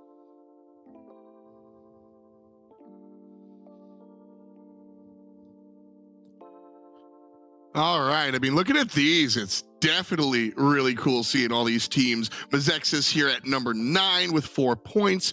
Nova and UYU, I mean, they're still keeping it up. 7. We got 19 esports here at number 12, though. Saying something over for them to be able to put up 3 points right there. That's huge. UYU, you were mentioning WallStreetBets. What happened? We were in such a high after those first 2 matches. The fall off, boy, it's been steep. All right, we do have Syndicate there with 1 point as well. Interesting game out of them, and then BTOWN and Knights as well. Just a lot of inconsistency today. I mean, when we talk about consistency there, I think the most consistent team has to be. Yeah, you know, my eyes were going to WallStreetBets at so you were saying most consistent team, and I was thinking WallStreetBets, and then I see this round, and I was like, well, that's not very consistent. But you're right, XSET has been sitting there. We had not at number 1 or 2 or 3, but we've seen them over and over again. And so cool stuff seeing XSET kind of set themselves a little bit apart from the rest of the crowd. Round MVPs here as we take a look. Ghost Gaming find themselves up on top again, and so obviously we see Tensa and Beowulf. Look at that, 2 members from Ghost Gaming up here. Fun to look at here, 7. Yeah, man, I really wish we would get a chance to talk against Tensa, because for him to be able to put up this kind of numbers, and this is actually the best game he has had so far today. This was the game where he was actually able to clutch up a lot of his skills. So great performance out of him. We have Beowulf as well, for him to be able to get 781 damage, 3 kills. This is huge, and this is kind of the likes of what we're expecting here from Ghost Gaming. And today, a player that we're not seeing here for top players, but HH24 has been putting up a great performance too. And you were saying it, Glitter, we have a player from Pro Era. We do have a player from Pro Era. It seems that Hughes decided to step up. 6 kills for Pro Era and over 700 damage. I mean, not only is it the first time that we're getting 2 players from a team up here today, but now it is the first time we're getting a Pro Era player up here. So we're consistently given firsts today, and I'm fine with it, honestly. At this point, I think that we also need to remember that there's more games in these days for finals, right? So things are probably going to fluctuate a little bit more than we're used to in our super weekend. So yeah, I'm just along for the ride at this point.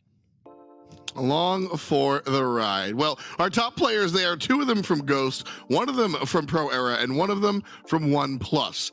120 hertz display rate, technology made specifically for gamers like HyperTouch. You have one of the best options if you're looking to climb the leaderboards. In fact, you have 2, the OnePlus 9 and the 9 Pro. Both come with everything we mentioned here, and are your best bet to climb the leaderboards and find your chicken dinner at home. So shout outs to our friends over at OnePlus, and shout outs to our MVPs over there, seeing 2 members from Ghost. I mean, if you're going to put up a 30-point round, y'all probably going to have 2 people on that page for sure.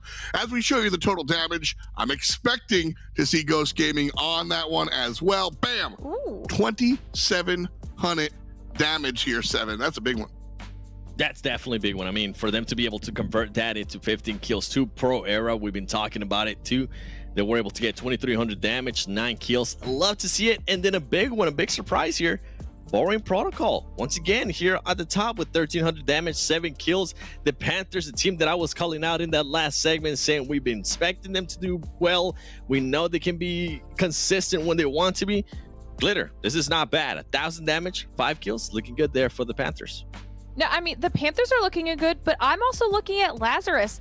I mean, this might not be their best game of the day, but Lazarus has been, I think, in the top 6 in points after every single game so far today. I mean, we were talking about the quiet consistency of XSET, who is also up here on our total damage, but Lazarus is another one that's kind of just made sure to really sneak those points in, get the damage down when they need to, take advantage of situations when they can, and right now it's actually working out very well for them. It has been. Like you said, XSET has been quietly consistent. I think that is a great phrase for how XSET has been working out today. I honestly would love to see them continue on doing it tomorrow and Sunday. That'd be pretty slick. But listen, we've I don't know if we've tried to avoid them, but at the end of the day, we like to celebrate all the other teams. Ghost Gaming, though, all right, time for your spotlight. Ghost Gaming has been incredible throughout the regular season. Started off a little bit slow here today, but they've been pushing up numbers here. So let's take a look at what Ghost has been doing here today after 5 maps in the finals. Spec, HH24, Tensa, and Beowulf. This is a fun team to watch, 7, and they're finally giving it to us. It definitely is. And I think the reason why I wanted to show this is because you kind of heard me say it at the beginning of the day. We always expect Tensa to be that player. Well, guess what? Spec has been that player as well as of recent. He has had days where he's been able to put up almost 3k damage by himself, which is insane. Right now, he's putting up 1,500 damage, 8 kills, 10 knocks, leading in average survival time. HH24, this is a huge step up for this team as well in regards to HH24. Being able to put up 1,500 damage, 8 kills, 7 knocks. And then we have Tensa with 1,100 damage, 5 kills. And I mean, we have the IGL there, Beowulf with 1,200 damage and 3 kills. So even though their stats aren't like super crazy, it's starting to perform well. The team is starting to make themselves being ready when they need to be ready, attacking when they need to attack, and defend when they need to defend as well. That last match was amazing to see. I love Spec's pose. He knows his hand is a weapon, so he's just holding on to his hand like that. Like, fun stuff. Always cool to see the players show their personalities when we get a chance to toss them on screen. So good stuff so far. Ghost Gaming climbing up, trying to find themselves more solidified on those leaderboards, but excited to get into our final match. If you've been riding along with us this entire time or have just tuned in, let us know your feelings. Hashtag PMPL. We're on Facebook, we're on YouTube, we're on Twitter, or just yell in the chat, in all honesty. I know you guys are out there being stream monsters for sure. I know I am. So thank you for joining us. We have one more map, and it's Sanhok. So it's crazy. I'm very excited to kind of get out there. So Glitter, 7, we will come back in just a matter of moments. But for right now, our 6th and final map of day 1 of finals coming at you.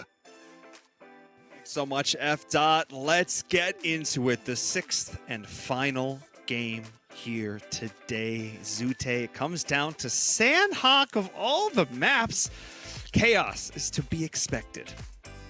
Chaos indeed. It's been a chaotic 5 games. We've seen so many teams rise up to the top we don't expect. And of course, I mean, in traditional Ghost Gaming fashion, they show us when they do get zone and when they do rise up to the top, it is in a spectacular fashion, right? 15 kills, 2,700 damage. It's just absolutely wild. This the Ghost Gaming team, like, They're looking good. They're looking good, especially in terms of PMGC qualification points, because we were running that story. We were saying Nova, they could maybe pass them up if Nova keeps chipping away, keeps passing up, doing better than Ghost game by game. Well, not anymore. Ghost Gaming is like, we are here to play. We are not letting you guys pass us up. And so, like, we got one match left. We got Sanhok, Nova. They could try and bust something out, but nobody knows what's ever going to happen on Sanhok.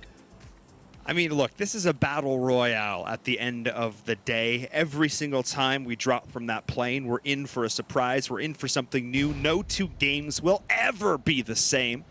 But that being said, some maps just slightly easier to predict than others. And I would say Sanhok, certainly one of the tougher options just because of the small dynamic nature of it, especially when you get a plane path like this. People are going to be maybe a little more clustered off of the rip as they search for vehicles if they want to go a little bit further out. Otherwise, we could potentially see some hot drops. I would be a little bit surprised, though, because it is such a small map, you can usually get to where you want to go.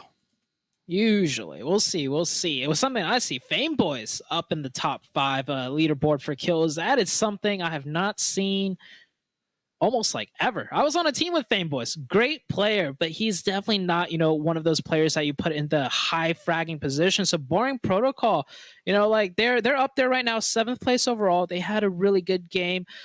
What I'm really eyeing at, though, is that 14th place spot team. I'm looking at 19 Esports. Ooh. I talked about it with you just a little bit. Yeah, 20 points. I was saying, they're a big team.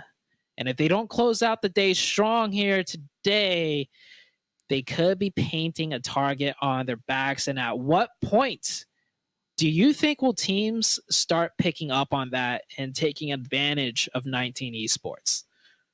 I think it'll be day 3. I think teams will want to get themselves in a pretty good position first. They'll want to try and extend a little bit more of a lead if they're up there at the top.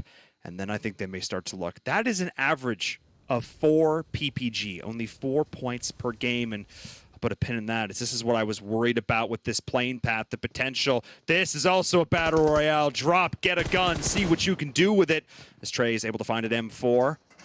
Goes in, though. Oh, I like this call. Opens the door to find the bait. Lands backed into a corner. The rest of the Illuminati got to come in and try and help them out as UYU with Salt on that off angle. Might try and make something happen, but Salt doesn't have a weapon. Mango, Blanky takes it, and that's the first knock. Sute, that is key in a fight like this. They get that trade right back, though. They're using their numbers as fast as they can, as all of UIU is not here yet. Trey gets that, another trade, and AZ and AZ popping in from both angles of the Illuminati team, and I love that aggression out of Illuminati. They recognized that all of the UIU team was not there, and so they just threw themselves at them. They threw themselves in a disadvantaged way, but it's not over. Salt is still here. It's just down to one player. He gets taken down, and now it's AZ versus Nemesis. Nemesis was the player they needed here. They dropped and fought here on Sanhok earlier, and Nemesis was the player that got all 4 kills on the Illuminati, and now Nemesis is the missing piece. Maybe he'll do it again. Mustache Dave and I were talking about it. Do you consider it a 1v4 if he got all 4 kills, but his teammates were there? I think Dave and I both agreed no. But this time around, this is a true 1v4. I don't think he's going to take it, though. There's no way. There's no way. Nemesis is probably going to back off. Yeah. And, yep, there we go. So what we just witnessed, I think, was a legitimate disagreement. I think when the last player goes in, when Salt goes in, no, we have 2 down. They're wounded. I'm going to go for it. I'm going to go for it. And Nemesis going, no, wait for me, or don't, or pull back, do anything else. Salt goes in, tries to take it, gets another knock, yes, but ends up getting taken out. And then you could literally see Nemesis punching the air. I could feel the frustration in the play. Like, well, now I can't do anything. And I understand. You're like, yeah, we lost. And now we have to pull back. We have to try and survive as 2 and our chance to roll. Maybe we go and we try and take it. Maybe we go for the clutch play. But now they're in the same situation they're in before, but just worse because there's only 1 left alive. So I not mean, an ideal it's tough. situation. It's tough. It's really tough to do. But those are the kinds of decisions that top players have to make. And in this case, there was no right one. There was just maybe a slightly better one. Overall, though, I agree with UIU's play. I agree with Salt going in a little bit earlier, because if he waited and then they took that fight, it's a 2v4. Or but just back and live as 2. Yeah, but it's living as 2 early on in Sanhok. You almost never get any success from that apart from just first aiding, right? And you can just do that with a solo player. And so I like that play by UIU. A play I don't like is what Nova's doing. Well, actually, okay. Yeah, I don't like what Nova's doing. They have 2 knockdown now. It was a 1-for-1, right? Now they have 2 knockdown, and I think the Knights have the advantage. But we did see XSET on top of the mountain. They hear all the gunshots, and whenever there's gunshots on Sanhok, expect a third party to happen within seconds. So XSET might also come into play here. Oh, look at that on the minimap, top right. Here we go. XSET is here. Jay's taking some shots. Chico gets tagged up really hard, forced on the other side of the rock, but that's the side of the rock that's exposed to the Nova team. Now the Knights, now they're the ones looking in a dire situation. And Nova was just given a gift because they are in a brutal spot, and all of a sudden, a breath of life. As I say that, though, memory is confirmed. And Nova now have to try and get Yi back up and in this, but XSET didn't quite read the situation, I think, as well as they potentially could have there. Alucard just trying to crawl away. Look at that in the corner of your screen. Jay's just going to let them bleed out, I think, unless Coops can try and get this. No, not a chance. I mean, again, Knights did nothing wrong except for how long that fight took. That is the only issue, but now we're still seeing G-Fan now trading back Chico. Knights is just in a rough spot. Definitely. I mean, all these teams are in a rough spot. The only team that's comfortable is XSET, and notice how you only see 2 players of XSET here. You know where the other 2 are? Spread out, watching their flanks so they don't get third party themselves. This is what I love about teams that execute third parties correctly. You don't need the whole squad. Most of the times for a third party, you could just send 1 player and they could do all the work, because that's the point of a third party. You get involved last when the other 2 teams are deadlocked into a fight. Now, Coops still alive. The Knights still have 2. Xenox is kind of stuck in a rough spot. Oh, he might just take these shots. I think he realizes even if he gets a knock, he can't get the thirst, so he's going to play quiet instead and stay alive. I like that decision-making out of Xenox. Going to relay the information to his teammate, and this is actually key information because it will allow these 2 teams to sort of split, to sort of part ways. XSET will pull back. Knights will be able to regroup, I think, on Coops. Oh, unless Jay, I actually used to say that. Jay is still kicking around, still lurking overhead, but Nova at least were able to rally together as 3, which is a big deal for them. They do have a piece of hard cover. They are in a good general position in this circle. I don't love this exact spot, again, just due to how the proximity of how close it is to that hill, but at least it's a couple of buildings, Zute, which is not exactly even what the Knights can say. Yeah, Nova, they have a home, at least. Meanwhile, the Knights, Coops has a home. Xenox trying to go back home to Coops, but, you know, just kind of caught in the middle of the open. Jay is still at the top of the mountain, just patiently waiting. Like, I mean, there's nowhere else for Jay to be. The XSET team is chilling, so you may as well stay over there. Maybe you'll see a head poke out. Maybe the team will think XSET has gone, and then Jay could pick up a kill for himself. Mezexis on top of the cave mountain, playing very split. Something I noticed that Mezexis does. I'm looking at the mini-map, right? They're very split, and I've seen multiple times on Sanhok, it'll be 1 player split super heavy from the team, but they're just prone in the grass. They get a quick knock, they get a quick thirst, and then they just turn tail and run. I've seen Mezexis do that like maybe 2 times now, so I think they're doing the same thing. I think that's their strategy on Sanhok early game, right? Get those free kill points, catch those players off guard early on, and then play the rest of the match as a team. And here's the thing, Zute, it's only going to work today. Because the second teams are done today, they'll go back, they'll start to VOD review, they'll start to, you know, get a glimpse of that strategy, and it's just not going to be nearly as effective going into day number 2. But we'll keep an eye on this as the circle does shift up. For a lot of these teams down there at the south, Nova, Knights, they just have to be groaning because in order to move into this circle, they've got to go through XSET, who are already there. We'll see if XSET opt to reposition themselves, though, or if they want to stick around and play Gatekeeper, because there are quite a few teams down here on the southwest. With this second circle shift, this is looking exactly like the same circle that we had earlier today on Sanhok, and we saw 19E. They made a rotation towards the Panthers, and then the zone ended up going back to originally where they were chilling at, where on top of that mountain, just a little bit west of the Panthers' position. So this time around, we'll probably see 19 Esports maybe play a little bit differently, not go for those faster rotations to the center, but then again, you never can predict the circles. They might just shift a completely different way. Illuminati making that crossover. Illuminati from the southwest, you know, they had their fight with UIU, picked up 3 kill points, come out on top this time around. Let's see what else the Illuminati could do, though, because they got a long ways to go before, you know, they get anywhere close to the center circle, where the next circle shifts might most likely be. Yeah, that's where we're looking, unless there's some crazy hard shift. I like the positioning there, King Hu up on the high ground.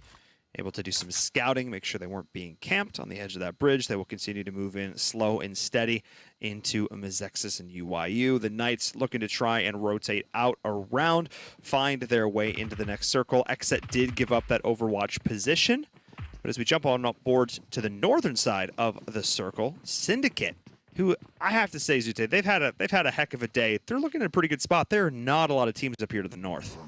Yeah, the Northeast really clear, except for Ghost Gaming. Ghost Gaming is the team that's directly in their way if they were trying to cut more in on the next rotations, but it all depends on where the circle goes. Now, the second circle, this is where it gets kind of, quiet, but it also gets a little bit tense. The hot drop fights are done. The rotations are coming in, but teams always play a little bit slower on Sanhok because, well, number one, there's not a lot of cars to go around with, and number two, I mean, the amount of camping that happens in Sanhok, right? Just, you can never be too careful. And Pan getting a nice knock onto the Ogilvy team. We're back to the Illuminati on the south side. And here, look, Mezexis, they're doing that thing again. Solitude. I think he hears a lot of footsteps. So I like this. I think what Mezexis does is they go prone, they wait. But if they hear multiple footsteps close, they dip out. Yep. But usually, sometimes we see a lot. Well, there'll be one player in the front just like scouting. Oh, yeah, I didn't get shot at going up this hill, so there's probably nobody up this hill. And then that one player walks a step too far, knocked and thirsted, and then Mezexis dips. So I love that. That is something I haven't really seen in Sanhok, like out of any other teams for as long as I have been watching competitive games. But of course, that only works like once. Like you said, VOD review does come into play. Especially because we just spent the last couple minutes pointing it out. Oh, yeah, that too. Yes, that too. What I also love about that is the fact that 24K had the vehicle set up behind a rock away from the bridge, away from the teams that would be coming in from that southwestern island. This was completely calculated. Even the fact that Starlight took those early shots to distract from the fact that Solly was retreating. I mean, everything about that was so coordinated. That was a ballet. That was so well executed. It's something simple and it didn't work, but every single part about it was premeditated and executed well. This was still the plan, the backup plan, albeit, but it was still the plan. As the circle does center up a little bit, and I mean, just outside of boot camp, we got Quarium play. This is bread and butter Sanhok right here, and we still have 16 teams in the lobby. 16 teams, 2 of them which are solos, Coops, last one left alive. I mean, we say it all the time. If anybody could get it done on the Knights, it would be Coops, but this is Sanhok, probably the hardest map. Actually, now that I think about it, all the maps are hard to solo on. There is no easier map to play solo on, and I don't think he's got the first aid kits to, do that med kit strat either. BTOWN rotating up the hill with that vehicle, a little bit harder to do, especially because that car is pretty slow. Boring Protocol coming in from the Painan side, and oh my gosh, the fights are about to get pretty hectic in classic Sanhok fashion. It is it's a pot that's about to boil over right now in Verum. Hold on to your pants, chat. It's about to get a little crazy. Because like I said, we still got quite a few teams left up and in it. Also, team that I'm keeping my eye on, Lazarus. They've spent the last few minutes out in the blue, long looting. They are going to have a ton of first aids and med kits. So that's definitely a squad I'm going to look at to just at least one player sit back, heal strat, very common strategy here on Sanhok. So keep our eyes set towards the northern part of the circle, but it's the southern area. Like you can see on your screen here, this southwest in particular, BTOWN's coming in as well. The fight up against Boring Protocol is breaking out, Zute. They're fighting for the high ground. Boring Protocol falling back. BTOWN with the high ground looking solid. BTOWN definitely have the advantage right there. And these snakes, if they move a little bit too much, BTOWN can spot them out using that high ground advantage.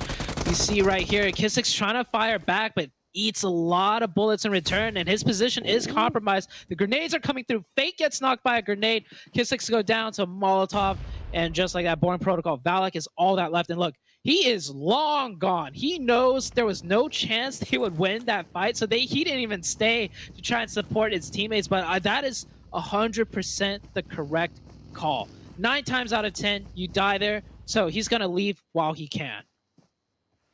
And they're still scouting around there, wanting to make sure that there's nobody behind them, but they're taking a while. The blue is going to continue to push them in. They need to be cautious. They're really concerned. They do think Valak is still there. They're throwing smokes to cover their own retreat. But they need to be looking ahead. They didn't realize that Valak, like you said, dipped out a while back. We'll be going up against Nova in the meantime. Coops is going to hop in a vehicle, try and survive. Nemesis as well, the sole survivor down there at Cave. We'll see if they can try and heel strap through this. I would like to see them make some sort of attempt to make it in, but we'll see. Because Zute, that circle. That is one ugly. team is in it. One team is in it. That's crazy. That is ugly, but beautiful at the same time. Like, there's only one. I mean, Ghost, has an easy rotation in, but look, like what, 10, 12 teams on that western side that all have to mash their way in. 19 Esports, the closest to that zone. You see them on top of that mountain. This could be a huge game for 19 Esports to finally catch up in the points, but they're going to have a lot of teams pressing in from behind them, but maybe just enough amount of teams to just make it easier for them, as all these other teams, they're going to be busy shooting at each other. Well, 19 Esports hopefully just gatekeeps them for free. Picks up a couple of kills. See if they can snipe some out from underneath the noses of their opponents as everyone is making this mad dash, the scramble in through Quarry, trying to make it to this next circle. The Panthers, 19, those gatekeepers. We'll see what they can do as Ghost and Lazarus also potentially going to look to get into a bit of a scuffle as BTOWN rolling up. XSET silent. Kill switch finally going to pop out here, see what they can do. Grave is going to drop, the rest of the team rolling in. Kill switch trying to cover the additional angle, but great team shooting from XSET. That pinch, Zute, picture perfect. And just like this, BTOWN is in trouble. Peaceful's just got to try and dip, but the vehicle's in a rough spot for it. XS very well here could just end this run. BTOWN's day could end much sooner than everyone else's.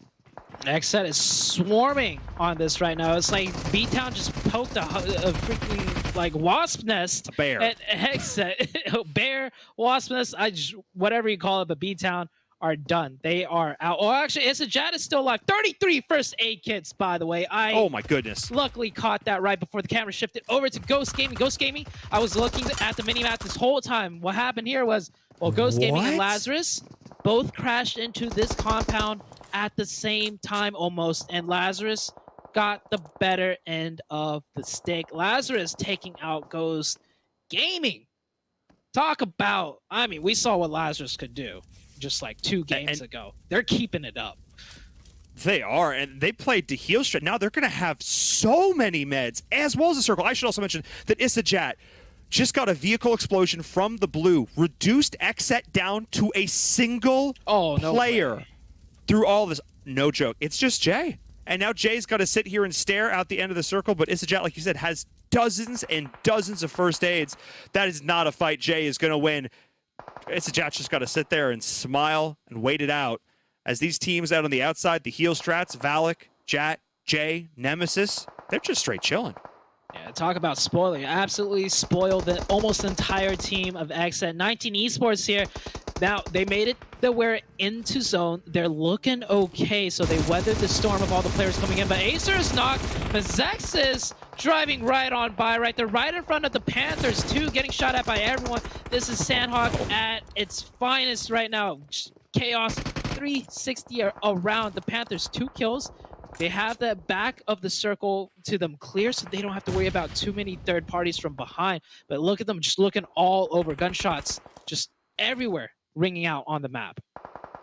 We knew this was going to be the case. There were so many teams still left up and alive coming into Circle 4. We knew it was going to be a blood path, the definition of out of the frying pan and into the fire. The second you think you're safe, hint, you're not. There is going to be another team around the corner. There is going to be another player just over the horizon behind that rock, tree, or bush. You can never get complacent on Sanhok because the jungle will punish you every single time. So take a look down towards where the circle has centered up. It's these 2 compounds on either side of the road, and if you're not in Zute, you're out. Not a lot of other good places to be. Definitely not. All the teams in the zone on the north side, none of the teams that we usually see towards the end game. So this Sanhok match is definitely something different. Mezexis is fighting alongside the Panthers. Both teams trying to run in. Both teams getting lit up from all the teams in zone already. Can Solitude break into the shack and get in zone there? Because that is where the next circle is. If they could get in there, that's a safe haven. It's just Solitude taking shots through the window. Moso with the Vector definitely has a huge HP advantage. And that nade bouncing out that window, it could have been way different from Mezexis. Mezexis could have had a huge point gap lead if they just broke in here, but that one decides to fight. The Panthers take it, and they get that shack for themselves. 19 Esports in the distance, still alive in the zone, down to 2 players. Sam is down. He is knocked. Leon trying to get whatever kill points he can right now. And nobody by the way, nobody has the zone except for the Panthers. I mean, that's absolutely wild. They have that one absolutely key structure to play with. Is Pro Era caught on the rotation. The third-party Kings continuing to step up. There's 4 players left alive. Leon, peek. Keep peeking, Leon. One after another. This is whack-a-mole for 19 Esports in the mole. It's Pro Era. Leon is relentless. There's just Fishy and Hugh left alive, but they are wounded. They are injured, and the third party from Syndicate will cut this one short as Pro Era barely able to survive, but the Panthers continuing to rain down the pain, spraying through it, and the damage is done. Pro Era is out. Many other teams are joining them. Zute, I can't keep up. There's not much to keep up left with so many players just in the blink of an eye. Gone. Nano snap right there. Syndicate still a 4-man team, and the Panthers are putting in work. And it's not just one player, the Panthers. We saw the second player manage to crawl into that safe haven, into that shack, and it says 9 alive, but realistically, we're only looking at 7 players here. 2 from the Panthers, 4 from Syndicate. Well, one of them just got knocked, and everybody else is in the blue zone. XSET has been able to out-heal 7 teams, which is absolutely wild. As we're seeing Syndicate now trying to rally, recover together. They do have the circle. The Panthers will have to push through this, which means they need to make it to that rock in front of them. You can see the goal for them. AZ, 7 first aids, so will be able to survive a little bit longer. Who will still last? BTOWN's been healing out there in the blue for, I don't know, 3 minutes at this point. As Syndicate have been able... Can somebody get Brain up, please? Hello? Come on, guys. They're making the crossing. Mosa's gonna make it. One smoke, Zute. All it took was one smoke. And there's a grenade coming in. I don't know if that one's going to connect. I think it flew a little bit too far. They get that reset. No, JK, Brain goes down again. 2v3 situation. And G3, the second he runs out of medkits, he's going to peek out and shoot the Syndicate team in the back. So it is a ticking time bomb right now for the Syndicate team. Oh, they get a knockback. And oh, Syndicate, they clutch it out. 4 teams, 3 teams left alive, but it's just all Syndicate, man. Syndicate has got this game. AZ gets 2 knocks, goes down. Syndicate down to 1. G3 still has 4. I think he knows. He's the last player. He knows 5 left alive. He needs to take some shots, get those kill points. And there's a chance he might get the 4 Yeah, I mean, I think there's only 1 player left standing for Syndicate here. No, there's 2 up. There is 2 up and alive. They are behind the rock. They do have a sense of where this last player might be. There is a chance G3 could have potentially sniped out 2 additional points there, but instead wanted to absolutely make sure they played it slow and steady. There's no way for them to know for sure that there are 4 players of Syndicate left up and alive. That is going to be the end. The final shots coming through. Gets the knock, but gets taken out in return. Syndicate get that chicken dinner. They are the ones who claim Sanhok. It's quite a wild, just those zone shifts, Verum. Those zone shifts, it ping pong back and forth so hard, the hard shifts. It's what a game. What a way to end the day. And we're going to have for the next 2 days, each day too. So I am so excited to see what happens in the next few days. Are we going to end on Sanhok? That's wild. What's more wild, I think, is that, again, that kill to damage ratio from Syndicate. They only just barely, like, that's not the right amount of damage for 10 kills. And they only did 200. I'm pretty sure they did the entirety of that healing in that final circle. They must not have been touched until that point. That is wild how smart they must have taken these fights. And yes, Sute, the circles did favor them somewhat here.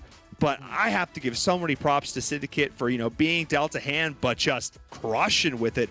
Like Ghost in that last game, just because you get the circle doesn't necessarily mean that you can, that you're guaranteed the win. Syndicate took the smartest fights on Sanhok, able to weave their way through the chaos, and were rewarded with a chicken dinner. But that's the first day done here for the PMPL North America Finals. Our analysts have a lot to talk about, so we're going to head to a short break. When we come back, we'll break it all down.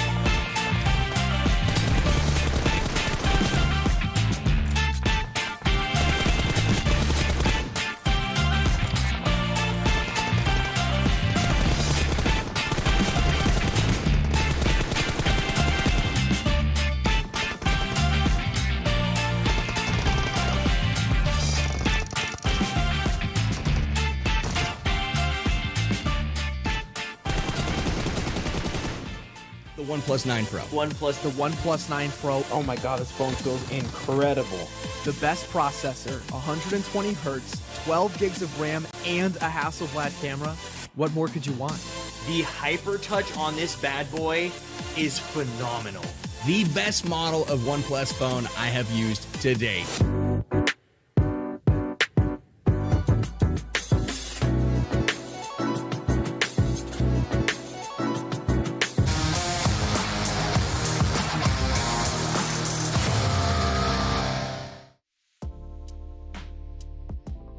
And just like that, we have one full day of finals locked and loaded and in the books. Welcome back for the final time here tonight. I'm Thomas Panger. I go by F.Online. We've got the 7 Worlds Gaming and Glitter Explosion to walk you through all of the action that we got a chance to see this evening. And so the match results for our 6th and final map. Again, it's Sanhok, so we expect a little bit of craziness here, Glitter. Syndicate, Lazarus, Illuminati. I think that counts as a little bit of craziness. You know, coming into today, I might have agreed with you, but after what we've seen, that's actually pretty solid for Syndicate. Lazarus, once again, I said Lazarus has been in like a top 6 points wise after every match. I mean, they're doing it again here on Sanhok, closing out the day with a very, very strong finish for Lazarus. Syndicate, obviously, with a 25-point chicken dinner. Illuminati, this is great for Illuminati. Not a lot of kill points, but decent amount of placement points, which will be good for keeping them up on those overall leaderboards. And then moving down the list, BTOWN. Panthers, it's nice to see Panthers up here. 19 esports, though. Finally, end of day 7, and they get 7 kills. The majority of their points from this match coming from kills. Where was this aggression all day? They like to do it all the time. They like to tease us. They like to just wait until the last moment. And talking about that, WallStreetBets was able to finally wake up too. They had 2 great matches at the start, 2 bad matches, and here being able to finish up with a somewhat great one. We had XSET there too. Pro Era, we saw one of the top players there in the MVP rankings for the last match. Them able to put up 4 kills again. Mezexis Esports NA with 4 points as well. We have Ogilvy. This is actually, I'm really happy about this. Ogilvy being able to get 3 points, finally scratching off that 1 point per game streak that it had there. Nova Esports there with 3 points. Knights with 2 points. Boring Protocol with 1. Ghost Gaming with 1. This is, man, today has been so weird with all these rankings. It really has been. I mean, overall, let's just take a look at where everybody sits. We still have 2 more days of competition. Like, straight up, we do. So this is not locked in stone. But, ladies and gentlemen, if we finished finals today, we would be giving the gold medal to Syndicate, Lazarus getting a silver, and Mezexis getting a bronze. And let me back up a little bit. I mean no disrespect to these teams whatsoever. I don't mean to actually be laughing at these stats. It's more incredulity. I'm incredulous at the situation. Like, we didn't predict this at all, Seven. It's honestly refreshing. It's pretty cool.